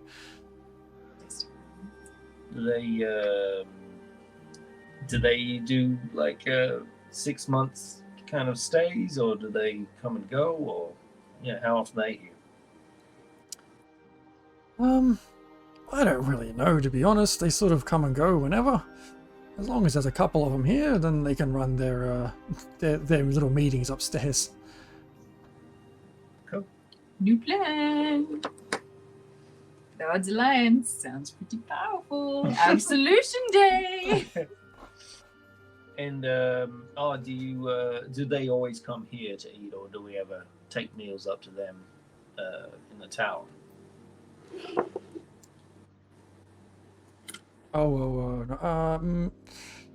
They come down. They like to make sure they're engaging with other people. I imagine being stuck in here and isolating for that long would send you mad. Wouldn't it, Sue? It would. Well, no, thank you for that. Gets my head around the job. Yeah, hopefully, I mean, the more open and informed you are, the quicker you'll be more productive. Yes. Hopefully keep on my fingers. That's exactly right. You have I have 20. I forget, are you currently holding up an illusion, or are you just walking around as a bug? Gotcha. I'm bug. Okay. Sorry. As the first round of guards get up and leave, you all manage to clean up. It takes about 15-20 minutes before the other 25 turn up. And in that 25 is Anya and Arnold. In that 25, you see Anya and Arnold in the mix, yes. Well, while I'm ladling some gruel, or I'm not sure how, it looks like there's a table where like they stand in line and like move along and get all their lunch lady Buffet. Get your sloppy joes. Yeah, I will find some kind of way to convene, I guess, either telepathically or in person to like scheme. Do you like schemes? Would we be able to manage that? Is everyone? Well, we're within range. Yeah. What's the It's news? just, but can people talk to you? What did you say, Dan, with the telepathic ability? Like, if I've marked my companions here, it's 2 Yep. that within a mile. It's both ways within a mile, and it lasts for a number of hours as rolled on the psionic dice. Okay. Yeah. So I just roll my psionic dice. Psionic dice. That would be handy. Just remember. So you can use your psionic dice as like many times as you got them if you want to re-up it. Is it It'll that one? be. No, that's what. Oh wait, no, hold on. It is. It'll be in skills. Wouldn't it? So we've recently changed our character sheets as they as they've interacted with our. Oh, here it is. Maybe. I don't know where anything Psychic is. whispers? What are you looking for? Psychic whispers. Psychic Fuck me. usability. Yes. Whee! Can you what damage? It shouldn't be damage. Oh, I don't know what I'm doing there. No. You want the 1d6. Ah, Yeah. 2 hours. So we have 2 hours of psychic connection where we can just chat back and forth in our brains. That's very handy. I think Hang on a the second. first thing you hear. It says, as an action, choose up to Mm-hmm. +2. That might have... I'm Good not number. sure. This has changed. It The looks like a number- variable number of creatures you can see. It says choose. Telepathically Yeah. view and Choose Yeah. up to +2. Yeah, click that. What's that? Was that a dice you rolled? No. It says up to +2. I don't know. And then roll a psionic die, 1d6, which you should be able to click, for a number of Yeah, hours equal to speak. All right. Well, then I'd pick the other 2 because Chirpa can just talk Yeah, sure. to me anyway. See, in the books though, it says in the book it says, as an action, choose one or more creatures you can see, up to a number of creatures equal to your proficiency bonus. Oh, Okay. sorry, it's 2, Or yeah. that would be Yeah. 2. Yeah. Yeah, yeah, okay. Okay, there we go. And then you rolled a 2, so that's for 2 hours. So, yeah, Yes. same result. Okay. We got there. Hooray! First thing you hear in your brain is like, I'm pretty sure there was some hoof in my sandwich. Okay, what's happening? Fingers. All right, so we have a somewhat of a plan, or we're doing a laxative, or Yeah. What? So the who the councillor folk, the lords, who are they? I don't know. You were in yours. I mean, I can dwindle their numbers down to 25. yeah, that's a backup plan, Urek. We don't actually want to kill everyone here So if we can help it. up in the tower, there's these meetings between there's these head honcho people, the lords. Absolutionist Council, yes. I think it's the same. It's the same thing. Jeremy. Yeah, that's the Absolution Council parole Yeah, so- hearings. Absolution Council. So I think there's 3 of those members here at the moment. I'm not sure if that's including the one, probably not. So if we could target them and perhaps get them incapacitated and then forge documents and impersonate them and skedaddle with Prisoner 13, or Why would they go with Prisoner 13 though? well they would. Yeah, I was more just thinking that no, you wouldn't have to impersonate them. I think forging a document is probably a really good way to go, and then however we frame that document, it might be like a letter from some like authority outside that might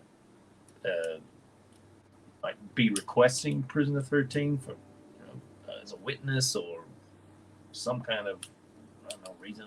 I haven't really got many ideas on that one just yet.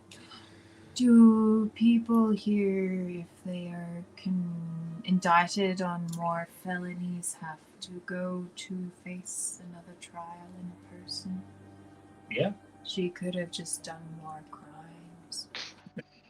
Yeah. So it's It's like been recently on it. summons, I think they perhaps might call Yeah. it. I don't know. But we might be able to show that, wave that in front of the guard captain, and just going on our merry way. Jez, being that we are criminal ilk, we would probably know a little bit about the ins and outs of the legal system in Faerun. Is this correct? Boil down what you're trying to figure out, because I got a bit lost there. Oh, So, like, you go. Oh, like if say Prisoner 13 were to be indicted on more criminal charges, in order to face trial, would they have to be transported to court in order to, Be summoned from prison. Yeah. And taken transported? out temporarily for that purpose. Oh. It sounds reasonable. I'll pay it. Okay, Hooray! awesome. Just All right. that says that kind of thing, and then wave it in front of the guard captain here, and yeah, it should be. I don't know. It shouldn't be too complicated. Okay, and then we're still going to give laxatives to the warden, and one of you two is going to pose as the warden. Could do, yeah. If it's yeah. No, I think that's actually that. Because I have I have a feeling the warden probably isn't the warden just because they're great businessmen. They're probably up on their stuff and know the sly tricks that us criminal folk try to do to get out of things and do stuff. Unless it might be a bit weird that the warden is leaving with the prisoner and not staying in the prison. Or escorting to the ship, and then Warden is escorting to, The warden is one. Okay. heck Well, yeah, girl we- power. We could, well, yeah, but That's interesting actually, because we've got the captain of the guard as a female, the warden's a female. All the guards I've seen so far have been male. I mean, girl power. well, Who run the world? Who run the world? Girls. Okay, cool. Next thing we need to figure out is we need to get word to Prisoner 13 that we're going to bust them out. do we need to? If we just carry out this plan, they'll just be. Just so they know we're not going to try and murk them as soon as we get them outside of the prison. That's fair. Yeah, You could put a note in their lunch, we could put a note in their lunch. like on the underside of the piece of hoof. I could carve something into a potato. Carve something into a potato. So with the food deliveries to the prisoners, Jazz, is that the chefs or is it the guards that give the prisoners the food? You have no idea. Okay, so we'll keep an eye on how that works, and then we'll wait. What if we wait till there's like in the rotation, it's one of the guards who is going to take prisoner 13, specifically their food, and then that's when we do it. It sounds like a guard job, but I'll quickly ask Tiny. Just hold for a sec. I will find Tiny and Yeah, I hate being on hold. At least this isn't that weird classical music that sometimes plays. There's like kind of garbled. The worst Telstra loop ever. Yeah. Sue, what can I do for you? Is everything going okay in the mess? I just had a quick thought. Then is when we're administering foods to the prisoners, do we just hand the foods off to the guards and they take care of that, or do we deliver it to them? I see you're picking it up quick, aren't you? We deliver it to the guards. The guards will take it out to our inmates here. Seems logical. And they all have, is there any kind of dietary restrictions, like the right meal finds the right prisoner? There's no like just, this tray is all for the prisoners. They can have whatever they want as long as it's the same thing. Right. I'm messing with you, Sue. There's no dietary requirements here. None of that. If they don't eat it, then they're dead. And maybe if they do eat it, they're dead. I don't know. Say if there's, 20 prisoners. It's probably more, I don't know. But we prepared 20 meals. Yeah. They just handed out randomly to the prisoners. More or less, yeah. Yeah, no, that's right. I was just wondering if there was any kind of special catering, but it said that eat or die. That's pretty simple. That's it. That's how we get on here. Oh, geez, you wouldn't want to be celiac or something. What's that mean? Oh, it's some kind of curse. Is that one of those fancy herbs? A fancy curse, right? It's a... That's the most accurate thing I've heard all day. Well, okay, that's so. Oh, thanks for that. We'll have to get back to it. Yeah, good. Sorry, everyone. You still there? Hello, can you hear me? Yeah, I can hear that. There's no kind of bespoke meal delivery system. It's all just here's what we're eating today, and they just hand it out. It's not you delivering a specific message via a sandwich might not work. Maybe just put the message in all the sandwiches.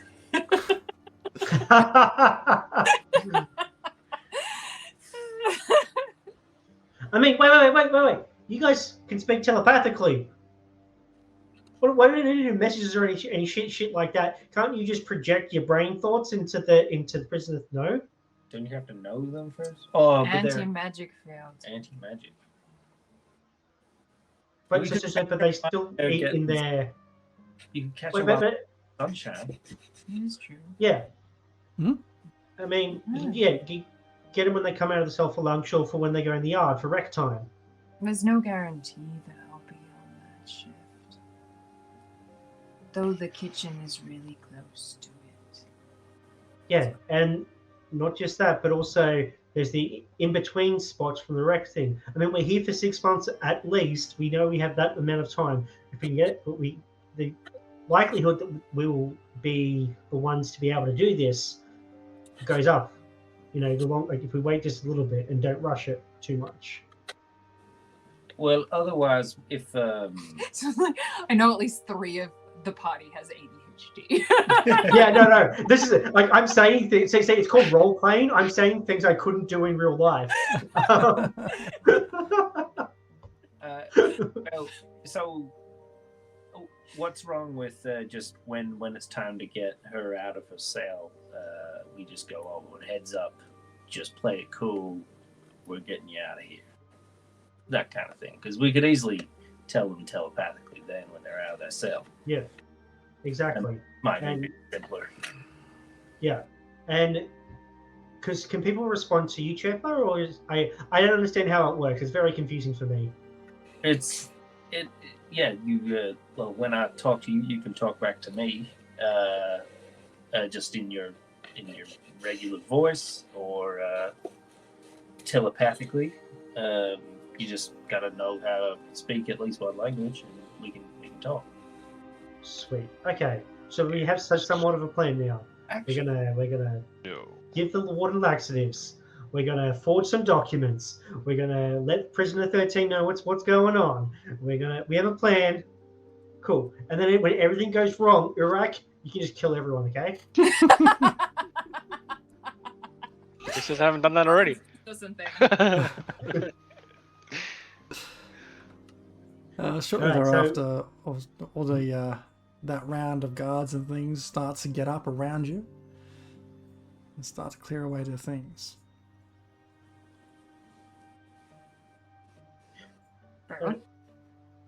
So are we? Wait, are we going to just wait a week, keep an eye on things, see if we can spot the warden, look for an opportunity to speak with the warden or something, or because we need to get in to get in the Absolutionist Council, we need to get in to see some documents so that we can forge the documents. Yeah.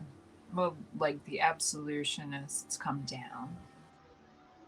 Did they come down today? They'd be dressed differently. They haven't. You've not seen them today. No, on your first day here, they eat after everybody else. Oh, okay.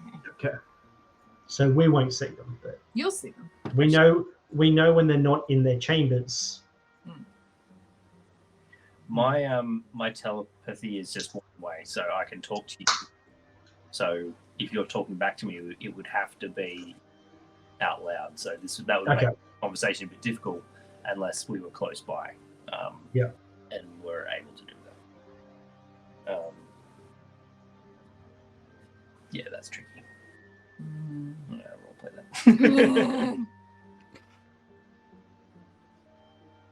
All right. Okay, eventually, everyone else has left this mess hall, save for the 4 of you. Oh, you- we'll get up and go because that'll be suspicious. Yeah. We'll touch base. Just keep an eye on things.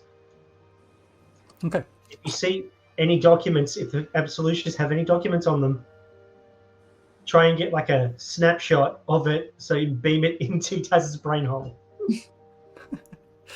You part your ways with Chirpa and Urak heading back to the kitchens, Anya and Taz following the guards out.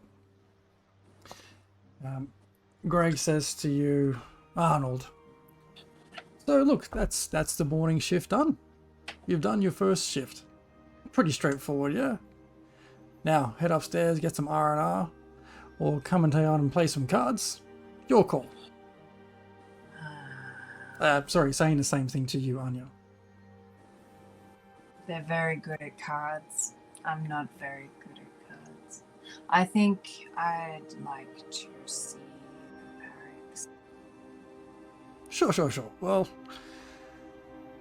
you've seen it before, you know where they are. Come this way. And he leads you into the center of the panopticon. Where is everyone's tokens gone?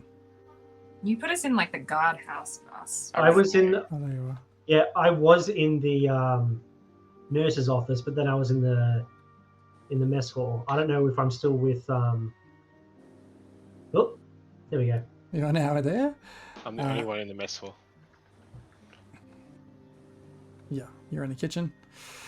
And then eventually you guys make your way. Can I do this?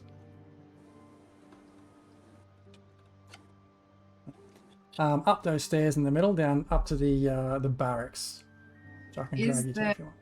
But there's obviously more stairs that go up. How many people are up there? Up where in the barracks?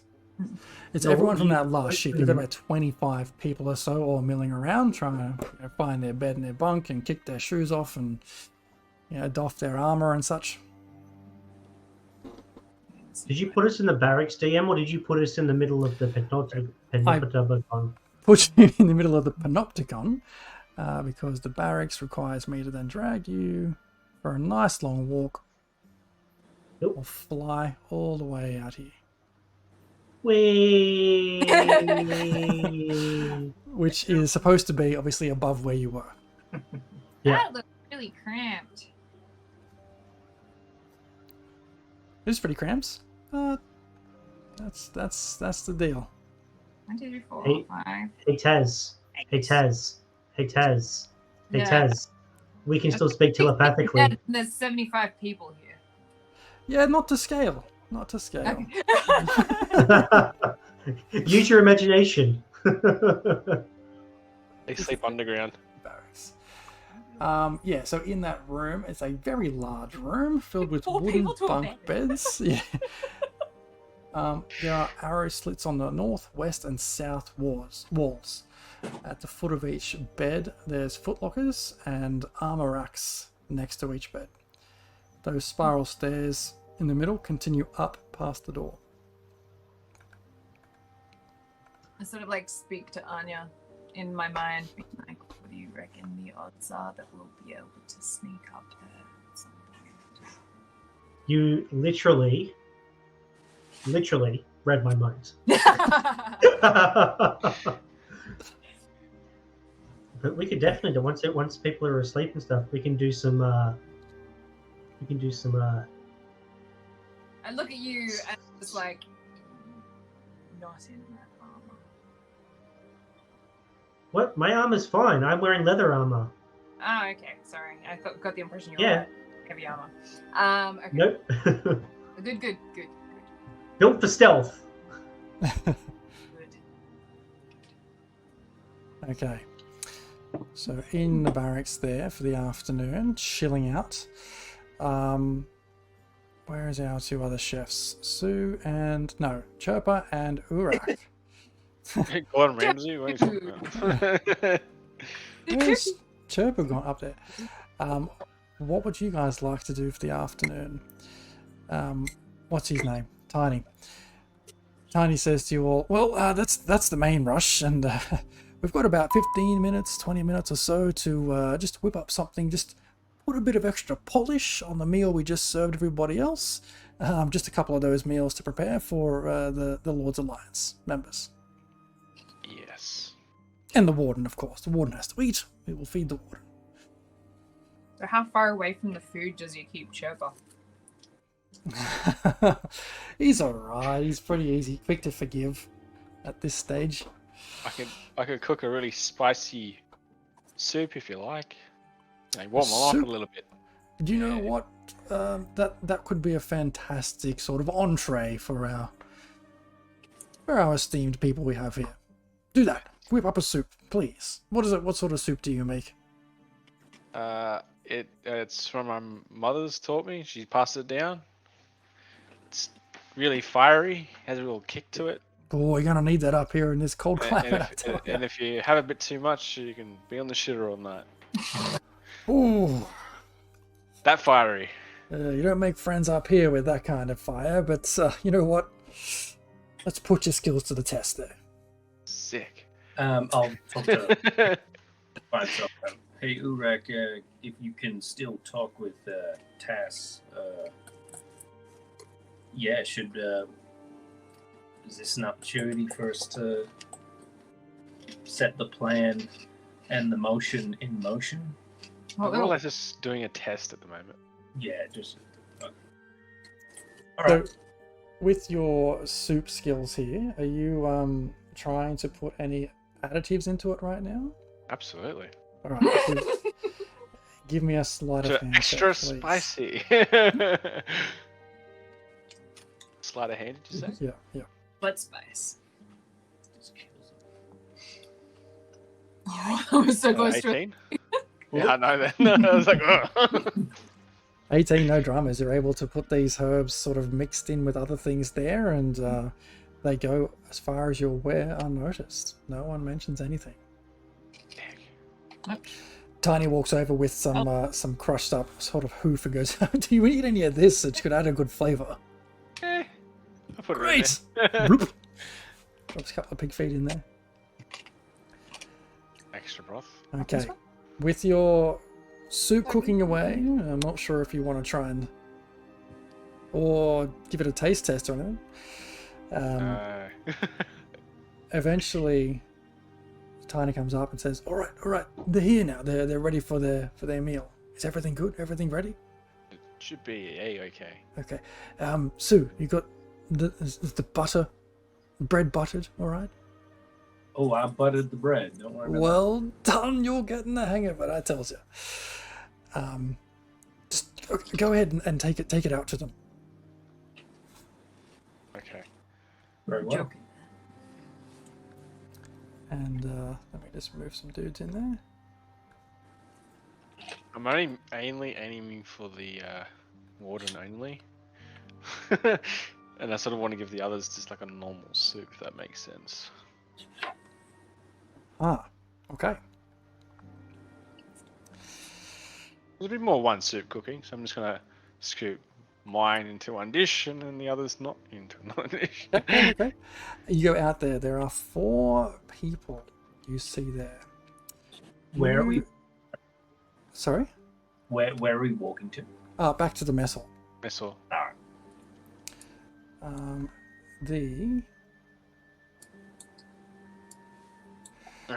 You see one person, a human, wearing a red robe with gold trim.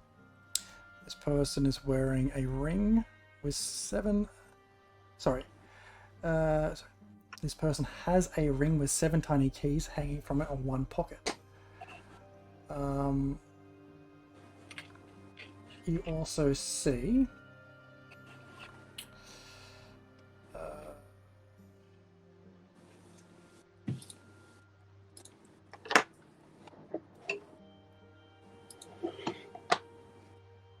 you see another human in a green robe with some gold filigree. You see another person who is a halfling.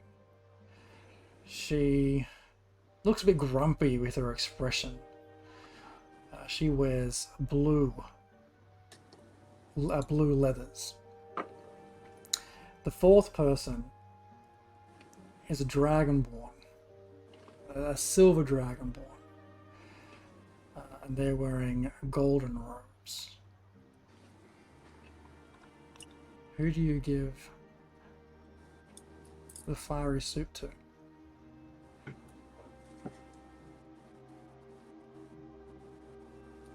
one's wearing sort of like point. Is it just one each? Yeah, but one's the fiery one. I've got 3 normal suits and 1 fiery one. Oh no. Could I sort of? Why don't you introduce yourself to them? That's not a bad idea. You just hear the telepathic waves as you're thinking really hard to yourself, like, oh shit, what do I do? It's the nerves, you know. Hi, I'm Gordon. How you going? What are you all doing here? what am I doing here?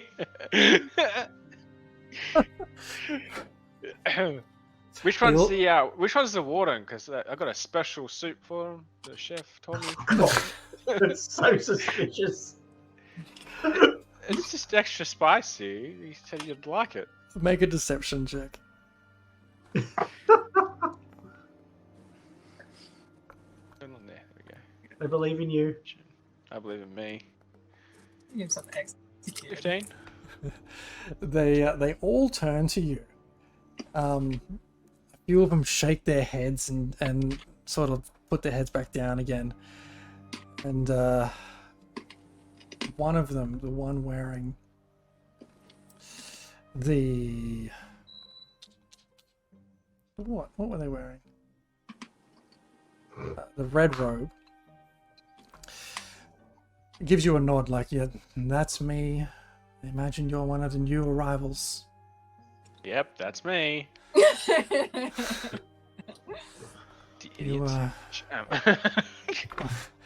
You, you wear your inexperience on your sleeve.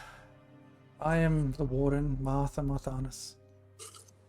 Write that down. Martha. Martha Marthanus. Because you're sorry. I'll just walk up and place the soup there very delicately and just, do like the chef, like wipe the thing away and put the fork there. Very impressive, although can we remove the hoof? Absolutely. Great. What's the occasion that I get such a special meal today? My first soup. I thought you might want to try it out. Tell me what you think. Right. If it's good, everyone else gets it. If it's not good, no one gets it. Oh. She looks around. And she has a go. She gets stuck into it. And she looks up at you and she's like, it tastes pretty good. What was your name? My name's Gordon. Gordon Ramsay. Gordon. Well, Gordon, I hope you're with us for a while, because this is a mighty fine way to start a meal up here in Icewind Dale. Yep, definitely keep careful how much you eat, though. Oh, yeah? Why's that? It becomes quite fiery. Oh, I can feel the kick in it, yeah. So it sneaks up on you. All right. I bear it in mind. She turns to the others there and she's like, yeah, eat up. I buttered the bread.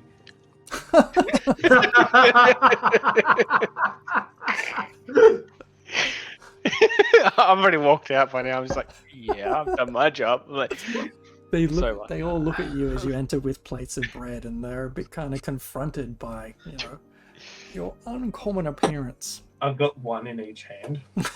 4 arms. Sue walks in. Not Sue, sorry. Tiny walks in after you, and he's like, "This is another new one. Comes in pretty handy though, right, Warden? Right, Warden?" She just shakes her head again. Yes, Tiny, I can see that. As you go and deliver the bread to everyone, they consume their meals. You clean up everything. They have their ham sandwiches afterwards. And afterwards, they retire to their respective chambers. All right. What would you like to do? The afternoon is setting in. You can continue to watch for rounds and see what plays out. You can call it an afternoon. I know that Taz and I want to, later on, whilst it's like nighttime, we're going to go have a little sneak around. Mm-hmm. Aren't we, Taz? How many guards sleep at one time? Like, is there like a night shift that's equally manned as the day shift? Is there a roster that we can look at to see what the days are like? There probably is a roster on the wall in the barracks, I'd say. Yeah. All right, we're gonna go and have a look. Yeah. Looking at that roster, it's pretty easy to eventually figure out that at any point in time, there should be about a third of the guard crew resting, a third just chilling, and a third on duty. There's always going to be 1/3 of the staff in here. I mean, we can always just, take a week and use it to explore. Yep. Card tournament, right? To get most of the guards out of here instead of like doing their like downtime relaxing or whatever in here, and they're not sleeping or messing around. They'll be downstairs playing in the card tournament. Yeah. What would you do then? Sneak upstairs and have a look. Let's take a 10-minute break while we figure out what happens next. And we'll be back then. Fire break, drinks break. Let's go. Sweet. Bye.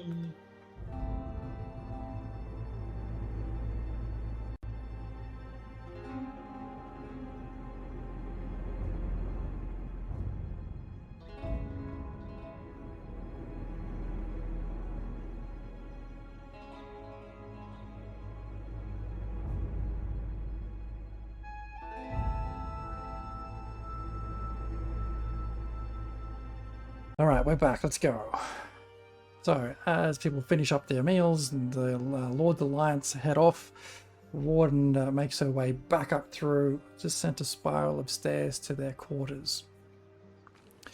Night comes and, well, for each of you, let's just, as we discussed, what would you like to do over the next few days? Give me an action or a task you're trying to achieve, and we'll just speed run that particular task. Okay.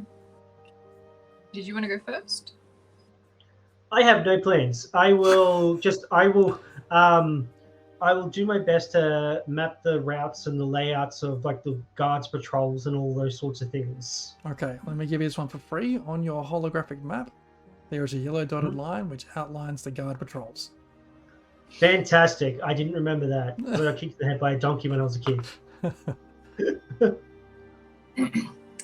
Okay, well, Chirpers, as we discussed previously, is going to cast invisibility on himself, and when there doesn't seem to be too many personage around the place, he's going to take a gander up those stairs to the tower level 2 and go beepity boopity beep boop boop and open the warden's door when...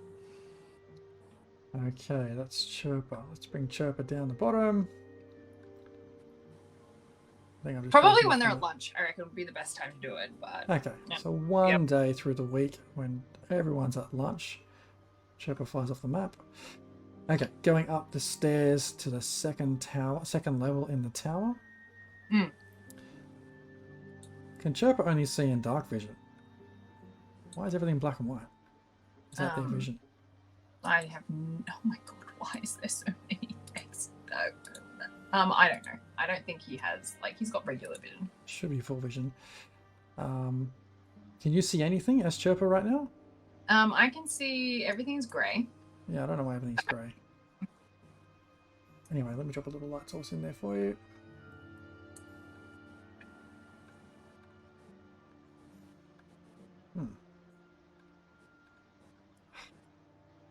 Okay, so heading up those stairs, I don't know why everything's grey, but it is. The door, you see one door which opens up into the parole hearing, Absolution Council bench space, where prisoners can plead their case once their sentence is complete, or close to be complete, to try and, get across their freedom. Okay, on either side of you at this point, there is another door. Very good. Alright. I think he's going to roll a stealth check, which I believe he said he could do. So with Yeah, advantage yeah. to get some bug thing? Like the chameleon? This? No. He has advantage because he's invisible. Oh, okay. Right.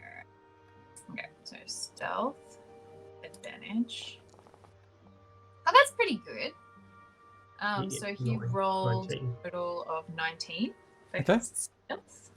Mm-hmm. And then, I mean, like initially he said he was going to go to here, open the door with his wrist map, and then take a look inside and see if he could find any documents that would be useful for forging. If he doesn't find anything useful in here, then he proceed to the office. The challenge here is that this particular lock Yeah. doesn't open. Fuck. Okay.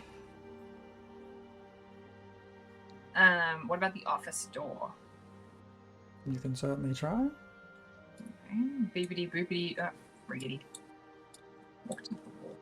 Alright, does this one? This one, as Chirp marks around with his holographic map, this door does open. What you see inside it is a heavy desk in the middle of the room, covered with parchment, quills, and ink at the ready. You see 5 heavy wooden cabinets lining the eastern wall. You also see Marta, the warden, sitting at her desk. And she looks up as the door opens. I thought we planned this for when she was at lunch. Yes. Or was it just the Planned it. guards? No, you're right. You planned it while she was at lunch. Sorry, I thought that was later. You open the door and nobody's at that room, so you aren't successful. For a second there, you see a coat draped over a chair, and you think it's the warden, but it's not. Just nerves. Okay. Got to touch of the vapors. Okay, well, I'm just gonna go. Look left, look right. Everything looks okay. He's gonna go inside and maybe do an investigation. Make an investigation check if you're looking for records and things. Absolutely. That's pretty good. You rolled an 18 on the dice for a total of 25. 25. You see tons of records. You see cabinets containing ships' manifests, records of past deliveries. You see prison transfer orders. You find Prison transfer orders. Anything that looks like they've been is summons or just a transfer? just transfers. You see. Okay, well, take one of that. Yep, take that. You see a ledger documenting the names, crimes, sentences, and commutations of every prisoner who has been incarcerated here. Is there any name that looks familiar? Just, Familiar? You looking for something specific?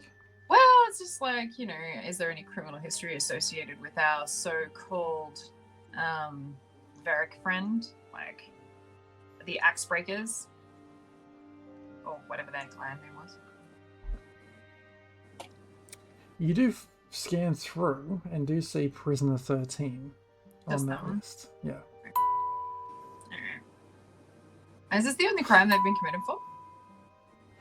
There's plenty of crimes they've been incarcerated for. But this is like they've finally been caught. Okay. But they have committed plenty What's of crimes. the length? Sentence length? 22 years. And how much have they served? 3. Okay. You see records including death certificates for prisoners who died while being held here. Although you've noticed that the cause of death is always given as either natural, accidental, or unnatural, with no further details.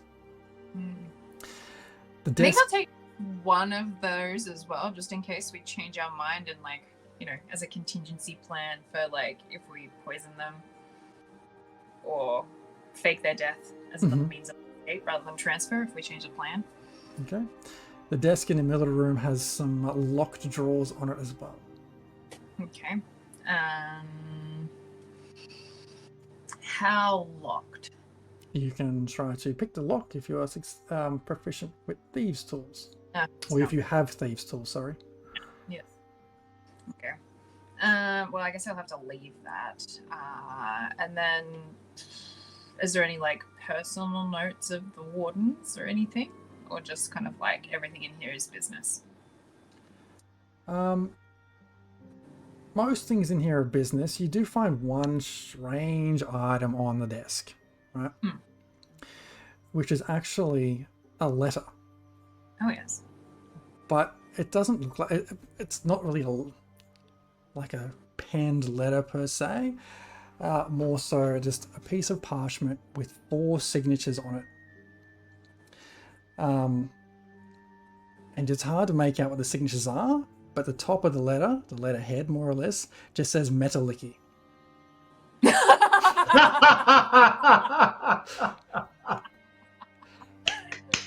Yay. Okay. Alright. Well, I think it would be. Is there any blank paper that looks similar to the prison transfer documents? Yeah, you can find blank paper in there for sure. Well, it's just is the same kind of paper. Well, as the transfer, yes, you would be able to find paper which looks the same as that. Cool. I'll steal maybe an ink file and a quill as well, just because that shit's expensive. Particularly the ink is actually really expensive. Am I forgetting anything, Dan? No, we got the ink stationery, all the same things that we would use that you say that would match. And prisoner movements during the day, schedule. The prisoner, their locations and how they move, like when's prisoner 13 going for exercise? Yep, you find a roster of all that and able to figure out that in 2 days' time, prisoner 13 has their rounds outside in the courtyard. Okay, does it have a guard like assigned to do that? It doesn't have a guard assigned to it, just whoever's on duty at the time, you figure. Okay, and then who is... Alright, okay, well, my guards, so like Taz and Anya's patrols line up with that, or could we like change the record so that it will be them, or the what's her name? The warden doesn't manage the guards' rosters. That'd be Eula. Over the captain. Okay. Is there anything shiny and pretty? I mean, that's me and Anya speaking. It's just like I don't want to mess things up too much so that like it doesn't. That's fair. We can always rob them when the warden is indisposed. I'm assuming Chepper will tell you that, and then you'll be like, "Oh, there's probably something shiny in there." Yeah. Okay. For the other door, did it look like it had like a lock, like a regular lock on it, like a pickable lock for her bedroom? Make an Arcana check or investigation check. He's proficient in Arcana, so I guess I'll do that. That's no good. That's like a 9. Hard to tell. I mean, the as much as Chopper is there trying to tap on his wristwatch to try and open it, it just doesn't seem to budge. It's like one of those things where in a video game where you hit a space where you're not leveled up enough to get through that area. Just you are not allowed to access that area. Very well. Okay. Cool. I think that's all that I can think of at the moment. And if I forgot anything, I'm sorry, Jared. Okay. Chirpa makes his way back downstairs, heads back to the kitchens, carries on his duties for the week. Yeah. Either of you. Well, Trevor would have passed on that information to us at some point. Yes. Yeah. So I reckon your curiosity probably would have been piked for her room or desk drawers. All you just hearing, all Taz just hears in the head is just shiny. What the shiny? Need the shiny. Need the shiny. I myself would be interested in trying to fandangle myself onto the round so that we could talk to prisoner 13. But I only need to kind of be around when she's walking. Mm-hmm. So I don't really have to be the one that takes her. I just have to be nearby. Give me a persuasion check. Okay. or deception, your call. Basically, what we're trying to see is if you can swap a shift with another guard. Okay. With +6 either way, so I'll go. Persuasion. Oh, fuck me. That's a 9. You're able to see that Greg and Aldrich are going to be taking Prisoner 13 out for her fresh air. But Okay. unfortunately, they're like, no, it's okay. We need the fresh air too. It's fine. We got this. All right. Well, is this like I asked them kind of beforehand before they're going? Is there a time in that period of like a lunch where we can convince Urak to spicy up their meals?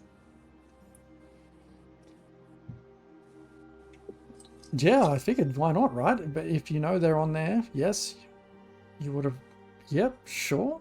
Okay, let's see if Urak can do some magic sleight of hand stuff. Where is he? Is it possible for me to sneak in to give him some guidance? If you want to roll a stealth check to sneak into the kitchens. Sure, I'll do that. Oh no. Oh no. Oh, that shouldn't have been. I rolled a 10. No worries. You open the door to try and see what's going on, and Tiny's like, Anya, what are you doing here? You know this is the kitchen. Did you find you get lost or Sorry, something? just after an apple, a little bit bunged up. You know how it is. Yes. You need some of this guy's stew over here. He's Oh no, I can't handle spicy food. I get terrible indigestion. Here you go. And he grabs an apple and kind of flicks it over his hand, round his back, and flicks it off to you. It smacks you straight in the face as my hands go up. Oh, thanks, Tiny. I walk out. Okay, so I need Urak, sleight of hand. How does this thing work? There we go. Yes, you managed to find a way to put some laxative inside Greg and Aldrich's lunches. Which would mean that at that lunch, when you go to tap them on the shoulder to tap them out, I'll give you a second roll of persuasion, given this now would be an advantage. 16? 16. Aldrich is... Yeah. But please, what name were you going by again? Arnold. Arnold. Please, take a quick... he just bolts. Gone. And hear Greg saying, hurry back, I need to go next. There's a one at a time for 75 people. What? One at a time for 75. No, no, because like, if one of them sits down on the loo first, right, and then it has his legs far enough apart, then the other guy can sit on his no. Hey, Okay. it depends how desperate they are. Where is your character? Stick your butt out the window, it'll be fine. But it's so cold, it just like shoot out and then freeze instantly. You're going for a long fly over the whole thing now? Alright, well, I guess like Anya, you're coming with me. Huh? What are we doing? Like, got like a piece of tissue up my nose because it was bleeding a little bit from the apple. Yeah. Okay. What are we talking in our brains or are we talking in our mouths? With our mouths. Maybe brain talking for now. Okay, I so know. Urak's diarrhea soup worked. Fantastic. you guys both start to escort Prisoner 13 out to the courtyard. Alright. I can talk to her. You can talk back. Alright. So what you see is this, as you take hold of her, she's definitely manacled right now, shackled so she can't run away or do anything. So you see a tightly muscled dwarven woman that keeps her red hair cut short. She has bronze skin that is covered in tattoos that stretch from her collarbone to her ankles. And as you walk her outside, she just looks you up and down with unimpressed eyes. Alright. Hello. I'm Anya. Nice to meet you. I'm gonna go talking in her head, being like, yes, we all look unimpressed until there's something that we can be offered.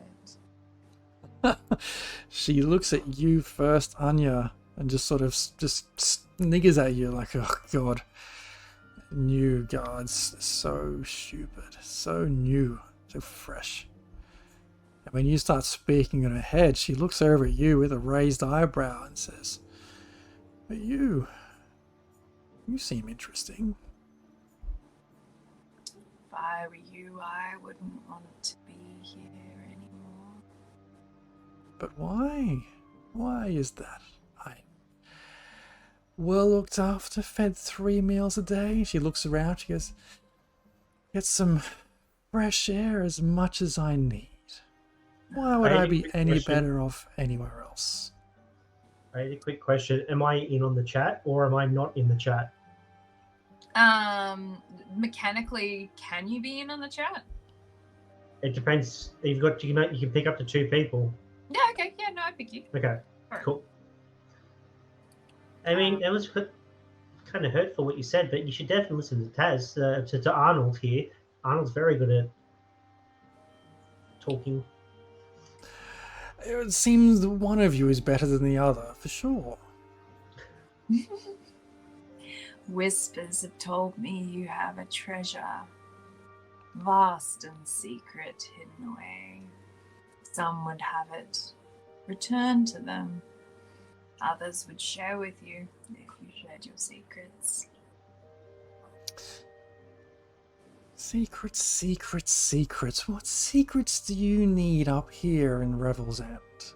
And you notice that while she's talking to you, she's just constantly kind of just rolling her fingers on her right hand. Okay. Can I have a look at her right hand? Can I guys like watch what she's doing? Is it like she got magic or? Make a perception check. Yard.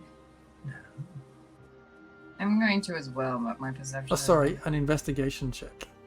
Investigation. Okay, I will also guide myself to give myself an E4. I see Dick. I rolled a natural 1 for looking My investigation is a 12. What you see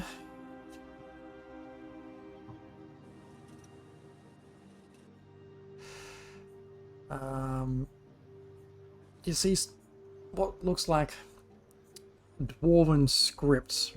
Oh, hang on, that's the wrong spot.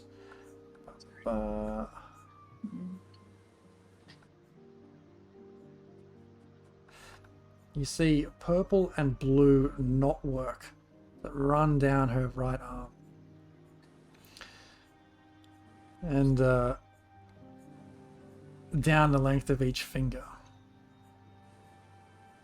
Along on each finger and sort of intertwined in all this that looks like some kind of symbols embedded on her hand. So okay, I'll save what I'm thinking for later for after this conversation. Very well. Probably wise. Varric told us of a Who? vast fortune. What do you mean, who? Varen? You've been in touch with Varen. Yep, I just wrote it down wrong. Sorry. Yeah. Sorry. Yes. He sent us to interrogate you, but we figured that someone so clever would be better working with, not against. And I don't like to see birds trapped in cages, especially of my own ilk. You and I are not of the same. There's more than one way 2 persons can be alike. You want me free of here? This is not easily done, not nor easily wanted. Like I said, I'm more than comfortable here. Insight check! Make an insight check. Ah, fuck me. 9. She seems like she's pretty hard to read. She seems pretty convincing that she's comfortable here. Why would she want to leave? Well, the treasure for one. but Yeah. also the pride of being caught. We saw your records, a long litany of charges, only finally convicted on this one. You have a long history of deeds. You have read the prisoner documents that the warden keeps. Oh, yes. Well, not me particularly, but a companion of mine. I would much like to read those documents myself. For your own crimes. You have your interests, it seems, and I have mine. Oh, what documents do you want? The documents that outlines all the people in here with us. What they've done, who they are, their names. As you probably know, everyone here is only a number. But they weren't outside.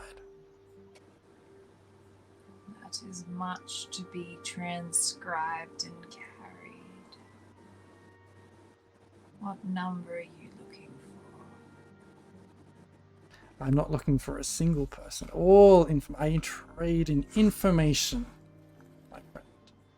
If there's something you want from me, then there is something I must have from you. And you just don't, you want to stay here and not come with us back to the warmth? No, it's quite comfortable in my accommodation. I have no complaints. The soup's been a little unfriendly of late, but other than that... Unfriendly. I look at Anya and like speak to her so that 13 can hear, and I say, I think she still operates her network. Somehow, she still trades her secrets. Yeah, but what good is gold if you can't enjoy it?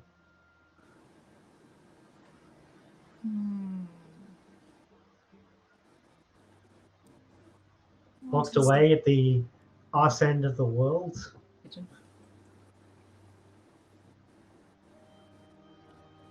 I'm thinking, in my head, I'm thinking like dwarves live a fair while, but like 23 years or whatever, still a fair whack of time. You'd be fucking bored as shit. Alright, really? Right. You really would. Like, if you're doing, like, you know, great plots and thrill-seeking kind of stuff, being locked in a cage, she's talking, like, you know, yeah, she's comfortable and safe and whatever, but, like, you'd be fucking bored. Yeah. I mean, if you've been here a while already, you know this information isn't super easy to come by. You know, we can't just hand you the information out in the open. Indeed. You've been here a while. You would know the places the guards don't see. The places the guards don't see are few. But as you and I and your friend all well know now, there are indeed places the guards cannot hear. And as she says that, she looks at you without speaking. But we've been talking in the mines all the time. Well then, that makes perfect sense. You think you're the only ones to be able to speak without speaking? No, I don't. That's wise.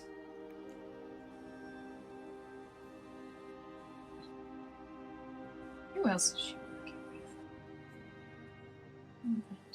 Also, out of character, who's to say that we do this for her? What's to say whatever she gives us is the correct thing to unlock the thing anyway? If she's with us, at least we know for a fact that she has to give us the thing. Well, it's not like we don't know where she is, but getting back's going to be hard. Yeah. Anyway. Well, I think plan B then, Anya. You know what I want. Chop off her arm. No, I don't chop off her arm. No. So, like, plan B was the fake the death. So we'll just get Uruk to mix up, like, a paralytic or something, sign a death certificate, carry a corpse out. Bob's your uncle. We've got her, and then at least she's not here, and we've got more time. That was Plan B that we discussed earlier, by the way. I was Sure, definitely paying attention to that. No. Big a thing for Chirper in the office. There we go. I mean, otherwise we could just take the information and give it a go. If not, but as soon as we get back into the warden's office and get the information, we have to do the handoff and then get out, because it won't be long before the warden notices that those files are missing. Because otherwise we take time to copy them all and be going back every lunchtime for 6 months or whatever. And when you saw it before, it wasn't like it was... there was certainly volumes of things historically, but the current volume of people who are here right now wasn't more than a couple of pages. Okay. So it wouldn't take that long, but it would have to be done over the course of a couple of days. Is that a question? No. Okay. I was just saying, yeah, over a couple of days or like at least a week. Well, it's like thinking back, Chirper would have looked at those records and like would have shared the information with us. Is there anyone of note, like imprisoned here, like anyone super notorious or like has connections to nobility or people that can be extorted or? Yes, so someone that he would have shared to us that we would have been like, oh, we know who that is. We've heard of them Like, because of the who's papers she and stuff. finding? When you're thinking back about the information you saw, nothing really... No, make a history check. Both Nice. of us. Yeah, sure. You both, as you had this conversation with her, you must both be thinking, oh, what was it? What was it? What's important about it? Mine's 11. I rolled a 13. Yeah, no, you both... Nothing in your memory jumps out as being like, oh, that's obviously what she wanted.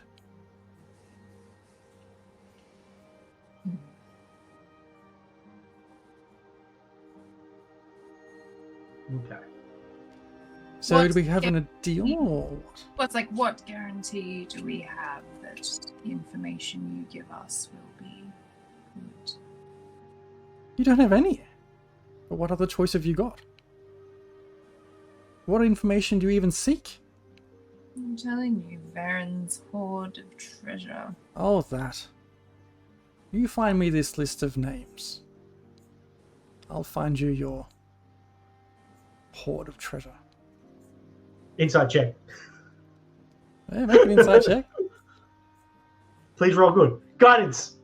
It's pretty good. Yep. Okay, so total of whenever it loads up for me. 27?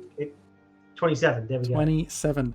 She's you read that as being she's being honest. Like if in your experience in dealing with the underbelly of the realm, this is as honest as they come.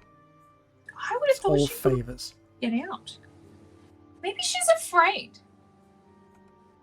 It doesn't matter. We have we have a deal. We have a deal. It puzzles me why you wouldn't want to leave. I mean, what? 23 years. So how dwarves live for like a couple of centuries, right? 23 years.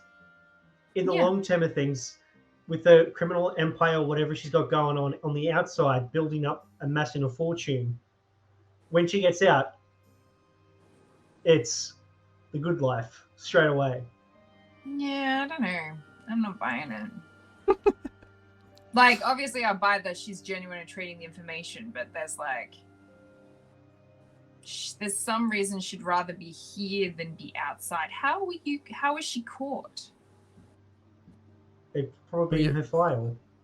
No. So, like, say, if she's so reluctant to leave and she's so happy here, maybe she intentionally got herself sent here to be safe.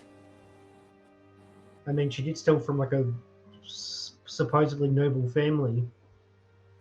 I mean, it's better up here, better / safer up here than on the run. I'm gonna ask her. I'm not sure if she'll answer. Like, what crime haven't they caught you for that you're afraid of facing? Do you think I would answer such things as that? Especially I given where we I'm are? not a guard here. I'm just here for convenience. I'm just puzzled why someone so clever would do something so dull. What's dull? There is more to life than money. No, the four walls. Staring endlessly into your own stupor of thoughts. I have my reasons. Yes. There's nothing out there which is better than what I can have or do from here.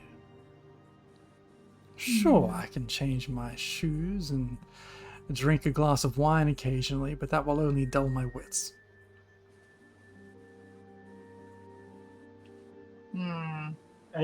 I think what we have here is just like she's a very different person than we are as individuals. What's important to her is what's important to us. You know, like me, I like shiny things. I love the shiny things. It's really hard not to think about the shiny things. Shiny things get you wound up in here. The tattoos that she has, are they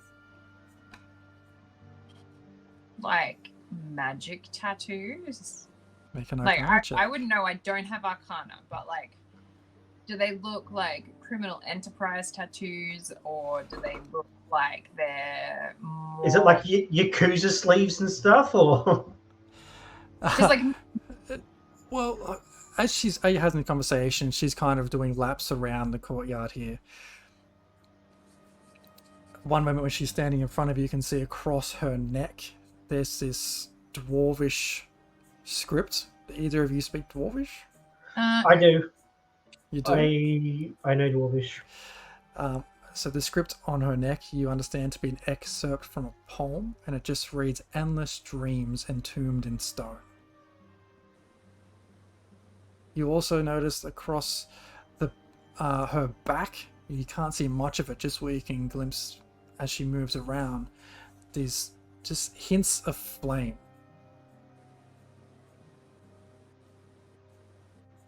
Down her left arm, protruding from her sort of cloth robe she's wearing, you can see this black and grey smoke and shadow coil that spins down her left arm and across the back of her left hand, ending in runes on the fingers of her left hand.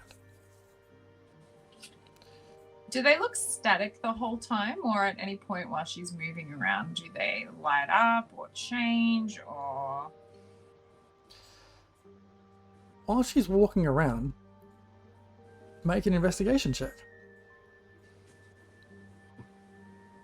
Does that poem have any significance to the flames and stuff, or? There's no obvious connection that you can see. It's a 16. With your 16, they're not moving, no. Do they change at all?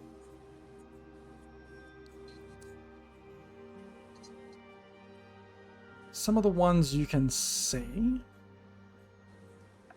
for example, the one that you've seen just sort of poke out from the top of her, back of her neck, the flames, sort of, you almost think they're changing colour very subtly here and there, but not moving per se.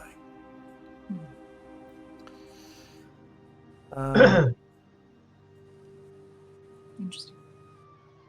So, Alright.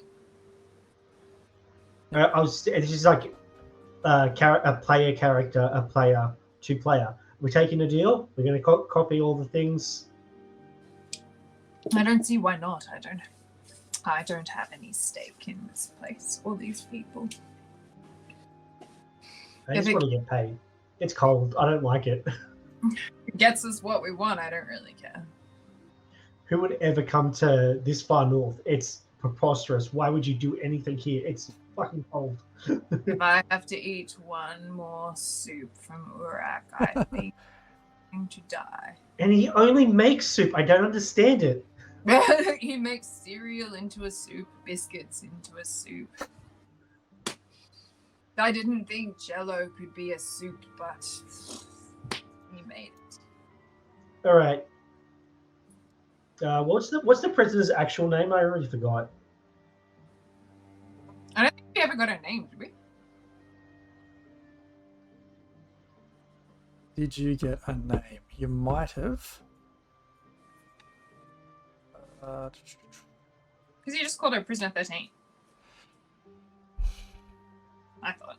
I could be wrong. He did refer to her as Prisoner 13 a lot. I swear he gave us their name. Okay. Yes, they might have. Let's assume he did.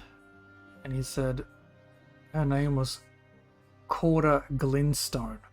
Oh yeah, no, he did. But he also stressed that you shouldn't say that name when you're at Revel's End.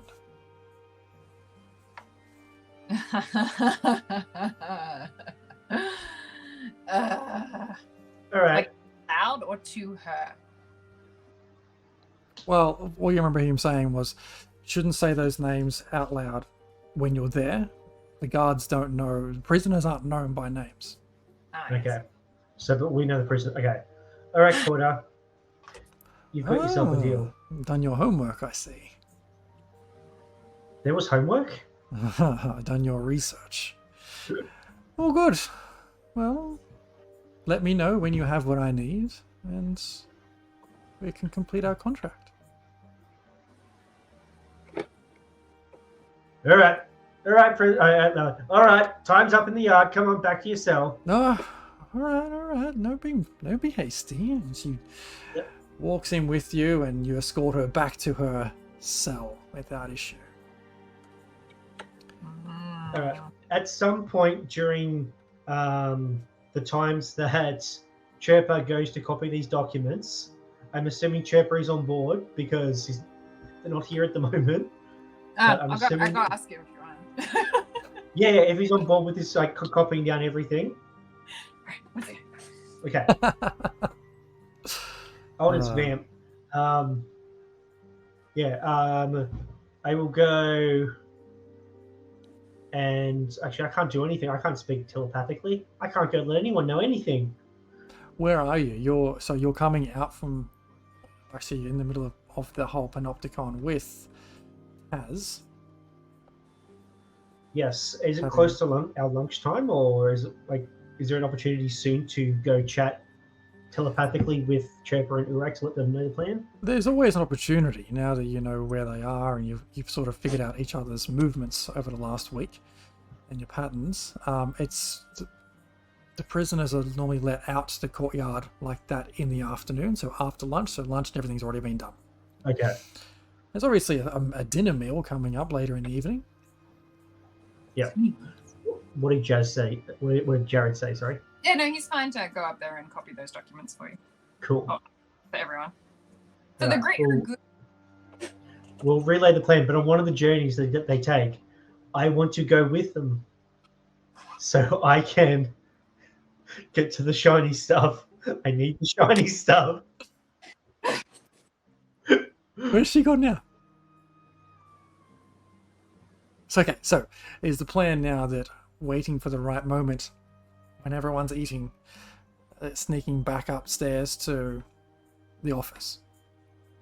Yes, I need to get what I'll do when he goes to do that, I will...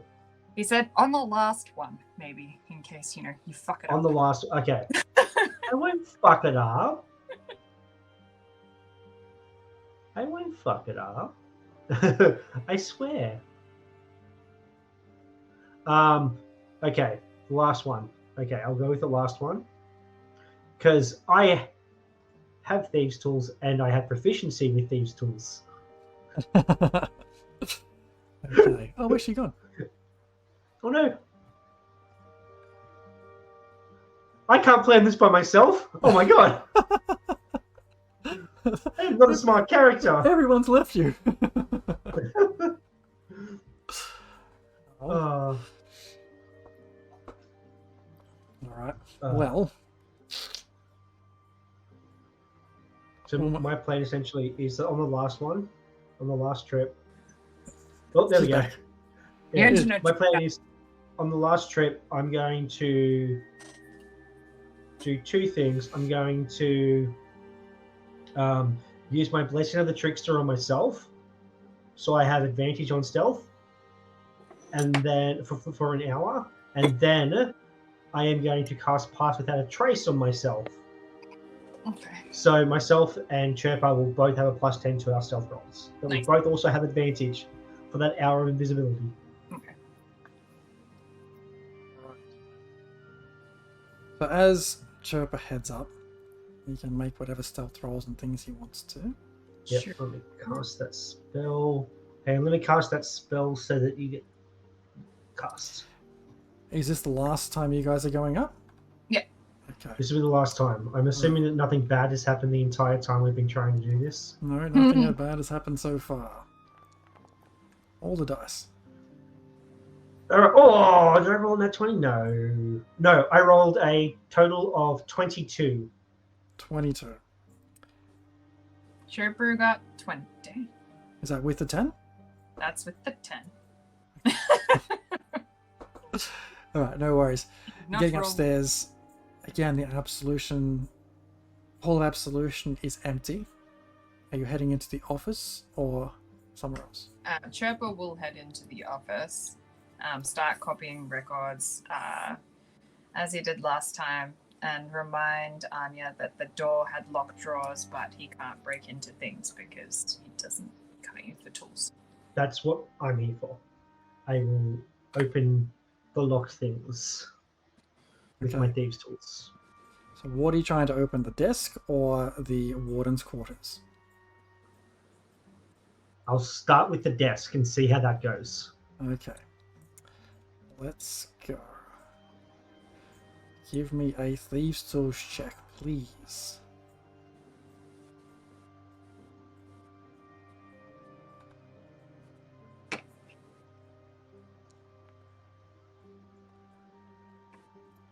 The door Okay, pops 17. Open. The door pops open with your 17, and inside the drawer on the left-hand side is just 10 financial ledgers packed into the side drawer. On the other side drawer, it pops open, and the only thing inside it is a very old and worn deck of cards. I take the cards. Is there any false bottoms in the drawer, or Make an investigation check. Why would you lock that up? oh, 19? With your 19, no further false bottoms and things in that drawer. I definitely Does take the the card cards. have any pictures on them? Hey, Anya? Did you want to draw one? No, I'm busy with notes. You take a look. Are If there you- pictures on the You're cards? taking the deck of cards, you're like expecting, because everyone downstairs has been playing a lot of cards and things. You pick up this thinking it's no different, turn it over. That's all different pictures. Oh on these no. cards. All the different pictures. On Oh the no! cards. It's very tempting to see. I what will. this does. Oh, no, I'll save it for right at the end of the adventure. I'll pull a card. I won't do it right this second. Pussy. No, because They're so shiny and glittery, though. I know. Oh. No, I won't do it right this second. I won't do it right this Which is, second. like, I think Anya might, but she's taken stuff before that's been real shiny, so you should flip a coin, I think. I have advantage against being charmed. You don't have to. I'm not going to force you to do it. But Chirpa does manage to copy the rest of that document.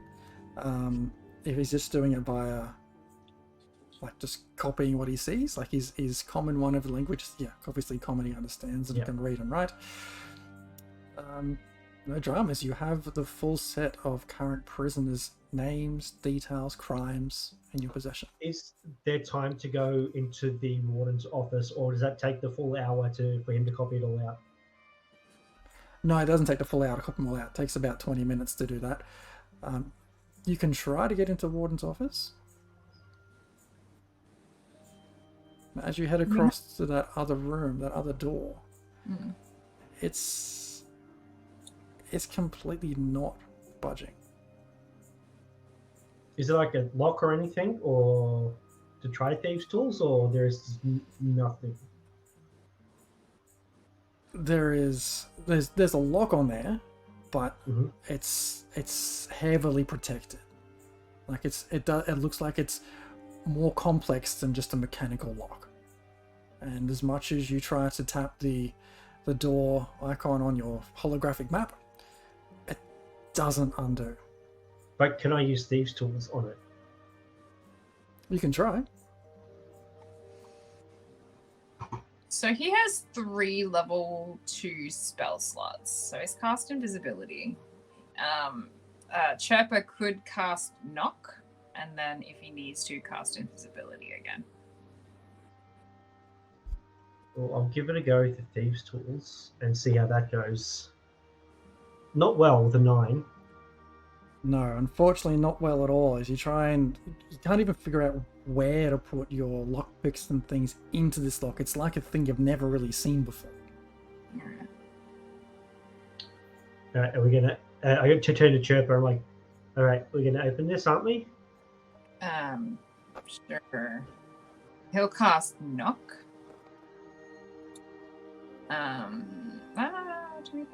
And then he will cast Invisibility back on himself, I think.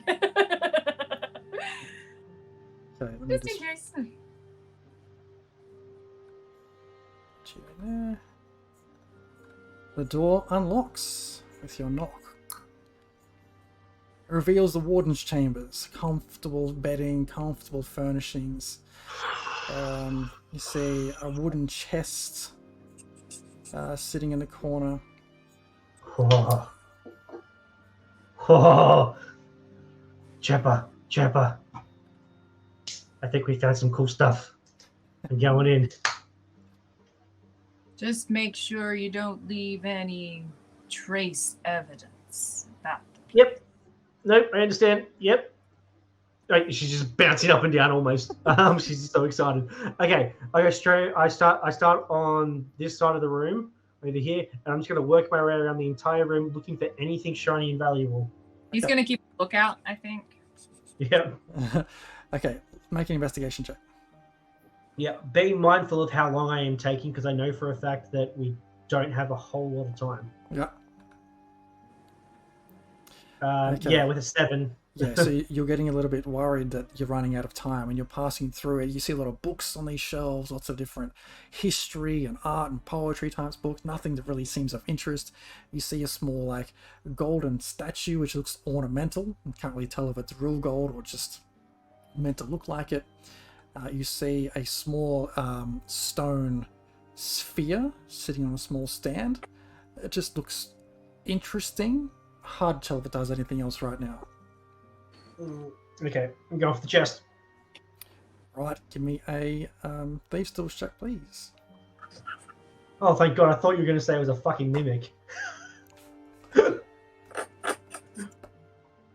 All right, use tool.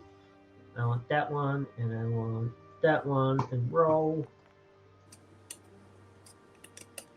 Ah, 6. You're doing real well. I mean, I'm not still a rogue. You're pretty stumped by these locks. It's pretty hard to figure out what's going on. And that one, yeah, that one's different again. Doesn't budge. I know there's the thingies in there, but there's not enough time. I have the cards. I have something at least. Okay. Alright. Rush out. Make sure everything's all good. Looks like nothing's been rifled through. Close the door behind us. Chipper, we should probably go. Okay. That could be a problem because I don't think you're going to be able to relock the magic lock.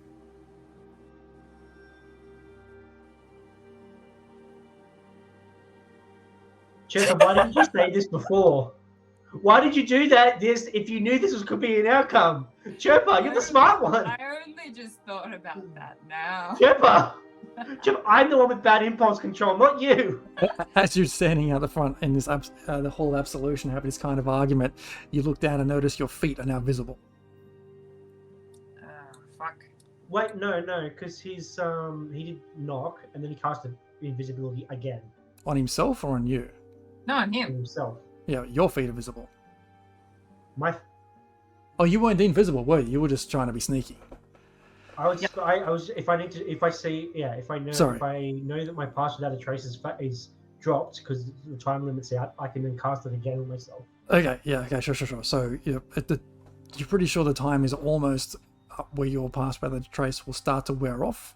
You're starting to feel less hidden. But yeah. All right, I'll re-up again and then sneak back down. Okay, sneaking downstairs to the barracks. Mm-hmm. Okay. All right. You're relaying all that information, you come back down to the barracks. There's a few stragglers sitting there in bed having a snooze. Otherwise, you assume most of them are still playing cards or something downstairs. I won't have the. Actually, no, I could probably secret the cards somewhere on myself. I don't need to hide them anywhere. Hide them under someone else's bed, just in case. Like, to divert the attention. So I'll hide them under. Yeah, no, what if they find them? I want them. I don't want anyone else to have them. They're mine now. Okay, all right, cool. And then I suppose we'll just wait for an opportunity to speak with Prisoner 13 again. Okay. As Chirper heads off and Urak keeps making his stews and soups and things, the days go past. 3 days go past, 4 days, until that full week comes around when it's been a week since you last spoke with and had that conversation with Prisoner 13. She's on the same schedule to be taken outside, and you've noticed that the afternoon shift is once again Aldrich and Greg. Do we have to poison them again? Wow.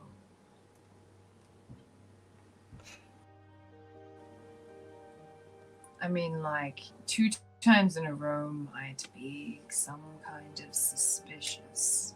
Where are we posted for that shift whilst Prisoner 13? Are we in like the I can't even say it. Panopticon. You are both currently, actually, good point. You're no longer in the barracks since days have passed. You guys. How many times did you have to practice that so that you could be fluent with A couple. It's one thing to read it in your head a few times, and then you got to panopticon. You got to really get it out there. You guys are in the southern guard rec room, more or less. Presently. So would I'm within range. Taz, be able to get eyes to set up the link? Eyes to Prisoner 13. Yeah. Give me what'd that be? A stealth roll? Be like, Anya, I need to use the privy. All right, come on. Yeah. Like every 30 minutes, it's like hold it for longer. There's too much fiber or liquid in my diet. As you're heading 11. Still 11. As you're heading from that area, it's still 2 guards in that space.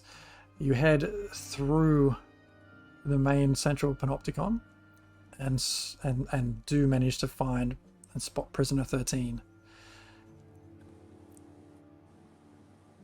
Do you know where Prisoner 13 is located? Like here. Yeah. Yeah.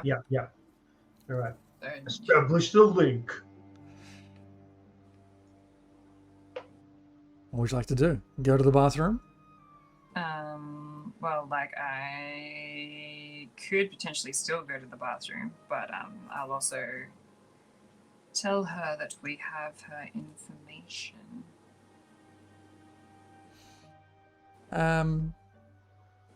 She looks over at you and past the two guards approaching her right now. And she just catches your eye, raises an eyebrow, and then looks at the two guards right in front of her.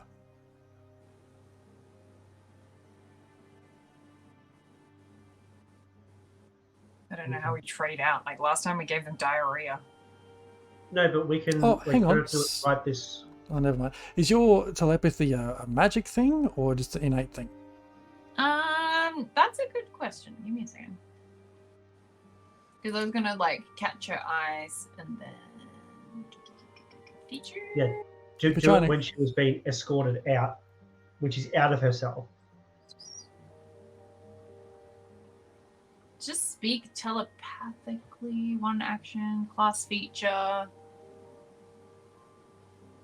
So non-magic. Alright, so it says, as an action, choose up to 2 creatures you can see and then roll a psionic energy die for a number of hours equal to the number rolled. The chosen creature can speak telepathically with you. You can speak telepathically with them as long as you are within 1 mile.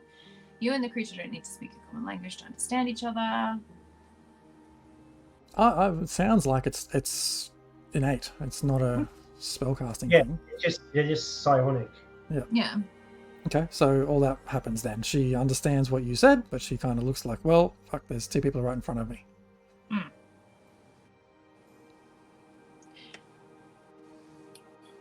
We can't do it right this second, but we'll. Well, we could always wager with them. They're gambling men, Anya. But they're going to do their round right now, and we need somewhere. I mean, your telepathy works for a mile, so you can still. She can be with the other guards, but still talk with us. Yeah, but she'll want the papers. Well, we can't do the handoff out in the open. That's We're true. looking for the spot where the guards don't see, sort of thing. I think that's in the So, yard spot that the guards don't see, because the guards that are they always the one on shift escorting her specifically out into the yard? They're not always the ones, and I'm happy to replace Greg with Sam. It's just I looked down and I saw Greg and Aldrich. Okay, because it wouldn't be like it'd be less suspicious if I poisoned those guys a second time. If it was the same guy getting poisoned at the exact same time, then like I'd be a little bit. I mean, it was reported that some of the soup, a couple of people have had incidences, so it's not uncommon. Oh, true. All right. Well, I say we poison them then. Sorry, if we can retcon. Yeah, sure. Okay.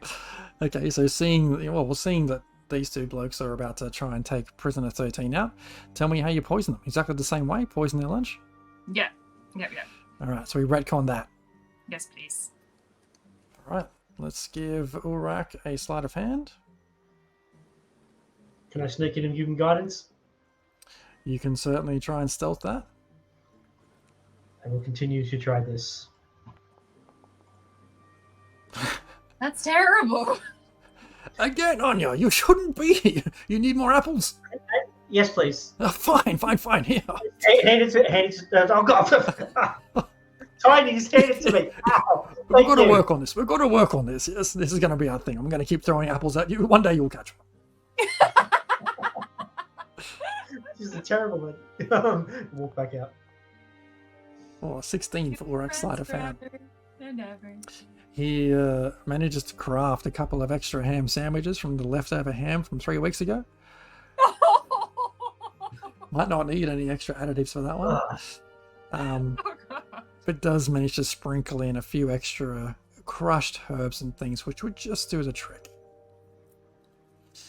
Having consumed those sandwiches, specially set aside for Sam and Tom. No, not Sam and Tom. Sam and Isabel. Nice. When they're both just getting to Prisoner 13's cell door, they will sort of walk up, come on, your turn. And they just sort of go to grab the gate and sort of buckle over a bit. And from where you are starting to approach now, you just hear this.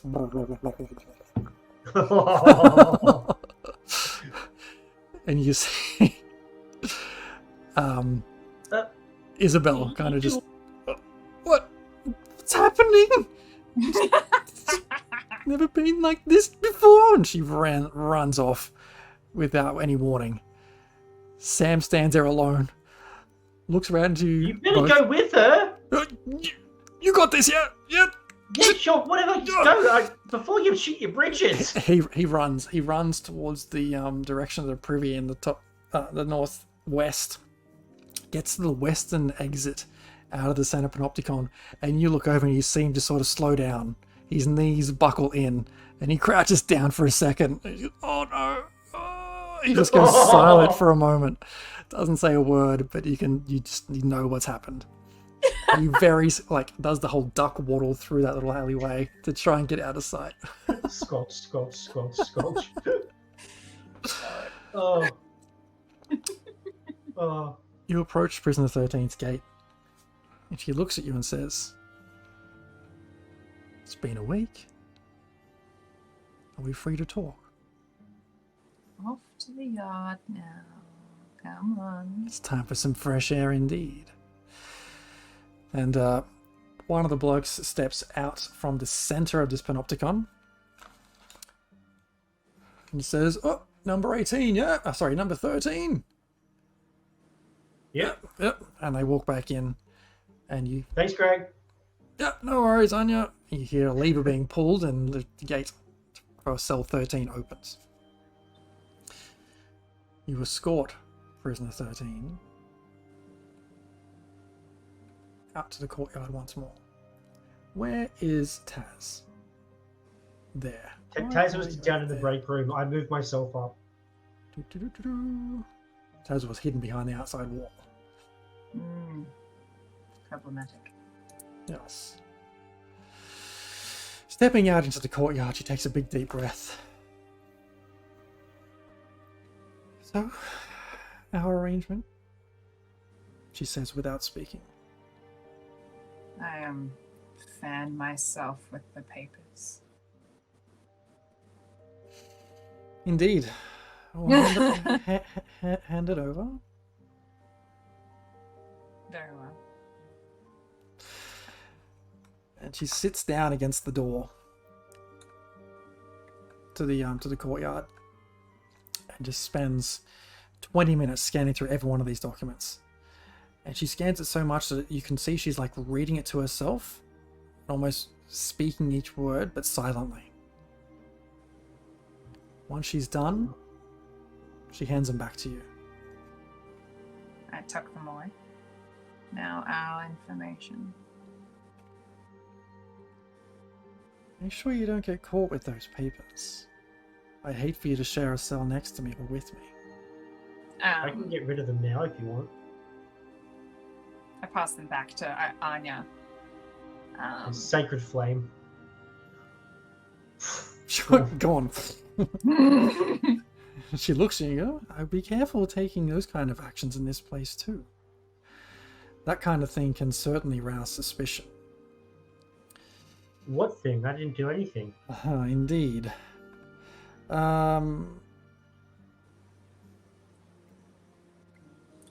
She says, "You might have wanted to hold on to those papers to write down this key combination."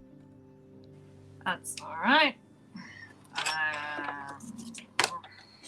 Okay.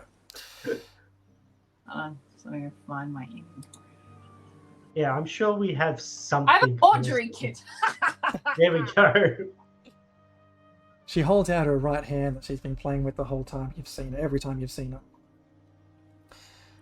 "This is it, my friends, my new friends. This is the key.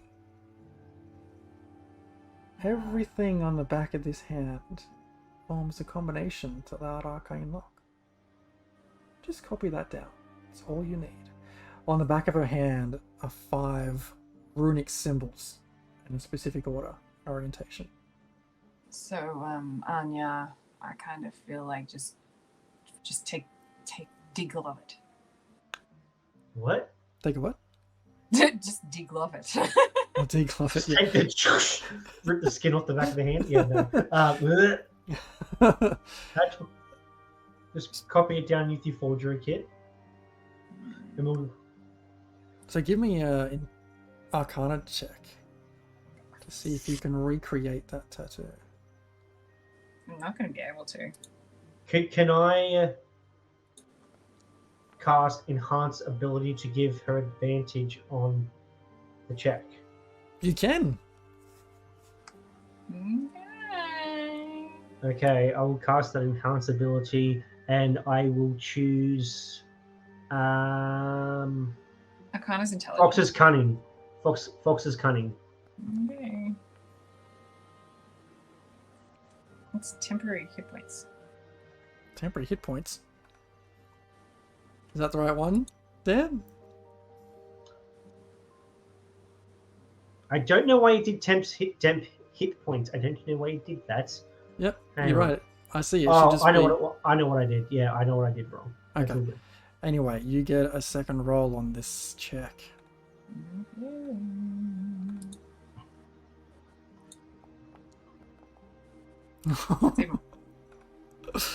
As you're sitting there trying to copy it down, she's like, "Come on, friend, we haven't got all day here." No, she's No, pointing what? out you missed, like pointing out little mistakes you've made. No, that's Hold on, no. Hang on, because it's not a concentration spell, I can also use guidance. So you get a D4. Can I, with my changeling race feature, copy her skin and make it my skin? Oh, Because I've studied it up close, which it said I had to, Yep. and then Are you Just trying to copy- change your, like, is it a thing where you change your entire form into her, or think just it the has to hand? be. I'll check. Changeling.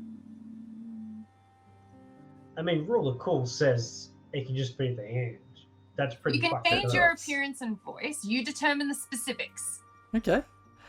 Absolutely. If you want to use your changeling ability I mean, to just... you would never need to put it on your hand, though. You could just put it anywhere on your body and keep Yeah, it there. I ask her a question. Does it have to be on the hand, or can it be anywhere for it to work? Is it just a Maybe combination? anywhere. It's the combination which is important. All right. I'm just gonna like copy it down onto my like tummy or something, and then I lift it up and be like, "That'll do." You hide a concealed copy of the key on your stomach. Hooray! Close enough. We did it! We're good thieves! Oh, where is it hidden? Where's it hidden? Yes. Oh, they they already found it. know where it is. They just Oh, they know where it is. They just don't have the key to unlock it. yeah, I know, but if she tells us where it is, then we don't have to worry Ooh. about it. Yes, where is it? It's deep inside Gauntlgrim. God. Go to- Isn't it? The treasure was never really moved. You just changed the password I on just the lock. changed the password.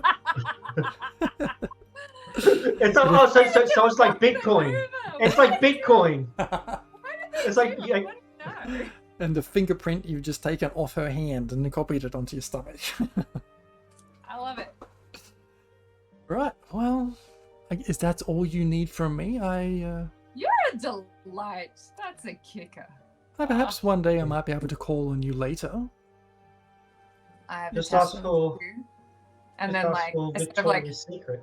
briefly change my face into her face and change it back to my Arnold face.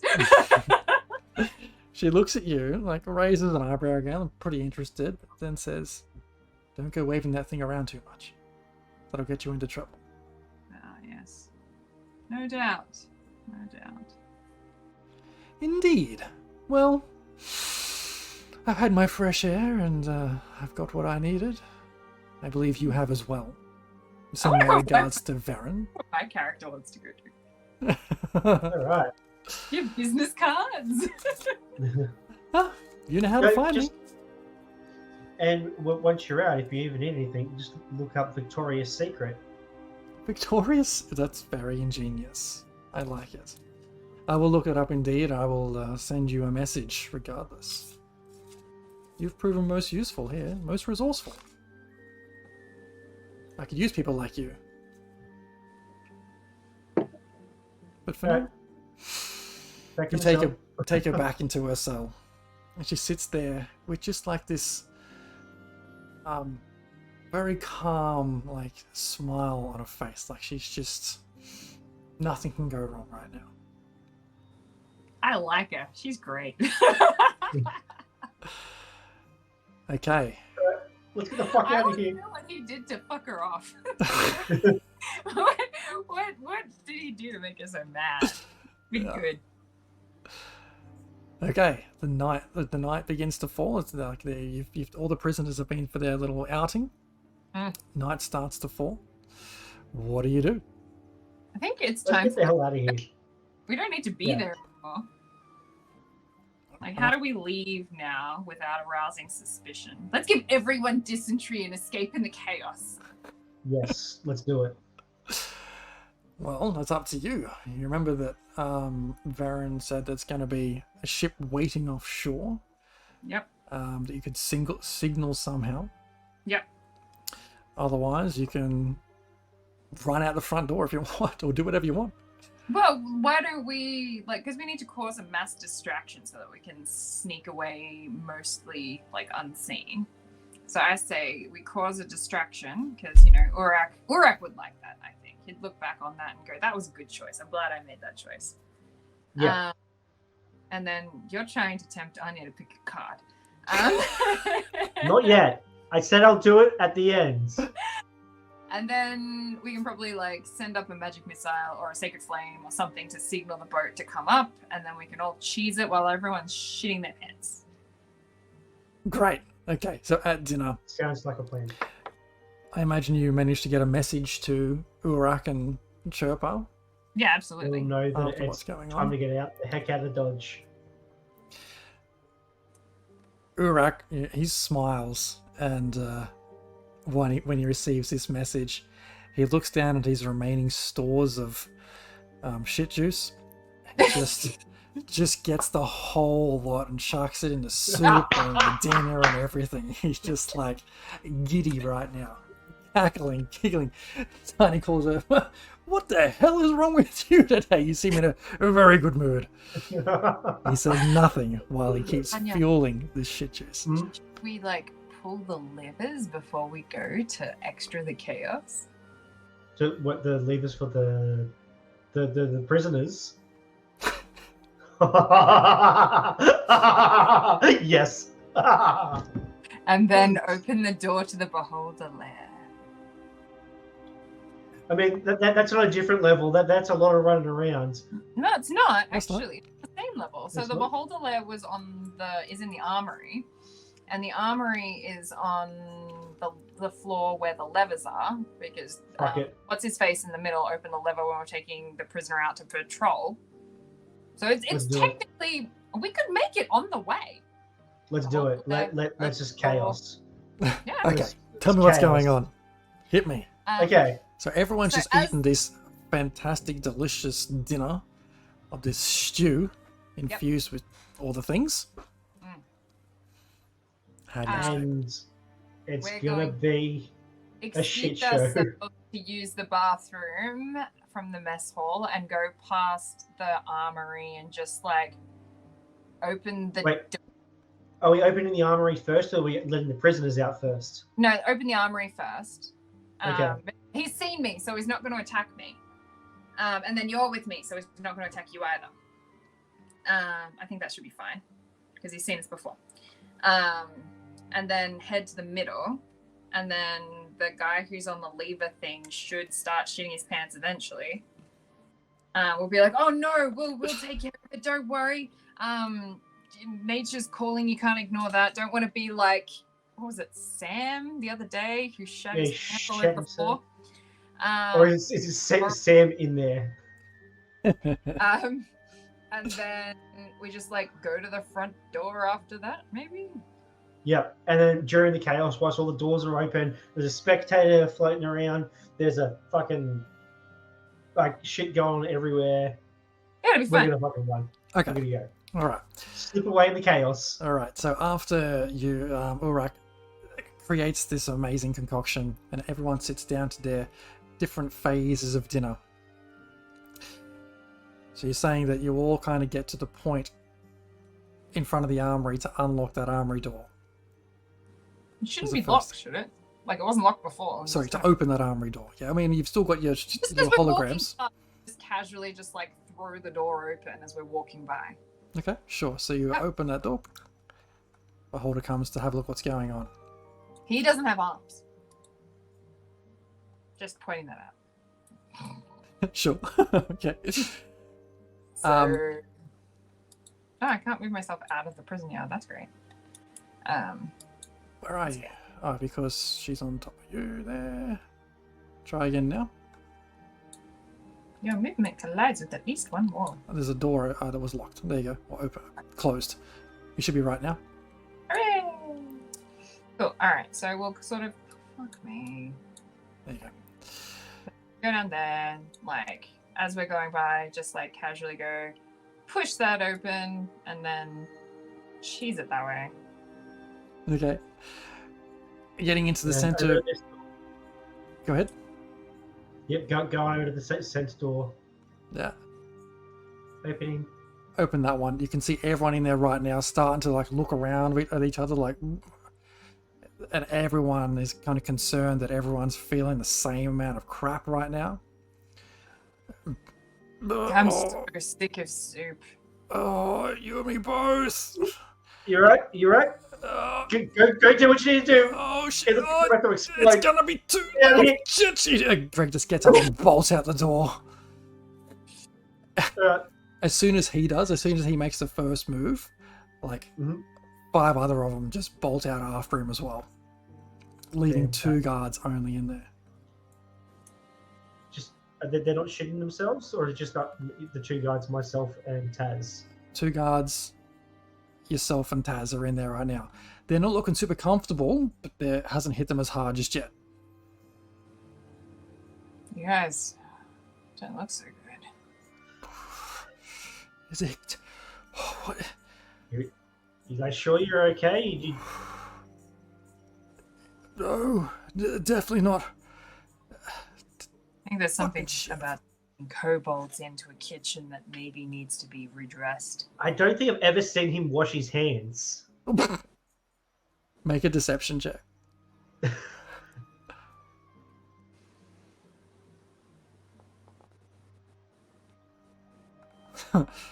One of the guards, when you say that, kind of goes and just sort of starts to slowly make his way out the door.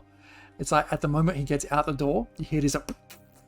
He's like, "What?" He just takes off. Gone. He's gonna be doing laundry for days. you sure you don't want to go and? I mean, you look like you're about to pop. I said to This, the last guy, one. this last guy you're looking at right now, he's sitting there. He can see his knees are trembling. His face is turning bright red. He's like, Maybe they should get diapers for the staff. It seems to be a frequent occurrence. I mean, you know what, mate? You're just gonna shoot yourself if you stay here. Do you really want to run around the rest of your shift in shitty breeches? you're looking at him, having like, give him a. We'll cover for you. We'll cover for you. Make an intimidation check each. Intimidation.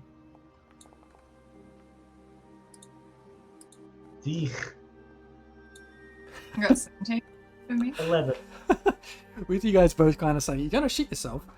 You can see him standing there, his knees knocking together, and just slowly, his leather pants just start to get a little bit darker Oh and god. darker. And he just freezes. You're dripping on the floor. Go clean yourself. Oh, that's disgusting. He slowly makes his way out the door. Squelch, squelch, squelch, squelch. He's trying to like grab, like scrunch up his lower part of his pants to stop it leaking out any further. So, as he gets out of sight, I'm gonna be like, would you like to do guns? Half each? Yeah. Odds and Yes. ends. Let's do it.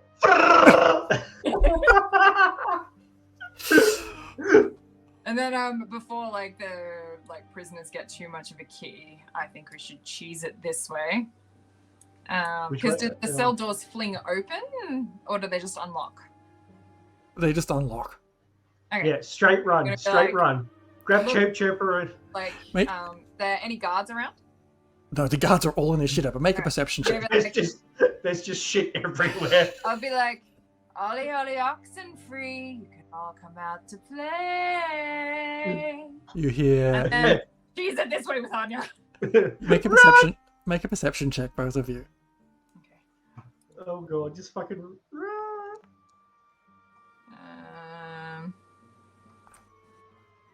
11?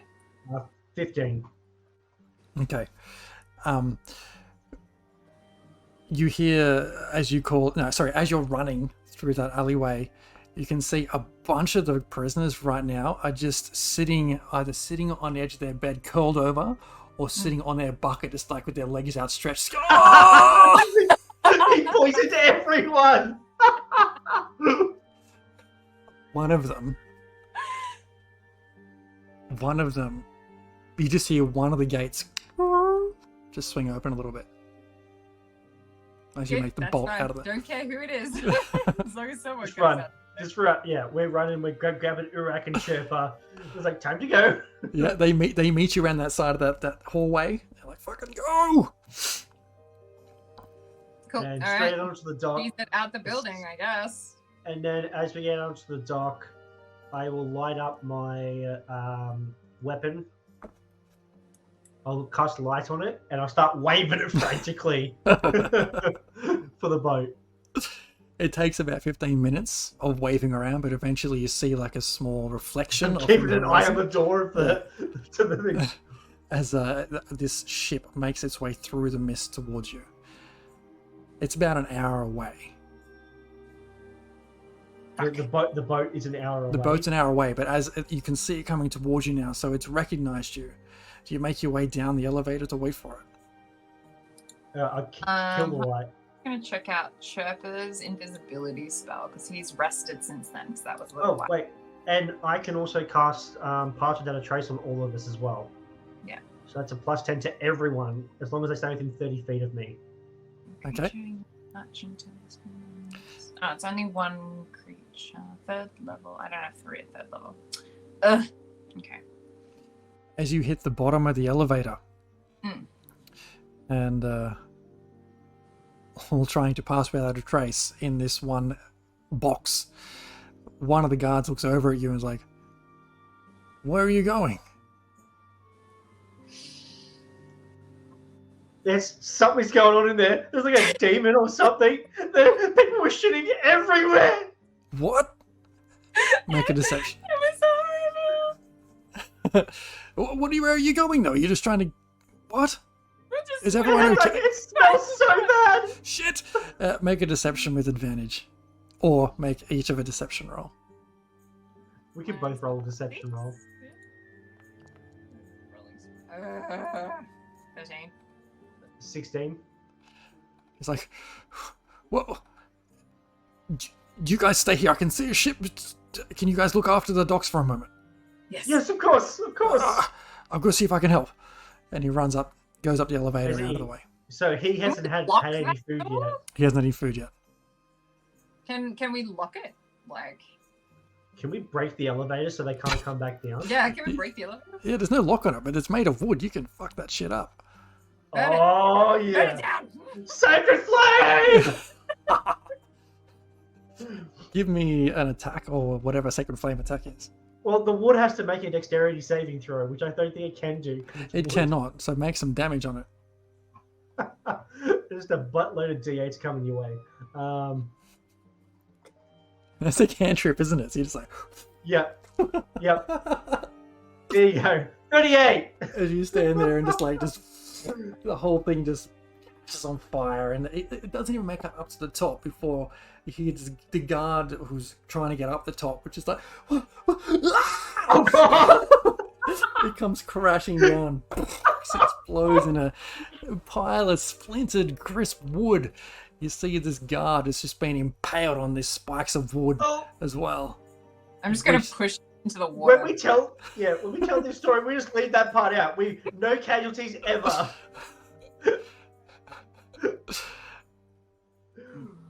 Yeah, I help, and then the water it starts bobbing, and I'm just like grab my mace, I just push it, hold it under. Eventually, the whole of the top part of that elevator where it receives up the top is you can see fire burning up there, which is as good a symbol as any. You've managed to put the fire out below where you are, and the ship eventually arrives. Get on the boat. Get on the boat. On the boat. Get in the boat, get in the boat, get in the boat, get in the boat. You just see one person on the boat saying, "Is it done?" Yes, it's done. We should go. We need to go right now. He fucking just floors up, hooks out. It couldn't do that before. No, he turns and gets away as quietly and quickly as possible. He says, How much screaming do we hear from Revel's End? "You don't hear so much screaming as in like screams of fear. You hear screams of like horror and just like oh, just all of that." Oh. Fantastic. You see this spectre just fucking get the hell out of there. Just then the guy driving the boats just says, "You certainly know how to make a signal. I only saw the small one to start with, and I thought that was going to be enough. I thought that was it. Apparently you didn't see me. You lit the whole thing ablaze." Yeah, we weren't sure if you saw us to start with, so we had to make a bigger signal. It would seem this is going to cause complications. I have to make sure Varen knows of this. He'll have to make it right somehow. Make what right? Revel's End is in pieces now. It's ablaze. I thought it was just the elevator that was ablaze. It is. Yeah. It is the elevator and that whole thing that's ablaze there. The whole tower isn't ablaze. What a horrible accident that happened purely by chance that no one is bearing witness to know it was us. But you got the key. You got what we needed. Yeah. Yes. Yeah. Hey, show me. Insight. Can I just insight check this guy just to see if he's going to try and murk us as soon, now that we've completed the mission? Yeah, sure.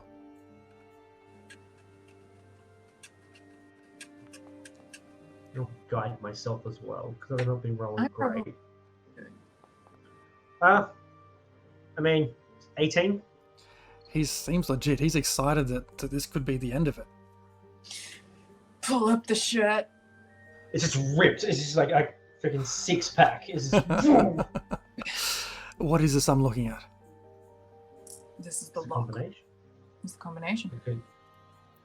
He stamps his foot on the deck and just calls out. You hear it like 3 big stamps. Just calls out, "Varen, come see." Varen Axebreaker emerges from one of the cabins below. Oh, he's on here. Hey, we get a clubhouse now.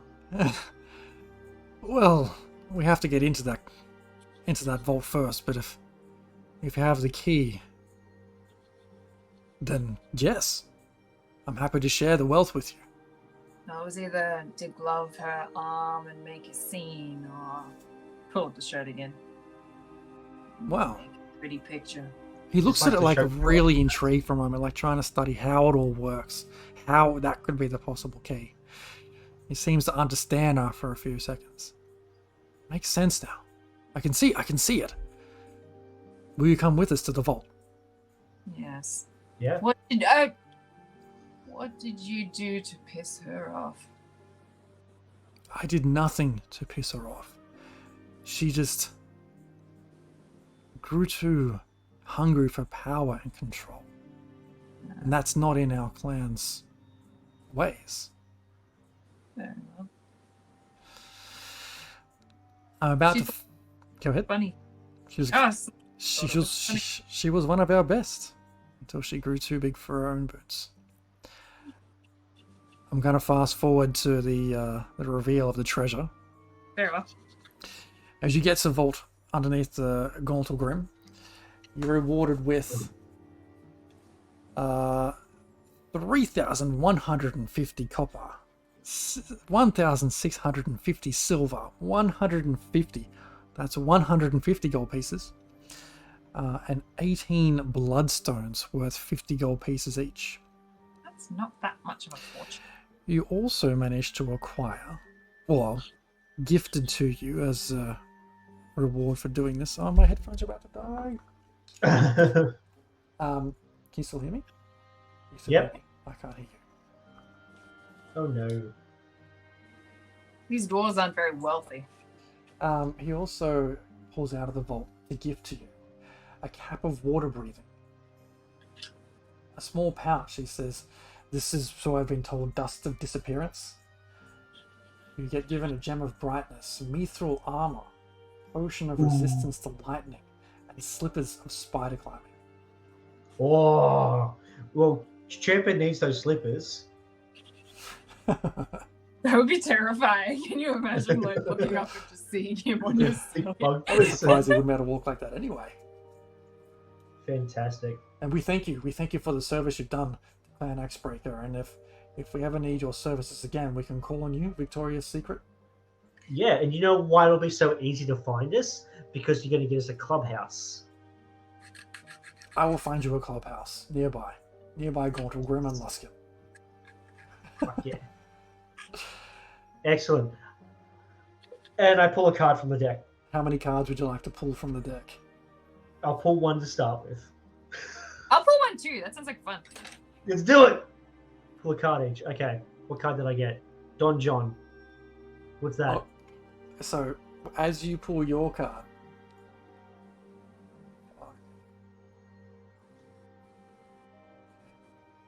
you pick this card up. You disappear. Gone. You are entombed in a state of suspended animation in an extra-dimensional sphere. Everything you are wearing and carrying stays behind in the space you occupied when you disappeared.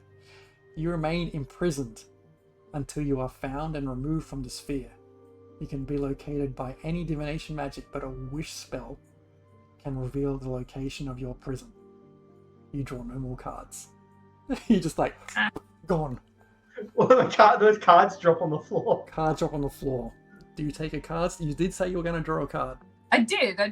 Seeing that that's happened, I'm going to pick up the stuff, put it in my backpack, and be like, I'm sure worse things have happened. Adventure away. Balance. Oh, my lights have turned off. It's a sign! Your mind suddenly, as you pick up this card, your mind suffers this wrenching alteration, causing your alignment to change. Lawful becomes chaotic, good becomes evil, etc. I don't really know where I sit in that whole thing. If you are true, neutral, or unaligned, the card has no effect on you. I'm definitely not true neutral. Sometimes it's chaotic, and sometimes it's law-abiding.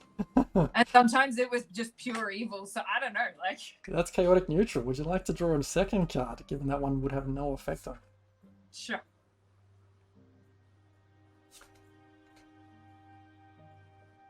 The Jester. There's Foundry. Okay. You suddenly feel much more powerful. You've gained 10,000 XP, or you can draw 2 additional cards for free. How many levels does 10,000 XP get me? Absolutely no idea. At level 6.5 to get from 4 to 5. So you'd be like halfway to level 6.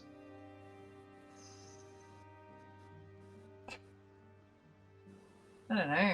Is my character a gambling person? They are a rogue, so that's in itself, it's a big gamble. Yeah, alright. I mean, like, when are we ever going to do these characters again? Give me 2 more cards. Hit me. 2 more cards. Hit I'd me. Well, we're definitely not going to play Anya again. Skull. Oh no. That can't be good.